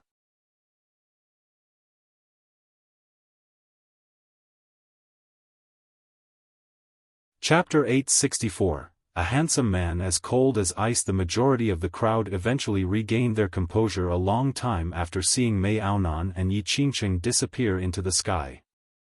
A few great characters lost their patience and even gave up on entering the beast world. They surged into the sky in order to enter space. It was very beneficial for these big shots to watch the fight with their own eyes. A fight between supreme geniuses could spark a new enlightenment. Such comprehension would allow them to further understand their own merit laws, to break the chains and venture to the next level. Soon after, the 9-head Lion Emperor also followed them into space, leaving behind the 18 young celestials. These 18 youths glanced at each other, and one of them spoke in a serious manner, "A life for a life. The demonic Imperial Edge has killed many of our brothers and friends from the Celestial Array School, so they must pay with their lives." A different youth screamed, "That's right, blood for blood. The demons from the Imperial Edge must pay with their lives. Kill, for the Celestial Array School." Another celestial youth rushed forward on his horse with many experts right behind him. "Kill, vengeance for the school." The 18 youths quickly began their march towards the Imperial Edge. Their armies rushed forward like an unstoppable flood. Thunderous hymns filled the sky. Treasures and weapons began to assault the Imperial Edge with their mighty and ferocious power. The 18 young celestials and their armies seemed to be able to sink the continent. The sudden attack astounded many spectators. They didn't expect the young celestials to attack right away with all of their forces. This is insane. Are they trying to break all pretenses already? Everyone was horrified by this sudden attack. Although Yi Qingsheng and Mei Aonan's fight was unavoidable due to the competition for the heaven's will, sex normally wouldn't interfere between these geniuses. To mobilize armies for the sake of destroying the other would cause too much hate. However, the 18 youths chose to do so. Their order to attack was no different from dragging their own sects into this war. Nevertheless, they didn't do so without any prior planning. Although they were furious from Mei Aonan's contemptuous words earlier, they had a clear strategy. Naturally, their sects were wary of Mei Aonan. Although everyone knew that she left the Jianlong clan to establish her own power, she was ultimately one of their disciples, a part of the clan. The 18 powers did not necessarily want to fight against a sect with 3 emperors for Yi Qingsheng's sake. However, the young celestials were hot-headed. Under the urging of the cloud-soaring venerable, they decided to take action in the heat of the moment. Their goal was to attack the floating continent while Yi Qingsheng and Mei Aonan fought each other.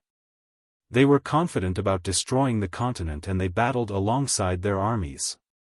After destroying the Imperial Edge, their fame would ring in the ears of everyone in the world. This was to build a solid foundation for their future. Thus, the positions of the 18 generals beneath the future immortal emperor would eventually fall into their laps. Rumble. The continuous rumbling continued as the armies marched on. Ah! Next were series of shrill screams. Pitiful shrieks reverberated across the sky, making it clear that the battle had begun. Can the Imperial Edge withstand the onslaught of this flood-like cavalry? Someone murmured right outside of the beast world after hearing the screams. In many spectators' minds, the forces of the 18 sects led by the young celestials could sweep through a lineage. Although the Imperial Edge was powerful, it was not necessarily able to withstand this torrential onslaught. Ah! A sharp howl echoed through the air as if a terrible war was taking place within. Someone recognized this scream and startlingly exclaimed, "What, that's the voice of a young celestial." Boom! Boom! Boom! At this second, the galloping of the cavalries became chaotic. The shocked spectators saw several hundred riders escaping from the continent. The leaders of the pack were 3 young men with hundreds of riders right behind them. There were many heavenly kings in the group. These 3 are part of the young celestials. The crowd was astounded at this new development. The 3 young celestials and the riders were covered in blood and injuries. They looked tattered as they escaped. It was apparent that they had met a formidable enemy. Oh! A dragon roar resounded across the battlefield the moment these young celestials escaped from the continent. A huge dragon flew out from within. It was completely clear as if it was made from ice. The 3 youths and the riders were scared out of their minds after seeing this dragon taking flight. It caught up to them in an instant and swung its claws. A whirlpool of blood erupted along with horrifying screams. Several hundred riders were massacred instantly. No, 2 of the 3 youths had their chests pierced by the claws and died on the spot. Eventually, the huge dragon disappeared with a flash. The last of the 3 young celestials was captured alive and gripped by their neck up high in the air. At this time, people finally saw the person floating in the sky with one hand grasping the young celestial's neck, coldly glaring at him. It was a young man dressed in a robe that was even whiter than snow. A cloak hid his tall stature while he emitted a chilling aura. He was handsome to the point of being a bit demonic, almost resembling a girl. People would believe it if they were told that he was a woman in disguise. I am from an imperial lineage." The youth hanging by the neck lost his mind from fear at this moment and shrieked. Pluff! Blood spurted everywhere. The other young man didn't listen to him and stabbed his chest with one hand, killing him on the spot. The young man then threw away this body like a piece of trash and slowly wiped the blood from his hand with a snow-white handkerchief. He casually threw the cloth away as well when he was done. The blood-stained pattern on the white cloth resembled a peony in full bloom. It was especially beautiful as it fluttered down to the ground. He coldly glared at the group, then turned around and went back inside the imperial edge. Even though he was gone, the group couldn't forget those cold and emotionless pupils. They felt a cold chill running down their spines the moment his glare swept over them. From start to finish, he didn't say a single word, yet he left behind an indelible impression. After the young man went back inside, the imperial edge regained its quiet as all the screams subsided, as if the battle had concluded. The 18 young celestials and their armies were completely annihilated. Someone finally realized something and murmured with a cold chill. Although no one saw how this fight unraveled, they understood that it was possible that this young man was the only one who took action from the imperial edge's side. One person to annihilate an entire army, just how frightening was this? Everyone quivered after thinking about this and felt that this young man was simply too terrifying. Just who is that young man? Many experts from the previous generation couldn't recognize him. Such a powerful and terrifying youth couldn't be anonymous. Icebound young noble, Xiaofan.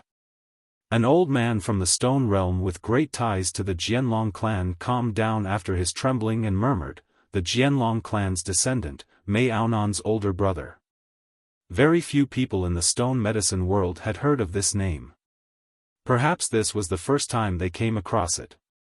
However, the words, Jianlong clan's descendant, shook everyone's mind. This clan had 3 emperors, so even though the icebound young noble, Xiaofan, was previously unknown, just the fact that he was its descendant was more than enough to astound people. Despite the fact that the clan had always kept a low profile, their descendant showed that he was definitely not a weak and useless person. They must have unbelievable strength to win the position of being the main descendant. Someone couldn't quell their curiosity and asked this old man, just how strong can this icebound young noble be? The old man pondered for a bit before gently shaking his head. I don't know either. I've only met him once. Very few people actually understand the Jianlong clan situation.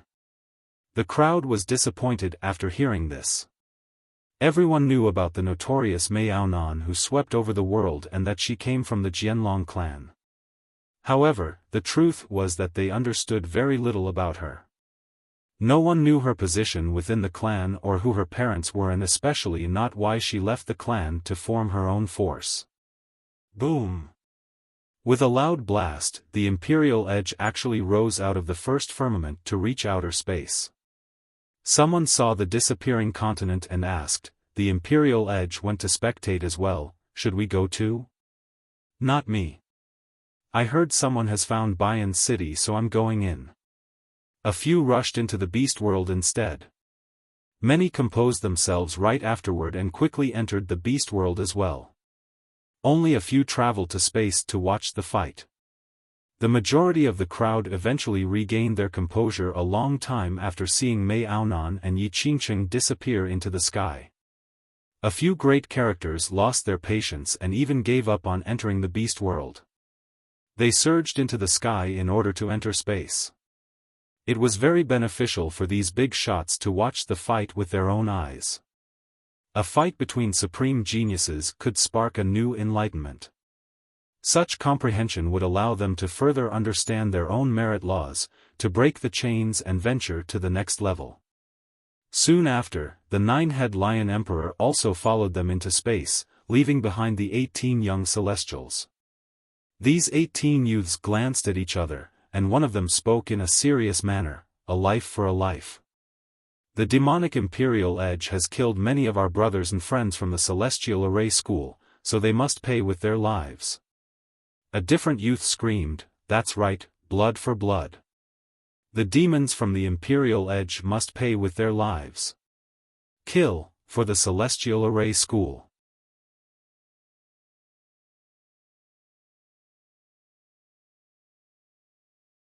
Chapter 865, Divine Monastery. The carriage slowly crossed hills and streams for miles and miles in this silent world. It seemed that there was only the grinding of the wheels. No, there was also the shouting coming from Long Jingxian. Li Qiye's group continued to move in an indiscernible direction. They were only following Li Qiye's whim. Along the way, despite meeting many ferocious beasts, Jian Wushuang and Long Jingxian easily dispatched them. Long Jingxian didn't mind wasting blood energy. This little pepper, once enraged, was like an unstoppable dragon. They went through a few villages and cities without any inhabitants. Despite the passage of millions of years, they retained their original pristine condition. Fierce beasts protected these lands without any inhabitants, creating a creepy scene. Just imagine, no one lived inside the beast world, yet there were so many villages and cities. Such a thing would make others think twice and shiver. Long Jingxian continued to shout after going through these places since she wanted to rush in for the treasures.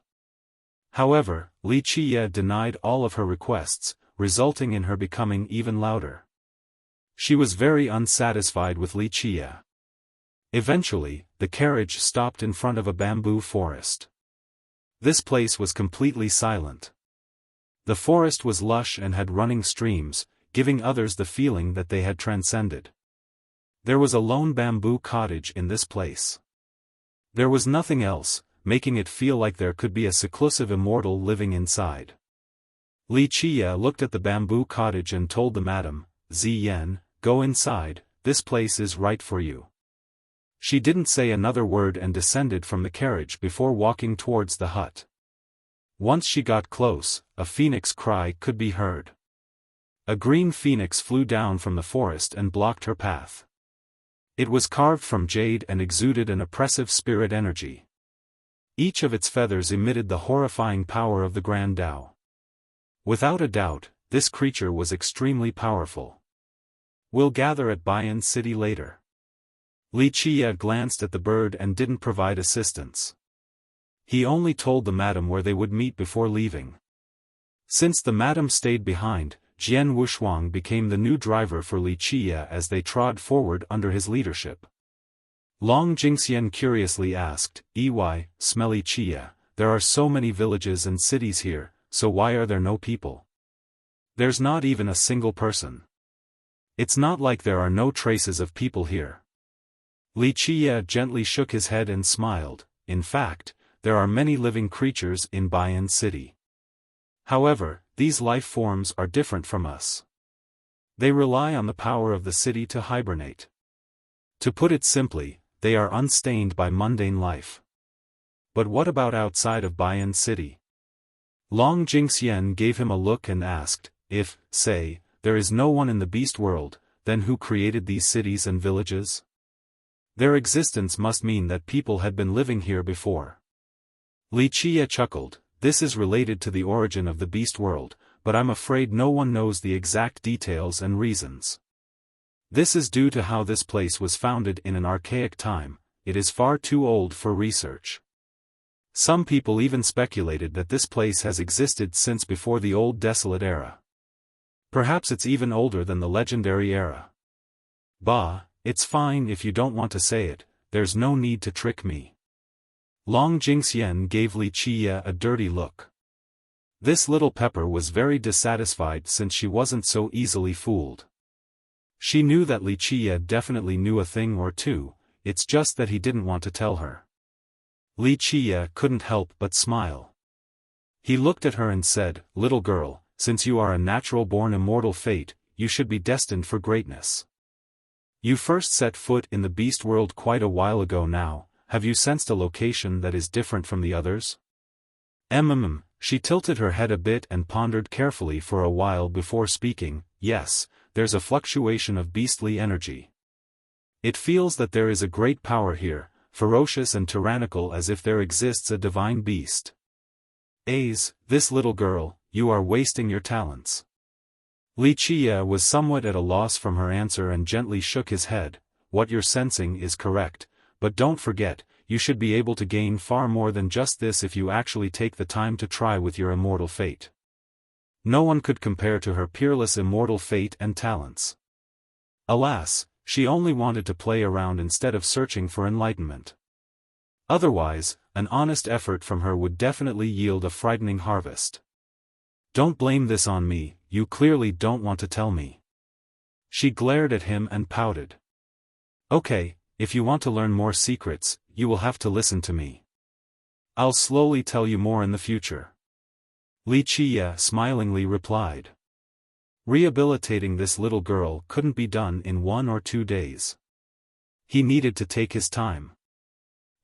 What's so special about this land? I don't care for it anyway. She spoke with disdain, but despite her words, she listened to him very well in the coming days. Eventually, Li Qia brought Jian Wushuang and Long Jingxian to a different location. This place was dreary and far more desolate than the other locations in the beast world.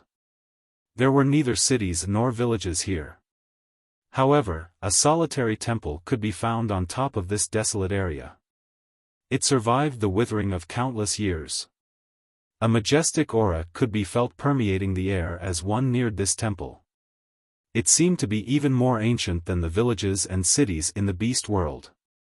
One could say that this temple dated back to the beginning of the beast world itself. Why did you take us here? Long Jingxian glanced at the divine temple and spoke, if this place only has treasures and merit laws, then forget it. Our long journey will have been boring if it is for treasures and laws. Although others yearned for treasures and laws, Long Jingxian simply didn't care for them. She had a lot of treasures and countless emperor laws. He looked at her and said, little girl, if you weren't a natural-born immortal fate and if Wushuang wasn't someone I valued, I definitely wouldn't take you two to this place. Don't look down on this temple as it precedes even the beast world. Don't think that Baiyan City is the only place of creations, a few things require one's own strokes of fortune. What items are inside?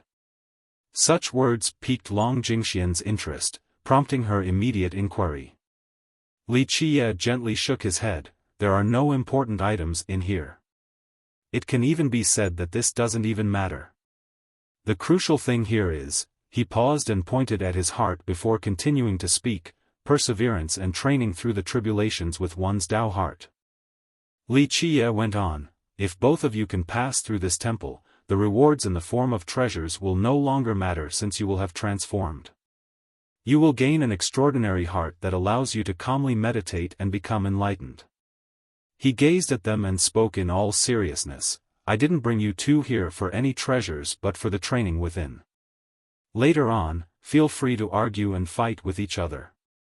However, there must be a congeniality between the two of you, you must be able to rely on each other in life or death situations, a harmony forged through ice and fire. Humph, I don't want to. Who says I want to fight together with Jian Wuxuang? Long Jingxian was not very happy. It is not up to you to decide. Li Qie put on a solemn expression, if you want to travel the world with me, then you have to be together with Jian Wuxuang. Yes, your talents are incredible, but Wuxuang still has many aspects that you need to learn from. At the same time, Wuxuang can also comprehend things from you that she wouldn't be able to otherwise. Your comprehension is as great as an immortal's, but you do not have an undaunting and persistent Tao heart like her. I'll give both of you a serious piece of advice. Li Qie had a rare moment of austerity, if you two don't work together, you will not be able to traverse this temple. Without trust and teamwork, you will definitely perish. If this is the outcome, I will be very disappointed. Fine, we'll team up then. Long Jingxian finally yielded, I'll just handle the loss and let Jian Wuxuang bask in my radiance. Jian Wuxuang only glared at her. She didn't bother arguing this time. Li Qie gently caressed her hair and said, Go, you two must trust each other. Jingxian will be very beneficial to you, allowing you to learn many new things. This training session is a requirement for your future. In the future, you will need someone you can trust as you ride into battle. You need to learn how to trust others. She had always been proud and aggressive, thus she had no friends outside of the elders in her family. It was likely that no one else had earned her trust besides Li Qie. He purposefully let these two go together since only Long Jingxian could earn the trust of someone as arrogant as Wuxuang. Ordinary people wouldn't be able to enter her sight. Wuxuang didn't say anything and just coolly descended from the carriage. Ladies, try hard. If you can come out alive, then you will understand in the future that no one in this world can stop the combination of you two. Li Qie smiled and rode away in his carriage.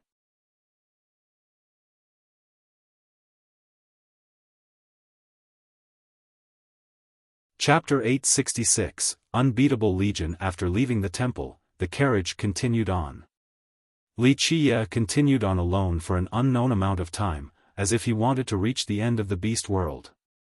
Eventually, the lone man and carriage climbed to a high plateau. In this place, the mountain range reached straight into the sky. The hills were like giant guardians protecting this location. Anyone who could reach this plateau would be shaken by the majestic scenery ahead. This was the place closest to the sky. However, the scenery was not the only reason for astonishment. The other was the fact that the entire area was completely sealed. This place was broad, containing countless mountains. Someone had laid an eternal framework in this place, a framework with numerous powerful laws nailed into the ground. Each mountain had been refined, causing the entire plateau to become one that was rooted in the deepest location of the beast world. It was as if this place was connected to the most mysterious location of the realm. All the mysticisms of the beast world were sealed in this plateau. This framework was unbelievable with its untouchable seals and supreme existences guarding it. Even an immortal emperor might not be able to break through this place. Li Qie stood before the plateau with all kinds of feelings in his heart. This place shouldered the greatest glory. It had the most powerful legion in this world buried beneath its soil, a slumbering force that had once protected the human race. Here lied a legion that had bathed the 9 worlds in blood. Here lied a cavalry capable of trampling all things. Here, an invincible army that could shake even immortal emperors could be found.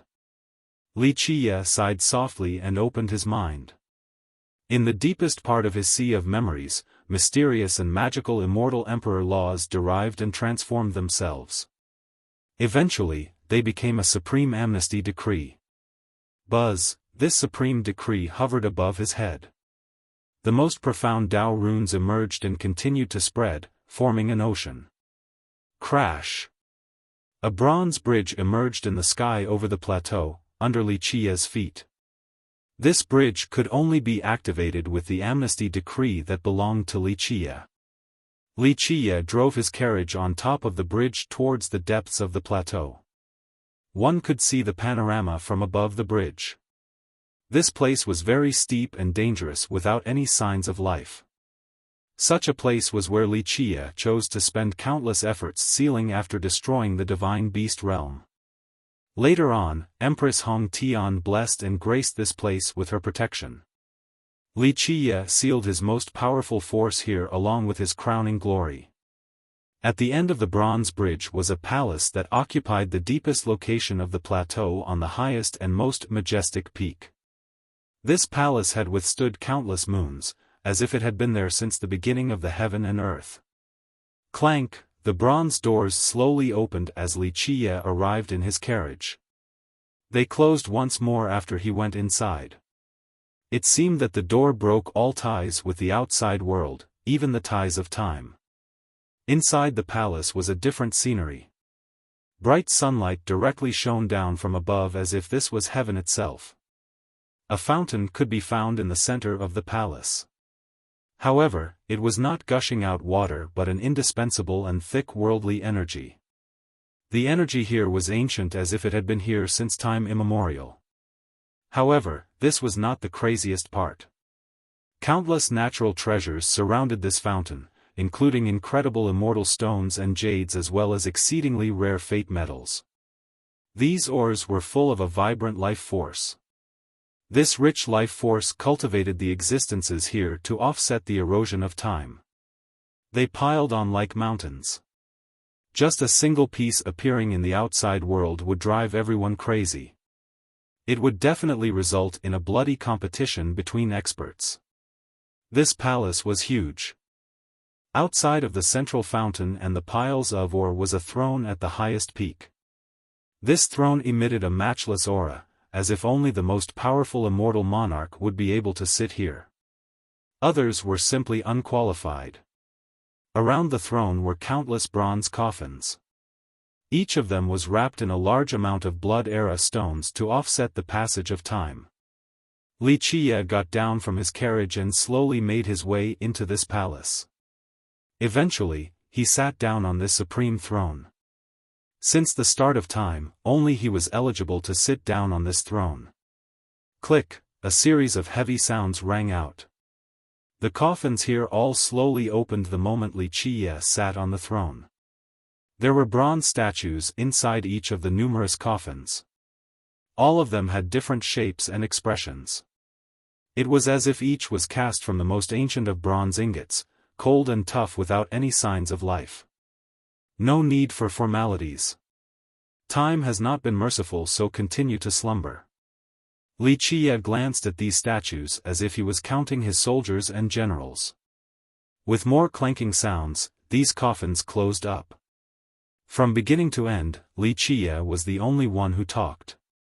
He leaned back on his throne, though it was unknown whether it was from fatigue or from returning to his realm, but he was finally able to relax. He closed his eyes and seemed to have fallen asleep. Since the start of time, he had sat in this throne far too long. The entire chamber was quiet as if time had come to a standstill in this frozen space. After some time, Li Qiye finally opened his eyes to look at the coffins before him. He became quite sentimental and heaved a sigh. This sigh contained too many emotions: weariness, helplessness, and an indescribable melancholy. I'm also tired. For tens of millions of years during this long journey, I was fortunate to have all of you with me as we fought against the 9 worlds and massacred myriad realms. He emotionally said, massacre, yes, so many years have passed and I have nearly forgotten about those bloody days. Throughout the river of time, people have called me the dark hand behind the curtains while others cursed me as the myriad races butcher. Some even considered me to be a devil. I didn't care for any of this. The only thing that mattered to me was those by my side, those who continued to grow older one after another, those who died on the battlefield for my sake. No matter what, at least I still have all of you who are continuing to accompany me to the very end. Wuxia bitterly smiled after thinking about the suffering throughout the ages. But no matter what, just like our bold claim of the past, we shall fight to the very end, and we shall pierce the sky. In the end, only we alone shall stand at the apex of the myriad worlds, only we alone shall be the last men smiling. Throughout history, how many have lost their heads and how many people rose to fight again and again? We had no lack of immortal emperors and immortal monarchs in our invincible legions on this torturous and heroic path.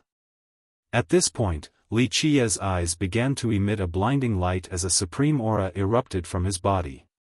He became a paragon of the ages. In this place, his untouchable aura had awakened. We shall take this journey all the way to the end. We will never falter and never speak the word defeat. His dominating voice echoed in the chamber. In this generation, we will fight to the very last man. No matter how tragic this war will be, the victor shall be us. His powerful speech echoed across the quiet chamber. The only listeners were the bronze statues lying in their coffins. Wuxia continued to sit in his throne quietly, a throne that even god-kings looked up to with reverence. Unknowingly, the corners of Wuxia's eyes became moist. No one saw this scene. There were only the quiet statues here with Wuxia. For ages, he was immortal and had obtained many things. However, this only meant that he had also lost more than anyone else. He became numb even to separations and final goodbyes. However, who knew that the always tough and tyrannical Wuxia who looked down on everything, had buried countless emotions, memories, and sorrows in the deepest parts of his heart and mind. There was only numbness after the endless suffering. Eventually, he chose to laugh at the world. His life was destined to be domineering and strong. He must carry himself freely and be true to his thoughts. He sat here for a very long time. If possible, he wanted to stay here for the rest of his life. If there existed a home for him in this world, then this place would be considered one of them. Here, there were generals and soldiers that had fought at his side for generations with unrelenting loyalty. It wouldn't be bad to stay with them here for an eternity. Alas, he eventually stood up and gently sighed, I have to go now, but I will be back.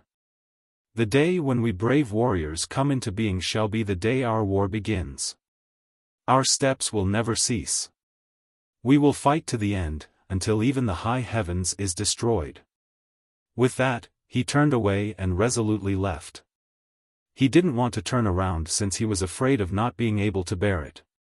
Despite traveling far from the palace, he still didn't turn back. He was afraid that he would shed tears.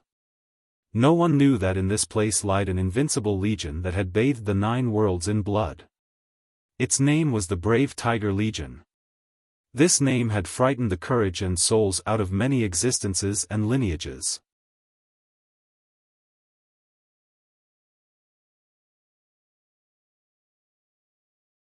Chapter 867, Bayan City. Someone found Bayan City. This explosive news spread right as more sects were rushing into the beast world. All of them poured towards the city since they wanted to enter. Bayan City, wow. Maybe we will be able to get its treasures. Anyone would frantically rush for the city after hearing this news. Common sects and the ancestors of great powers who knew a little about the beast world were excited as well since Bayan City was the source of many legends. One stated that the divine beast realm's rise had a lot to do with the city. It further explained that the beast realm could maintain their hegemony for several generations due to their control over the city.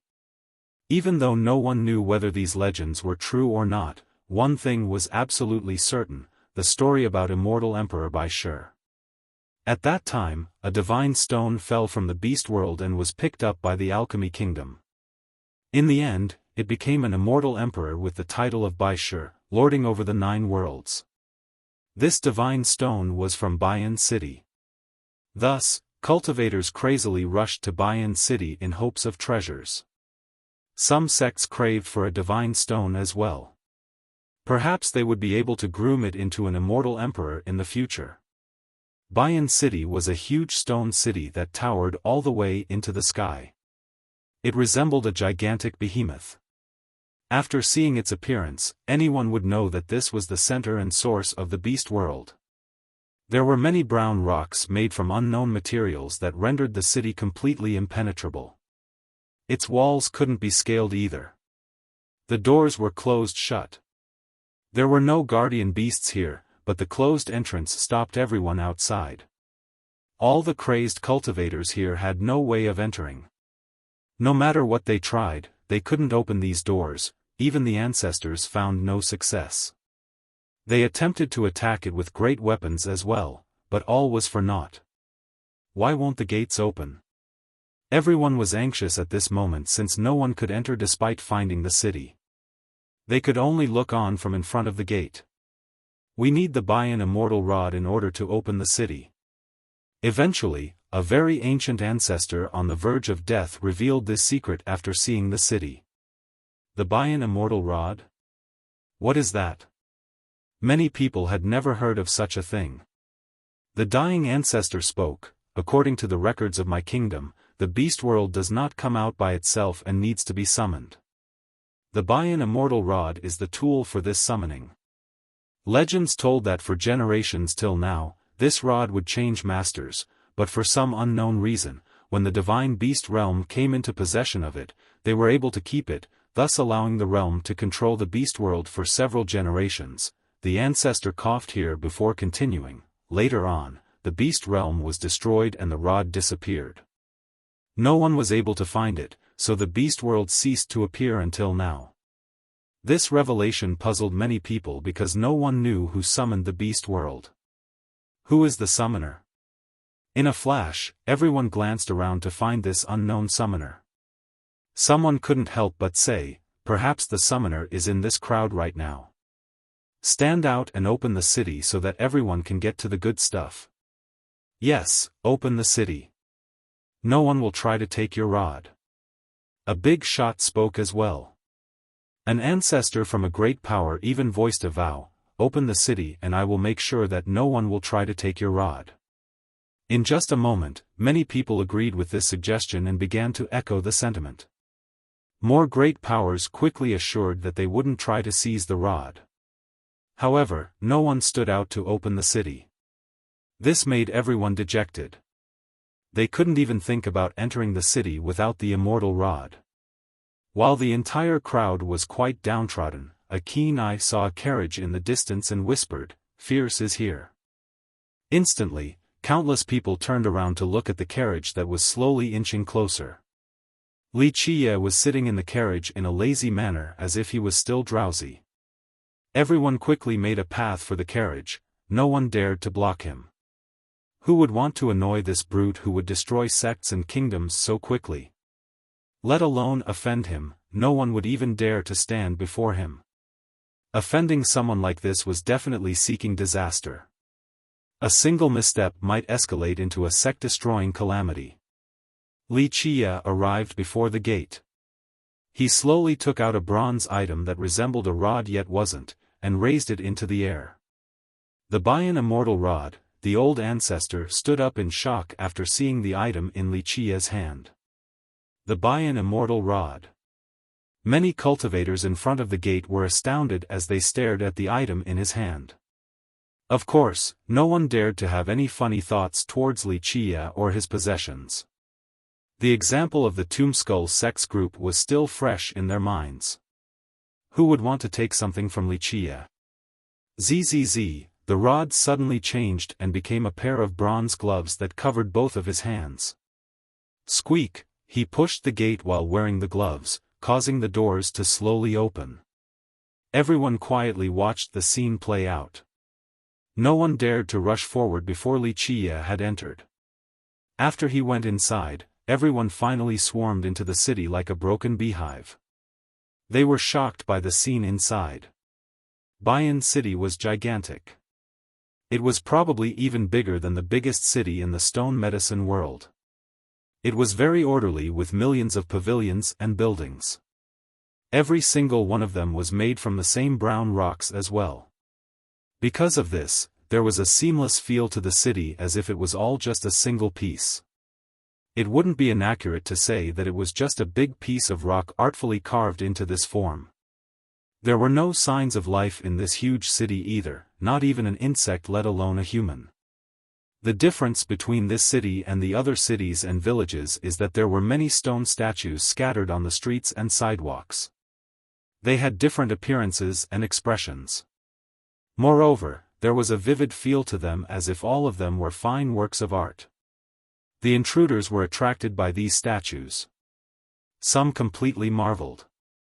Just who was it that expended so much effort to carve so many different statues? Wuxia maintained a fast pace after entering the city. He continued without pausing. Eventually, he made it to a very large stone mansion. This was the master mansion of the city. A huge statue was situated on top of this mansion. It was the divine beast Bayan. It was very animated and seemed like it could come to life at any moment to stomp on all existences in its sight. Nothing was more than a mere ant before its might. The mansion gates were closed as Wuxia came closer. He gently knocked on the gate while wearing the bronze gloves and spoke, "I am here." With a series of heavy squeaks, the gate slowly opened. Wuxia stepped inside and the gate closed once more. The main hall of the mansion was dark with statues standing guard on both sides. Each of them was different, some were standing, some were squatting, and some were even sitting on chairs. One could only hear Wuxia's slow and light footsteps in this dark and silent hall. He eventually made it to the end of this lobby. There were tables and benches along with statues situated around them. Wuxia's gaze fell onto the stone wall at the end of the hall. There was a huge painting drawn on this wall. It had spirited mountains and rivers in the midst of an endless space. At that place within the painting, it seemed that there was a boundless force with energy gushing from inside. A closer look would show that this seemed to be real and not just a painting. The endless space inside seemed to be hiding countless great secrets. Wuxia struggled to look away and murmured, "Immemorial secrets," yearned for by so many that wanted to become the lord of this place. With that, he sat on a stone bench. Then, he looked around at the statues and dismissively said, "After so many years, I finally managed to come again. Can't I get a better reception than this?" The entire hall remained silent, no one answered him. Wuxia smiled and his hands that wore the bronze gloves began to change once more. Eventually, they turned into a crow mark that imprinted itself on the stone desk. Then, Wuxia shot out a universal law from his mind, causing the entire desk to light up, lighting the hall. "Your Excellency Dark Crow, long time no see. I almost didn't recognize you." A voice came from a dark and obscured corner of the hall.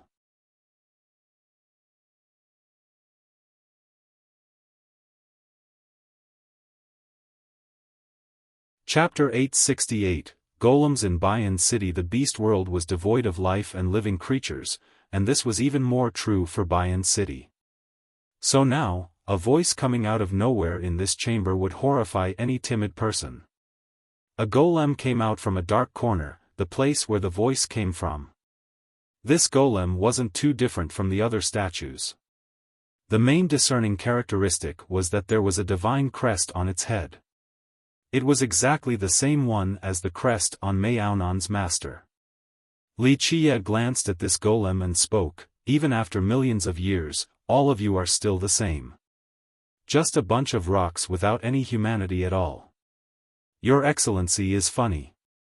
We are not living beings or golems, so we naturally wouldn't have any emotions." The golem sat down opposite to Wuxia. One of these stones accomplished something that all future descendants knew about, becoming immortal emperor by sure. This particular stone was obtained by the alchemy kingdom after flying out of the beast world. It is fine if I don't enter, but my condition is very simple.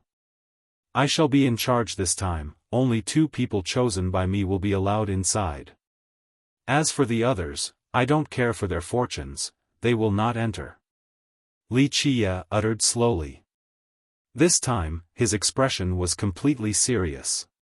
From looking at his expression, the golem realized that Wuxia did not come here to negotiate.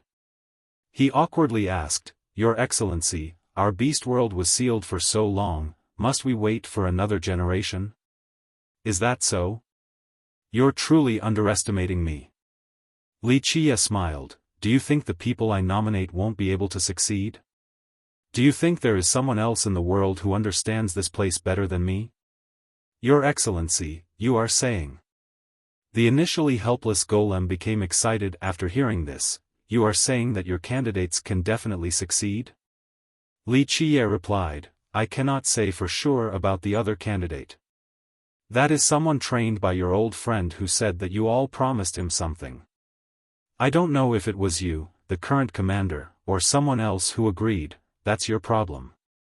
Either way, that's what he said." "Humph. He still hasn't given up." The golem immediately knew who he was referring to. He responded by snorting with annoyance. "It's quite simple. You all had promised him, so follow through on this promise. We'll give him 1 spot." Wuxia said. The golem was musing this thought. He didn't have any other choice in this matter since Wuxia was not here to talk.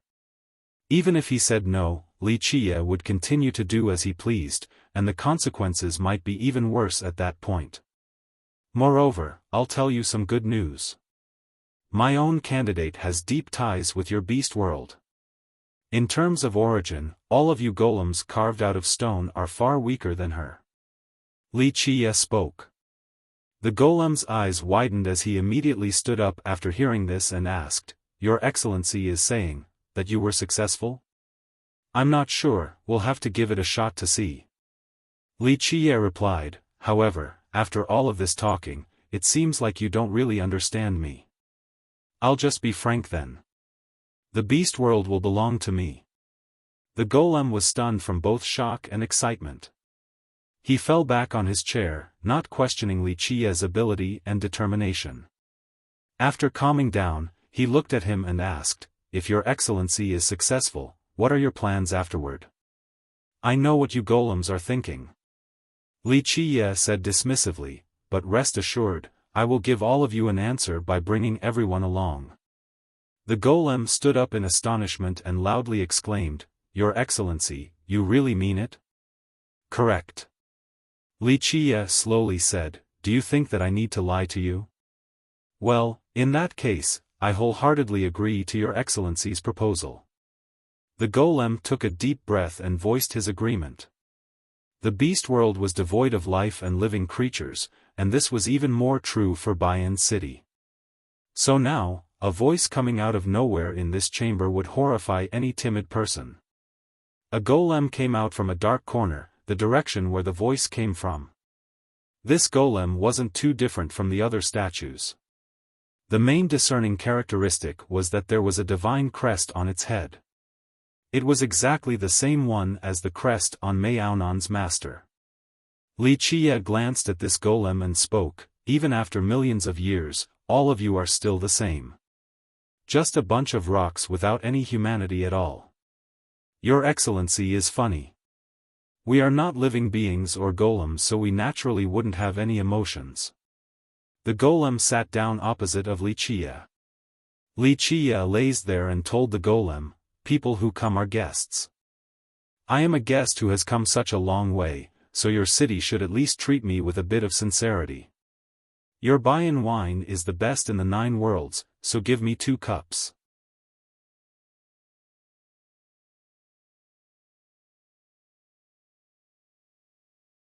Chapter 869, demonic lion legion. It was very lively inside the large Bayan city with people all over the place. Cultivators from all kinds of sects were present. They pondered how to enter the buildings present. Others were also finding treasures, while some had ideas about the carved statues. They wanted to bring these statues out of the city. Despite their aspirations, many of them found out after personally experiencing it that obtaining a fortune here was far more difficult than they had ever imagined. More than half of the cultivators could enter the buildings in the other villages and cities. As for whether they could make it back alive with a fortune, this would depend on their own luck. However, things were different at Bayan City.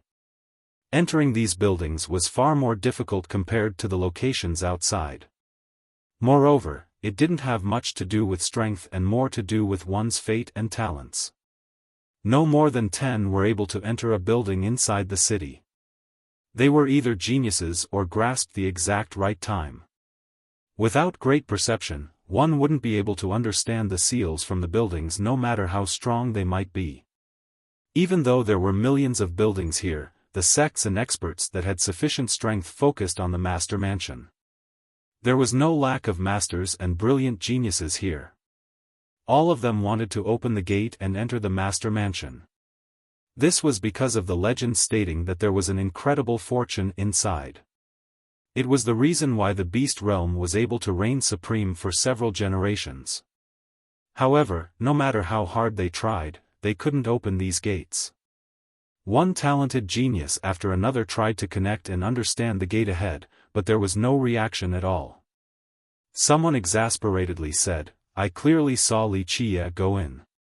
They kept on trying again and again, but all of their attempts ended in failure. This fierce Wuxia is truly unfathomable. His talents must be at an extraordinary level. It is easy to tell just by looking at his achievements in the Tao of Alchemy. Sweeping through the 4 prodigies and defeating all the other alchemists.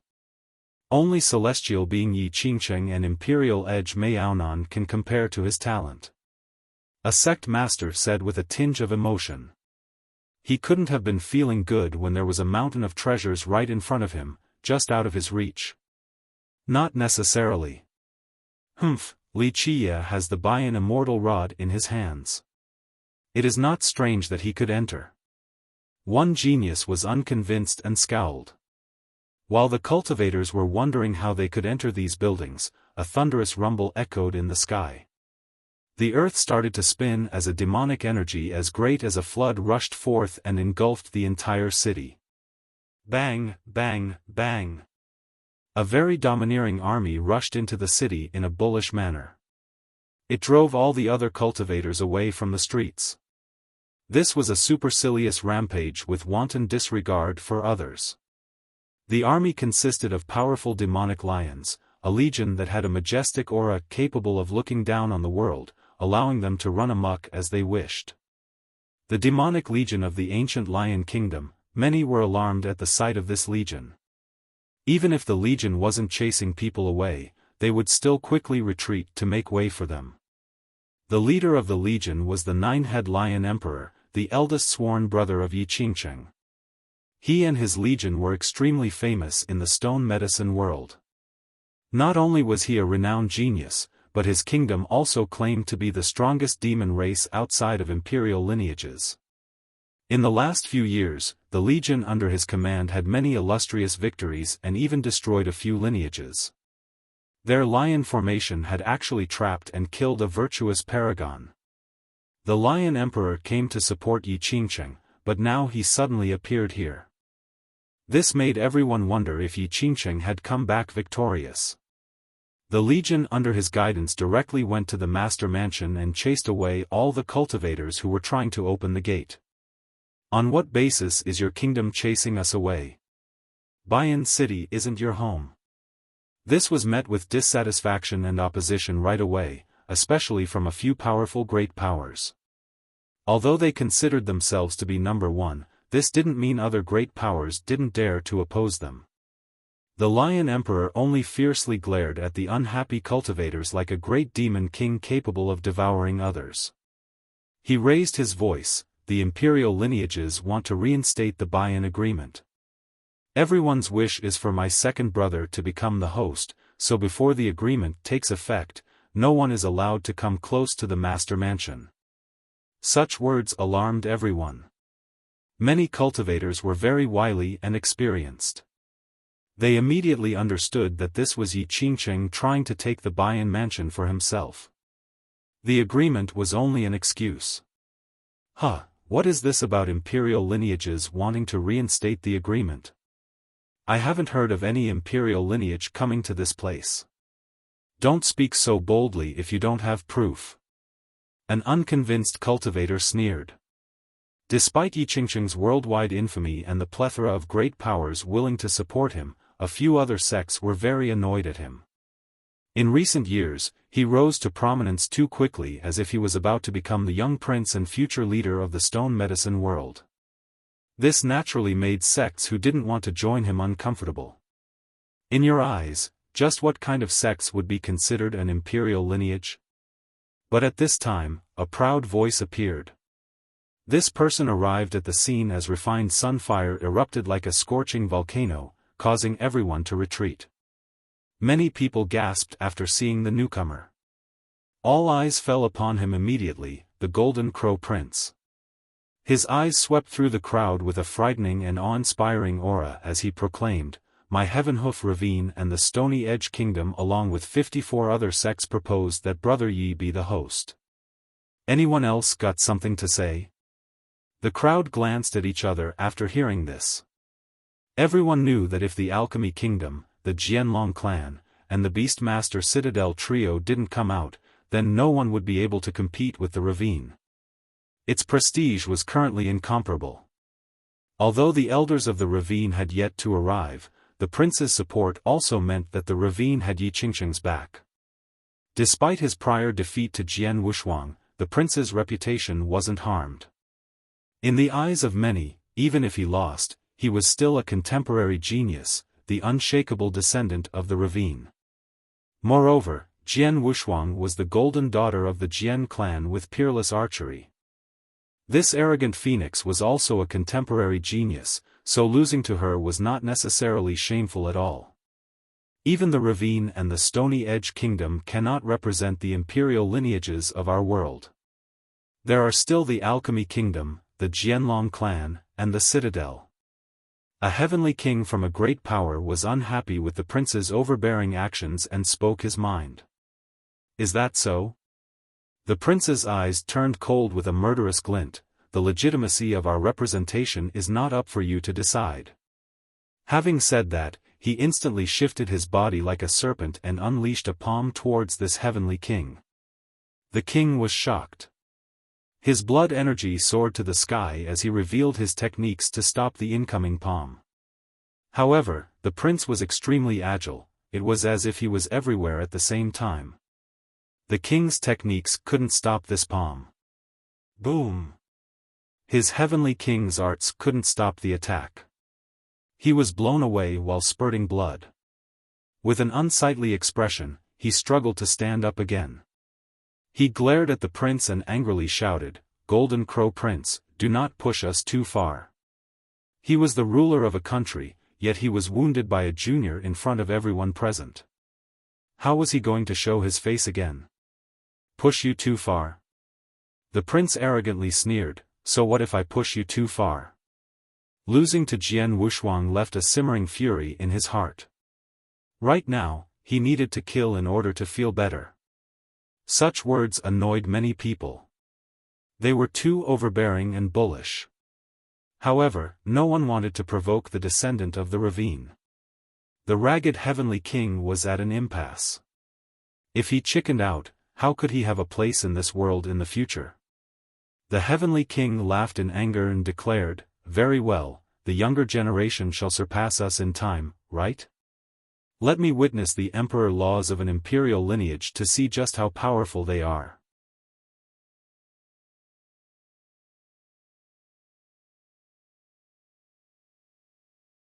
Chapter 870, Golden Crow Regalia. The masses stared at this king. Everyone knew that going against the Ravine was very unwise. However, a heavenly king in the current times was also a pivotal figure. Not one could step down after being beaten to the point of vomiting blood by a junior under the watchful gazes of the public. The prince glared at this king and was ready to kill. If you are courting death, then I'll gladly assist you.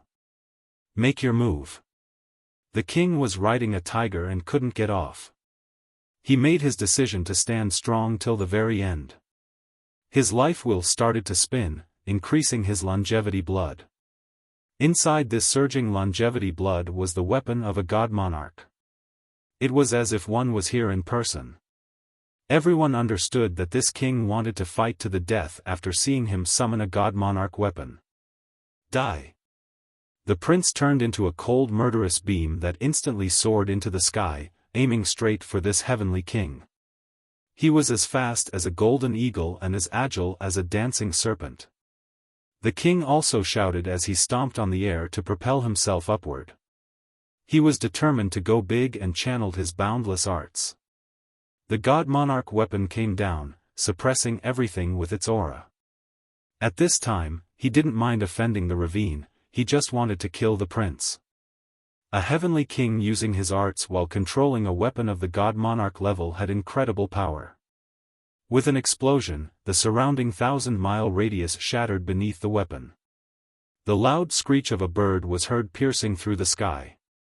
Amidst the exchange, a golden ray shot forward at extreme speed. It was able to freely traverse between the offensive laws. There was no way of dodging this. Moreover, this blinding ray was also sharp and capable of penetrating all things. Pop! Everyone could see the scene in the sky.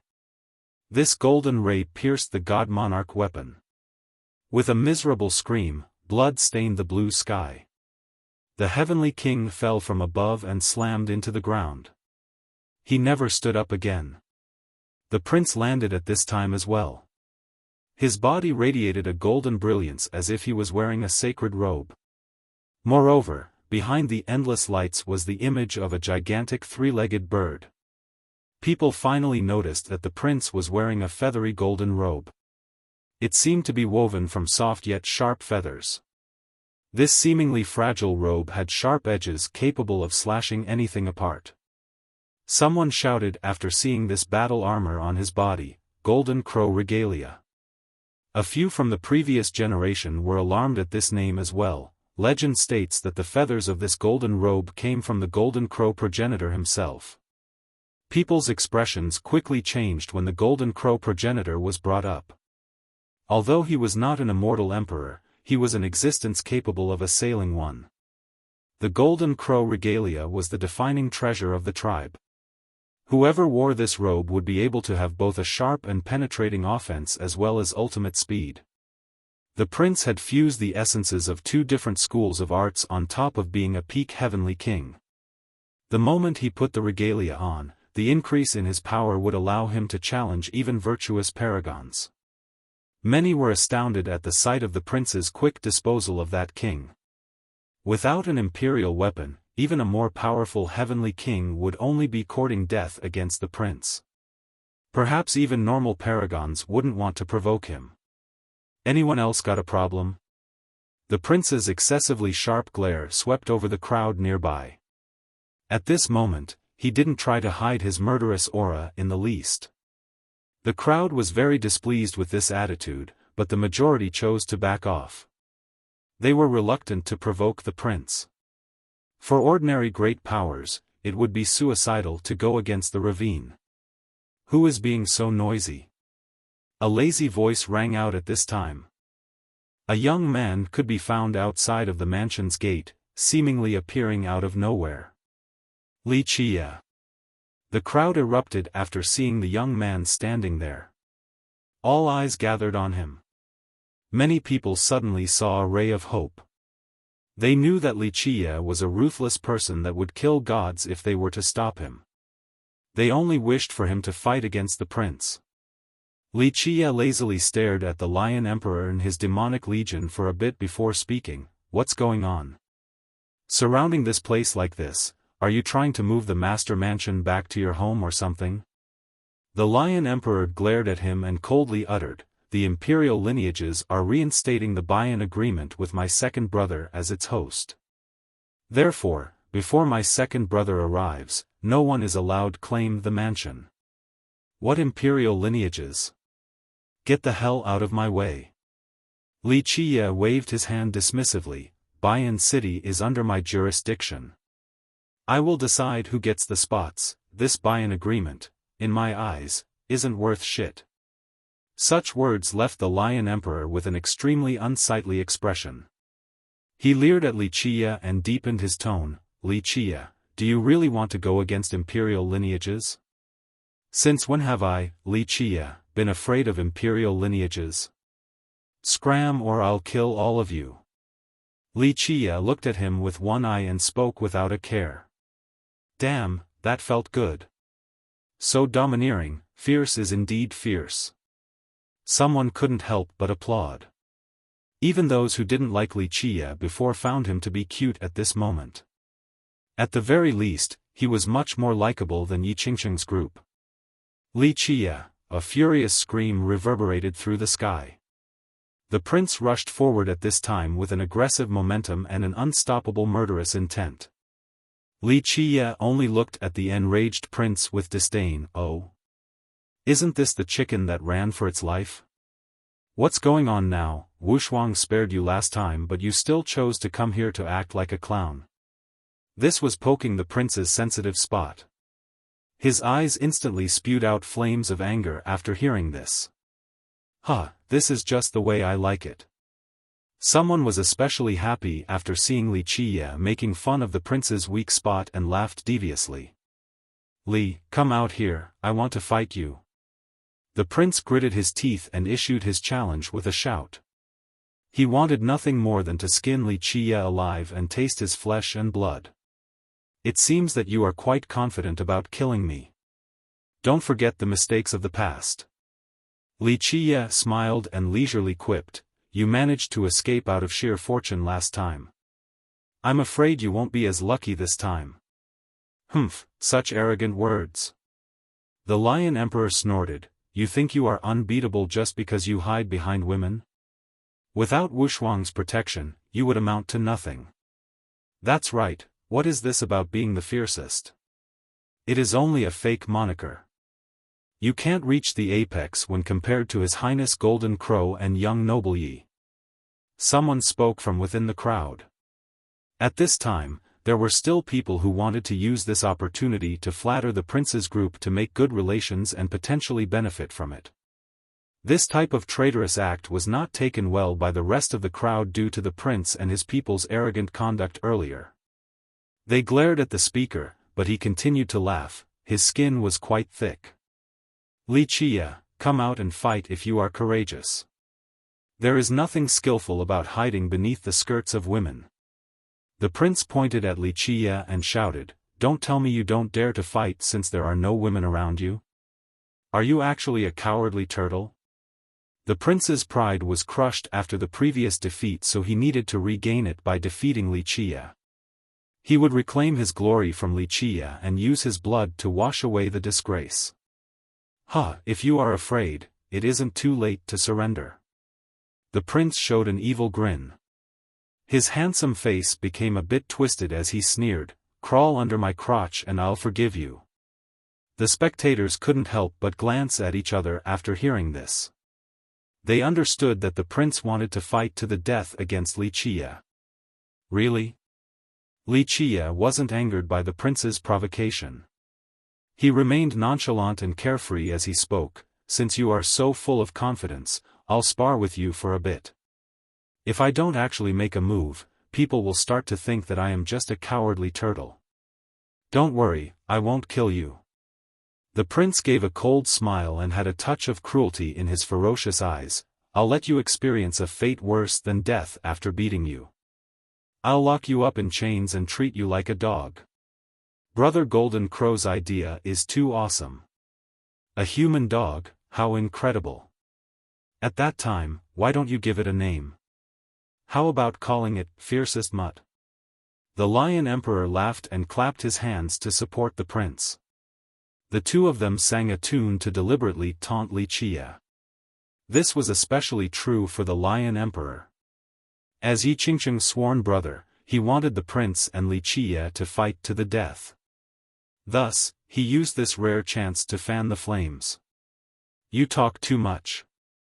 Li Qiye casually threw out a punch without even bothering to look at the Lion Emperor. "Humph," the Lion Emperor snorted and performed a lion madra. A lion's roar echoed in the sky as lion heads shot up to destroy this punch from Li Qiye. The masses stared at this king. Everyone knew that going against the ravine was very unwise. However, a heavenly king in the current times was also a pivotal figure. No one could step down after being beaten to the point of vomiting blood by a junior under the watchful gazes of the public. The prince glared at this king and was ready to kill. "If you are courting death, then I'll gladly assist you. Make your move." The king was riding a tiger and couldn't get off. He made his decision to stand strong till the very end. His life wheel started to spin, increasing his longevity blood. Inside this surging longevity blood was the weapon of a god monarch. It was as if one was here in person. Everyone understood that this king wanted to fight to the death after seeing him summon a god monarch weapon. Die.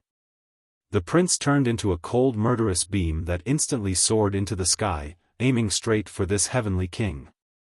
It was as fast as a golden eagle and as agile as a dancing serpent.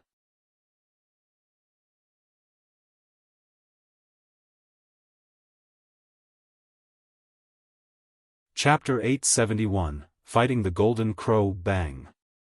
No matter how invincible these lion images might be, they couldn't stop Li Qiye's fist.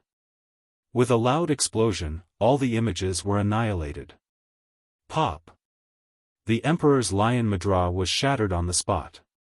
He was shaken to the point of vomiting blood and went flying. This fist was derived from the Sky Destroyer physique. It wasn't only unyielding, it carried an endless offensive might as well, a might capable of destroying all things. Die! The Lion Legion was anxious to help their leader. They roared as the army came to take down Li Qiye. Just a bunch of insects. Li Qiye sneered in the face of the encroaching army. At this moment, myriad hands emerged from his body. The 9 worlds floated up as well and focused all of their energies on the 1,000 hands.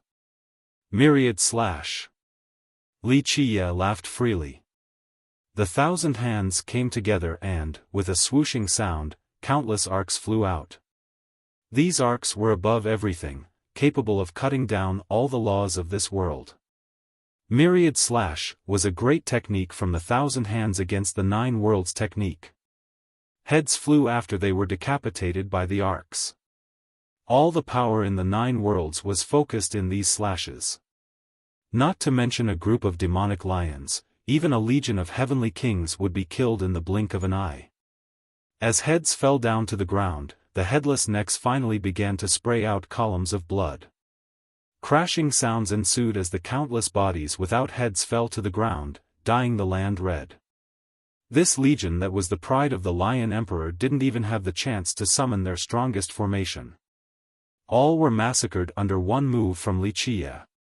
The stench of blood assaulted the senses of many, causing them to be creeped out. They quickly retreated and one even murmured, "Fiercest is really brutal. This is so crazy.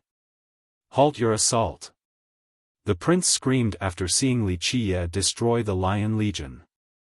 In the blink of an eye, he turned into a golden ray that had unbelievable speed and toughness. Others couldn't even see his trajectory as he tried to kill Li Qiye. Even a paragon would be alarmed by this scene. Even someone with a protective treasure ready would have a hard time surviving such sharpness and agility. However, space fluttered as Li Qiye's chest lit up. The hell-suppressing, soaring, void imperfection, and Sky Destroyer physiques all activated simultaneously. It seemed that time grew stagnant as all actions slowed down. By the time people realized, Li Qiye had already disappeared. Even paragons wouldn't be able to see through his level of speed. The prince with his regalia also slowed.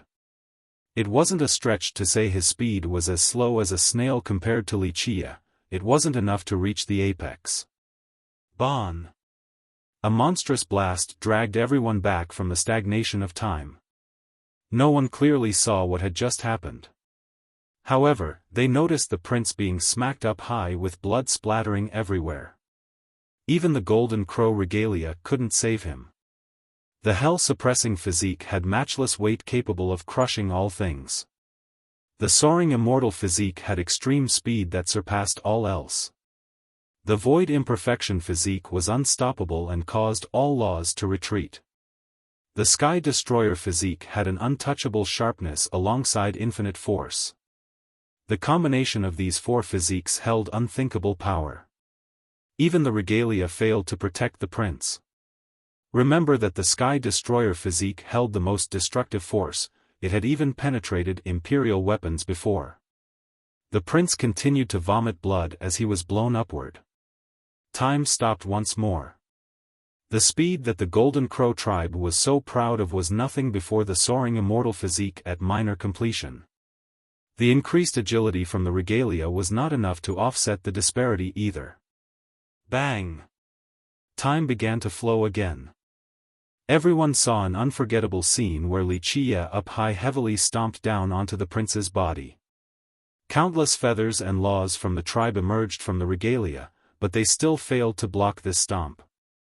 The sounds of bones cracking appeared as the prince's body shattered all over. Eventually, with a loud blast, the prince fell down from up high and slammed into the ground, creating a huge pit. The scene became silent. Everyone knew just how powerful the prince was. Among the younger generation, no one could oppose him outside of Yi Qingsheng and Miaonan. His regalia made it so that he could even challenge ordinary paragons. However, in front of Wuxia, the prince was like a training dummy. His dual arts were nothing before Wuxia's peerless speed and power. The regalia was no longer worth mentioning. This scene was too shocking and caused many to think back about how Miaonan defeated the 18 young celestials with her shield alone. However, Wuxia seemed to be even more domineering than her. At this time, the prince was lying there as his blood stained the regalia. He couldn't believe or accept this truth. To him, losing to Jian Wushuang was only because he underestimated the enemy and didn't bring along a powerful weapon. But now, he came wearing the regalia, thus he couldn't accept this result. He simply didn't have the power to fight back against Wuxia and could only accept the beating. The speed that he was so proud of was meaningless against this mighty foe. I only let Jian Wushuang fight back then to hone her battle experience. Wuxia stared at the prince lying on the ground and said, "You alone are not qualified to be my opponent. Someone at your level still dares to claim to be the #1 genius of the ravine? This only shows that your ravine has declined and can't even find a decent descendant." These words were outrageous. No one in the younger generation would dare to state such an unbridled critique of the ravine. However, no one dared to utter a word. "Ah!" the prince screamed out. His eyes were full of unwillingness and a desire to continue to fight. Pluff! His body suddenly broke apart and his true fate actually combusted. A series of universal laws emerged. He was expending all of his longevity blood in order to reach an atavistic state. An ancient aura soared into the sky. The blood-stained regalia became radiant as each drop of ruby-like blood merged with it. Screech! The cry of a golden crow appeared. The regalia flew into the sky and turned into a three-legged golden crow that opened its wings, blotting out the world. With a loud buzz, it shouldered endless suns with their extremely refined fire ravaging the 9 heavens and the stars above. Even those in the upper layer of the firmament were instantly burnt into ashes. Is that the golden crow progenitor? Some people directly kneeled on the ground after seeing such a world-destroying development. The crow's suppression of the world caused the weaker ones to prostrate uncontrollably since they couldn't withstand such power. What's going on here? Even heavenly kings were aghast before the crow. Someone said in shock, this is the primal blood of the Golden Crow tribe. The prince used a secret technique to utilize his blood to its limit in order to summon the power of the progenitor from the regalia. Legend states that the Golden Crow progenitor had fought against an immortal emperor before. He called himself a supreme true god, a being on par with emperors. Whoosh! The crow spouted a torrential sunfire, wanting to annihilate all things. The cultivators in Bayan City were scared out of their minds when they saw the incoming sea of fire. Mommy, an expert, screamed out and wanted to escape from the city. However, it was all too late. Even paragons might be incinerated in the face of such terrifying refined sunfire. Buzz! In this instant, Wuxia summoned the heaven-sealing pentagate. It flew to the sky and quickly sealed this location. With a series of explosions, the pentagate blocked the descending sunfire. The endless sunfire resembled meteors from space and slammed into the gates over and over again. Unfortunately, it couldn't break through this line of defense. The pentagate was a supreme artifact that had sealed an entire world before, so it could definitely stop an even more powerful level of sunfire. A mere firebird dares to call itself a supreme true god? Know your own limits. Wuxia sneered.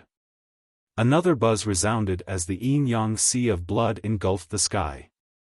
Wuxia's longevity blood was currently boundless. He used this incredible blood energy to empower the pentagate. Each of the doors on the pentagate had a particular pattern. At this moment, these patterns came to life as one mysterious and ancient creature rushed out from each door. Bang! Bang! Bang! The 5 creatures jumped out, causing the earth to tremble. All of them were accompanied by ancient laws as they emitted terrifying auras like rulers of the old eras. Sun-consuming bird, moon-eating wolf, star-devouring ant, heaven-shrouding eagle, and earth-sealing rat. These were the creatures inside the pentagate's patterns.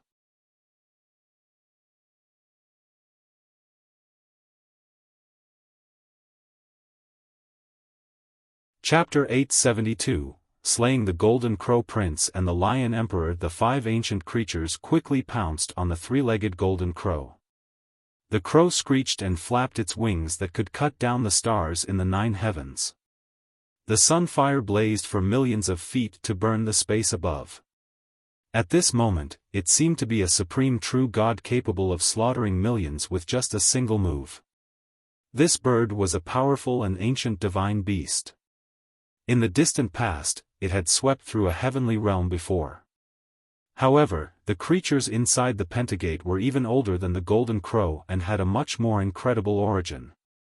Just one was enough to deal with the crow, let alone all 5 at the same time. Rip!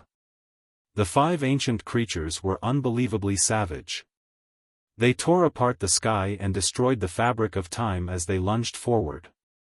In a short period of time, they dismembered the crow despite its futile resistance. It became food for the 5 creatures. This was a shocking scene with blood raining down from the sky. A dying golden crow was vainly struggling and being eaten alive. This astounded everyone present. No, the prince who used his primal blood to summon his progenitor's power was also annihilated the moment the crow was killed. He screamed indignantly before his demise. In his mind, this secret law with the primal blood should have been able to fight even a god monarch. However, he lost completely as the crow became a meal and even paid with his own life. Everyone present felt insecure. Just how overbearing was this matter? Anyone would feel a cold chill right now. Wuxia recalled the pentagate and insipidly said, "It would have been more interesting if you brought along immortal Emperor Jin Shi's fate weapon. You merely brought a weapon in the physical form of a fake god, can't reach the apex." The prince died with his eyes still open. Despite having the regalia, he still lost to Wuxia. In a final act of desperation, he burned his true fate to summon the golden crow as he was willing to pay any price to kill Wuxia. However, he didn't expect to be annihilated in this manner and was still unwilling in his last moments. Perhaps his final thought was wishing that he had brought along the Emperor's fate weapon, then he might have had the chance to kill Wuxia by using the combination of the Emperor's supreme arts. The entire city became completely silent. Everyone was staring at Wuxia in amazement. Prior to this, they had only heard of rumors about him. Shaking the alchemy kingdom and destroying 3 sects with one phrase, these were both fierce and brutal records. However, rumors were still only rumors. Without seeing it for themselves, words would amount to nothing.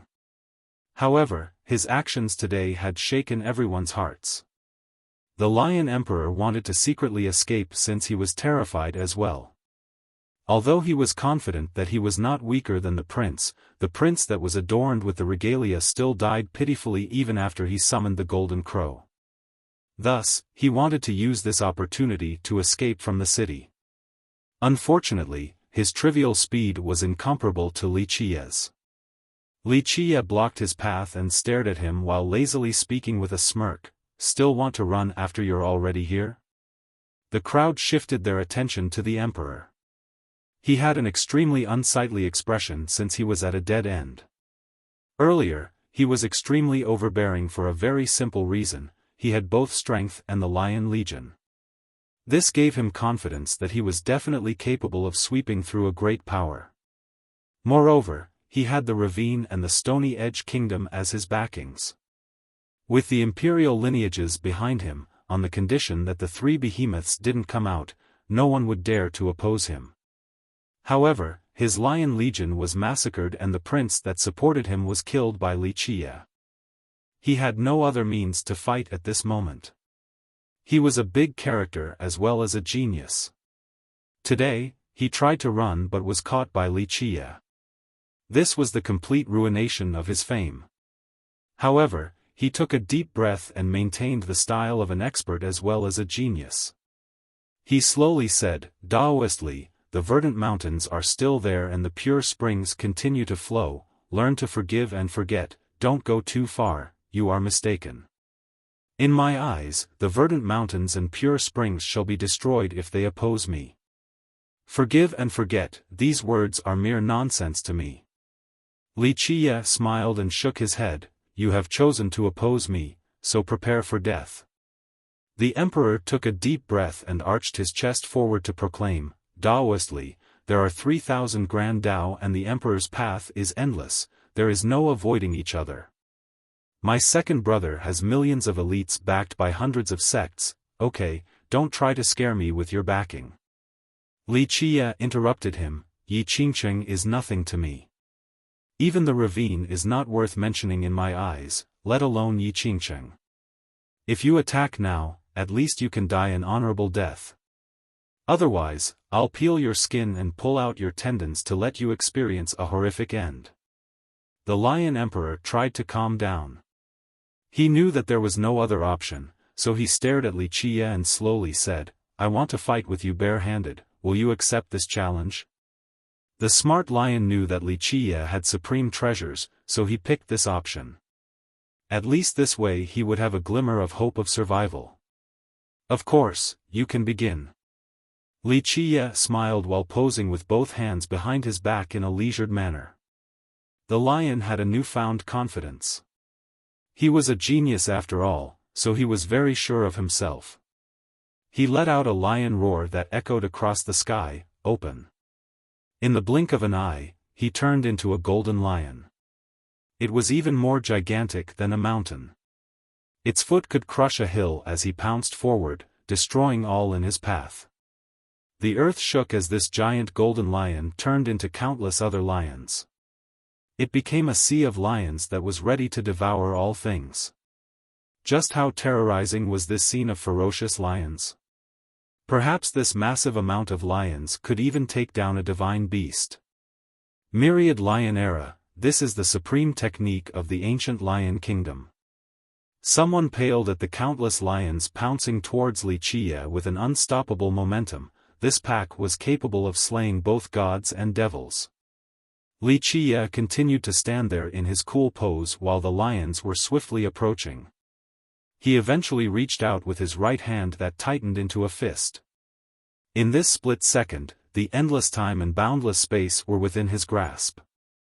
When he unleashed this fist, a terrifying black hole appeared. Bang! Bang! Bang! The countless murderous lions were immediately swallowed by this terrifying black hole and instantly shattered inside. No, the Lion Emperor let out a shrill scream.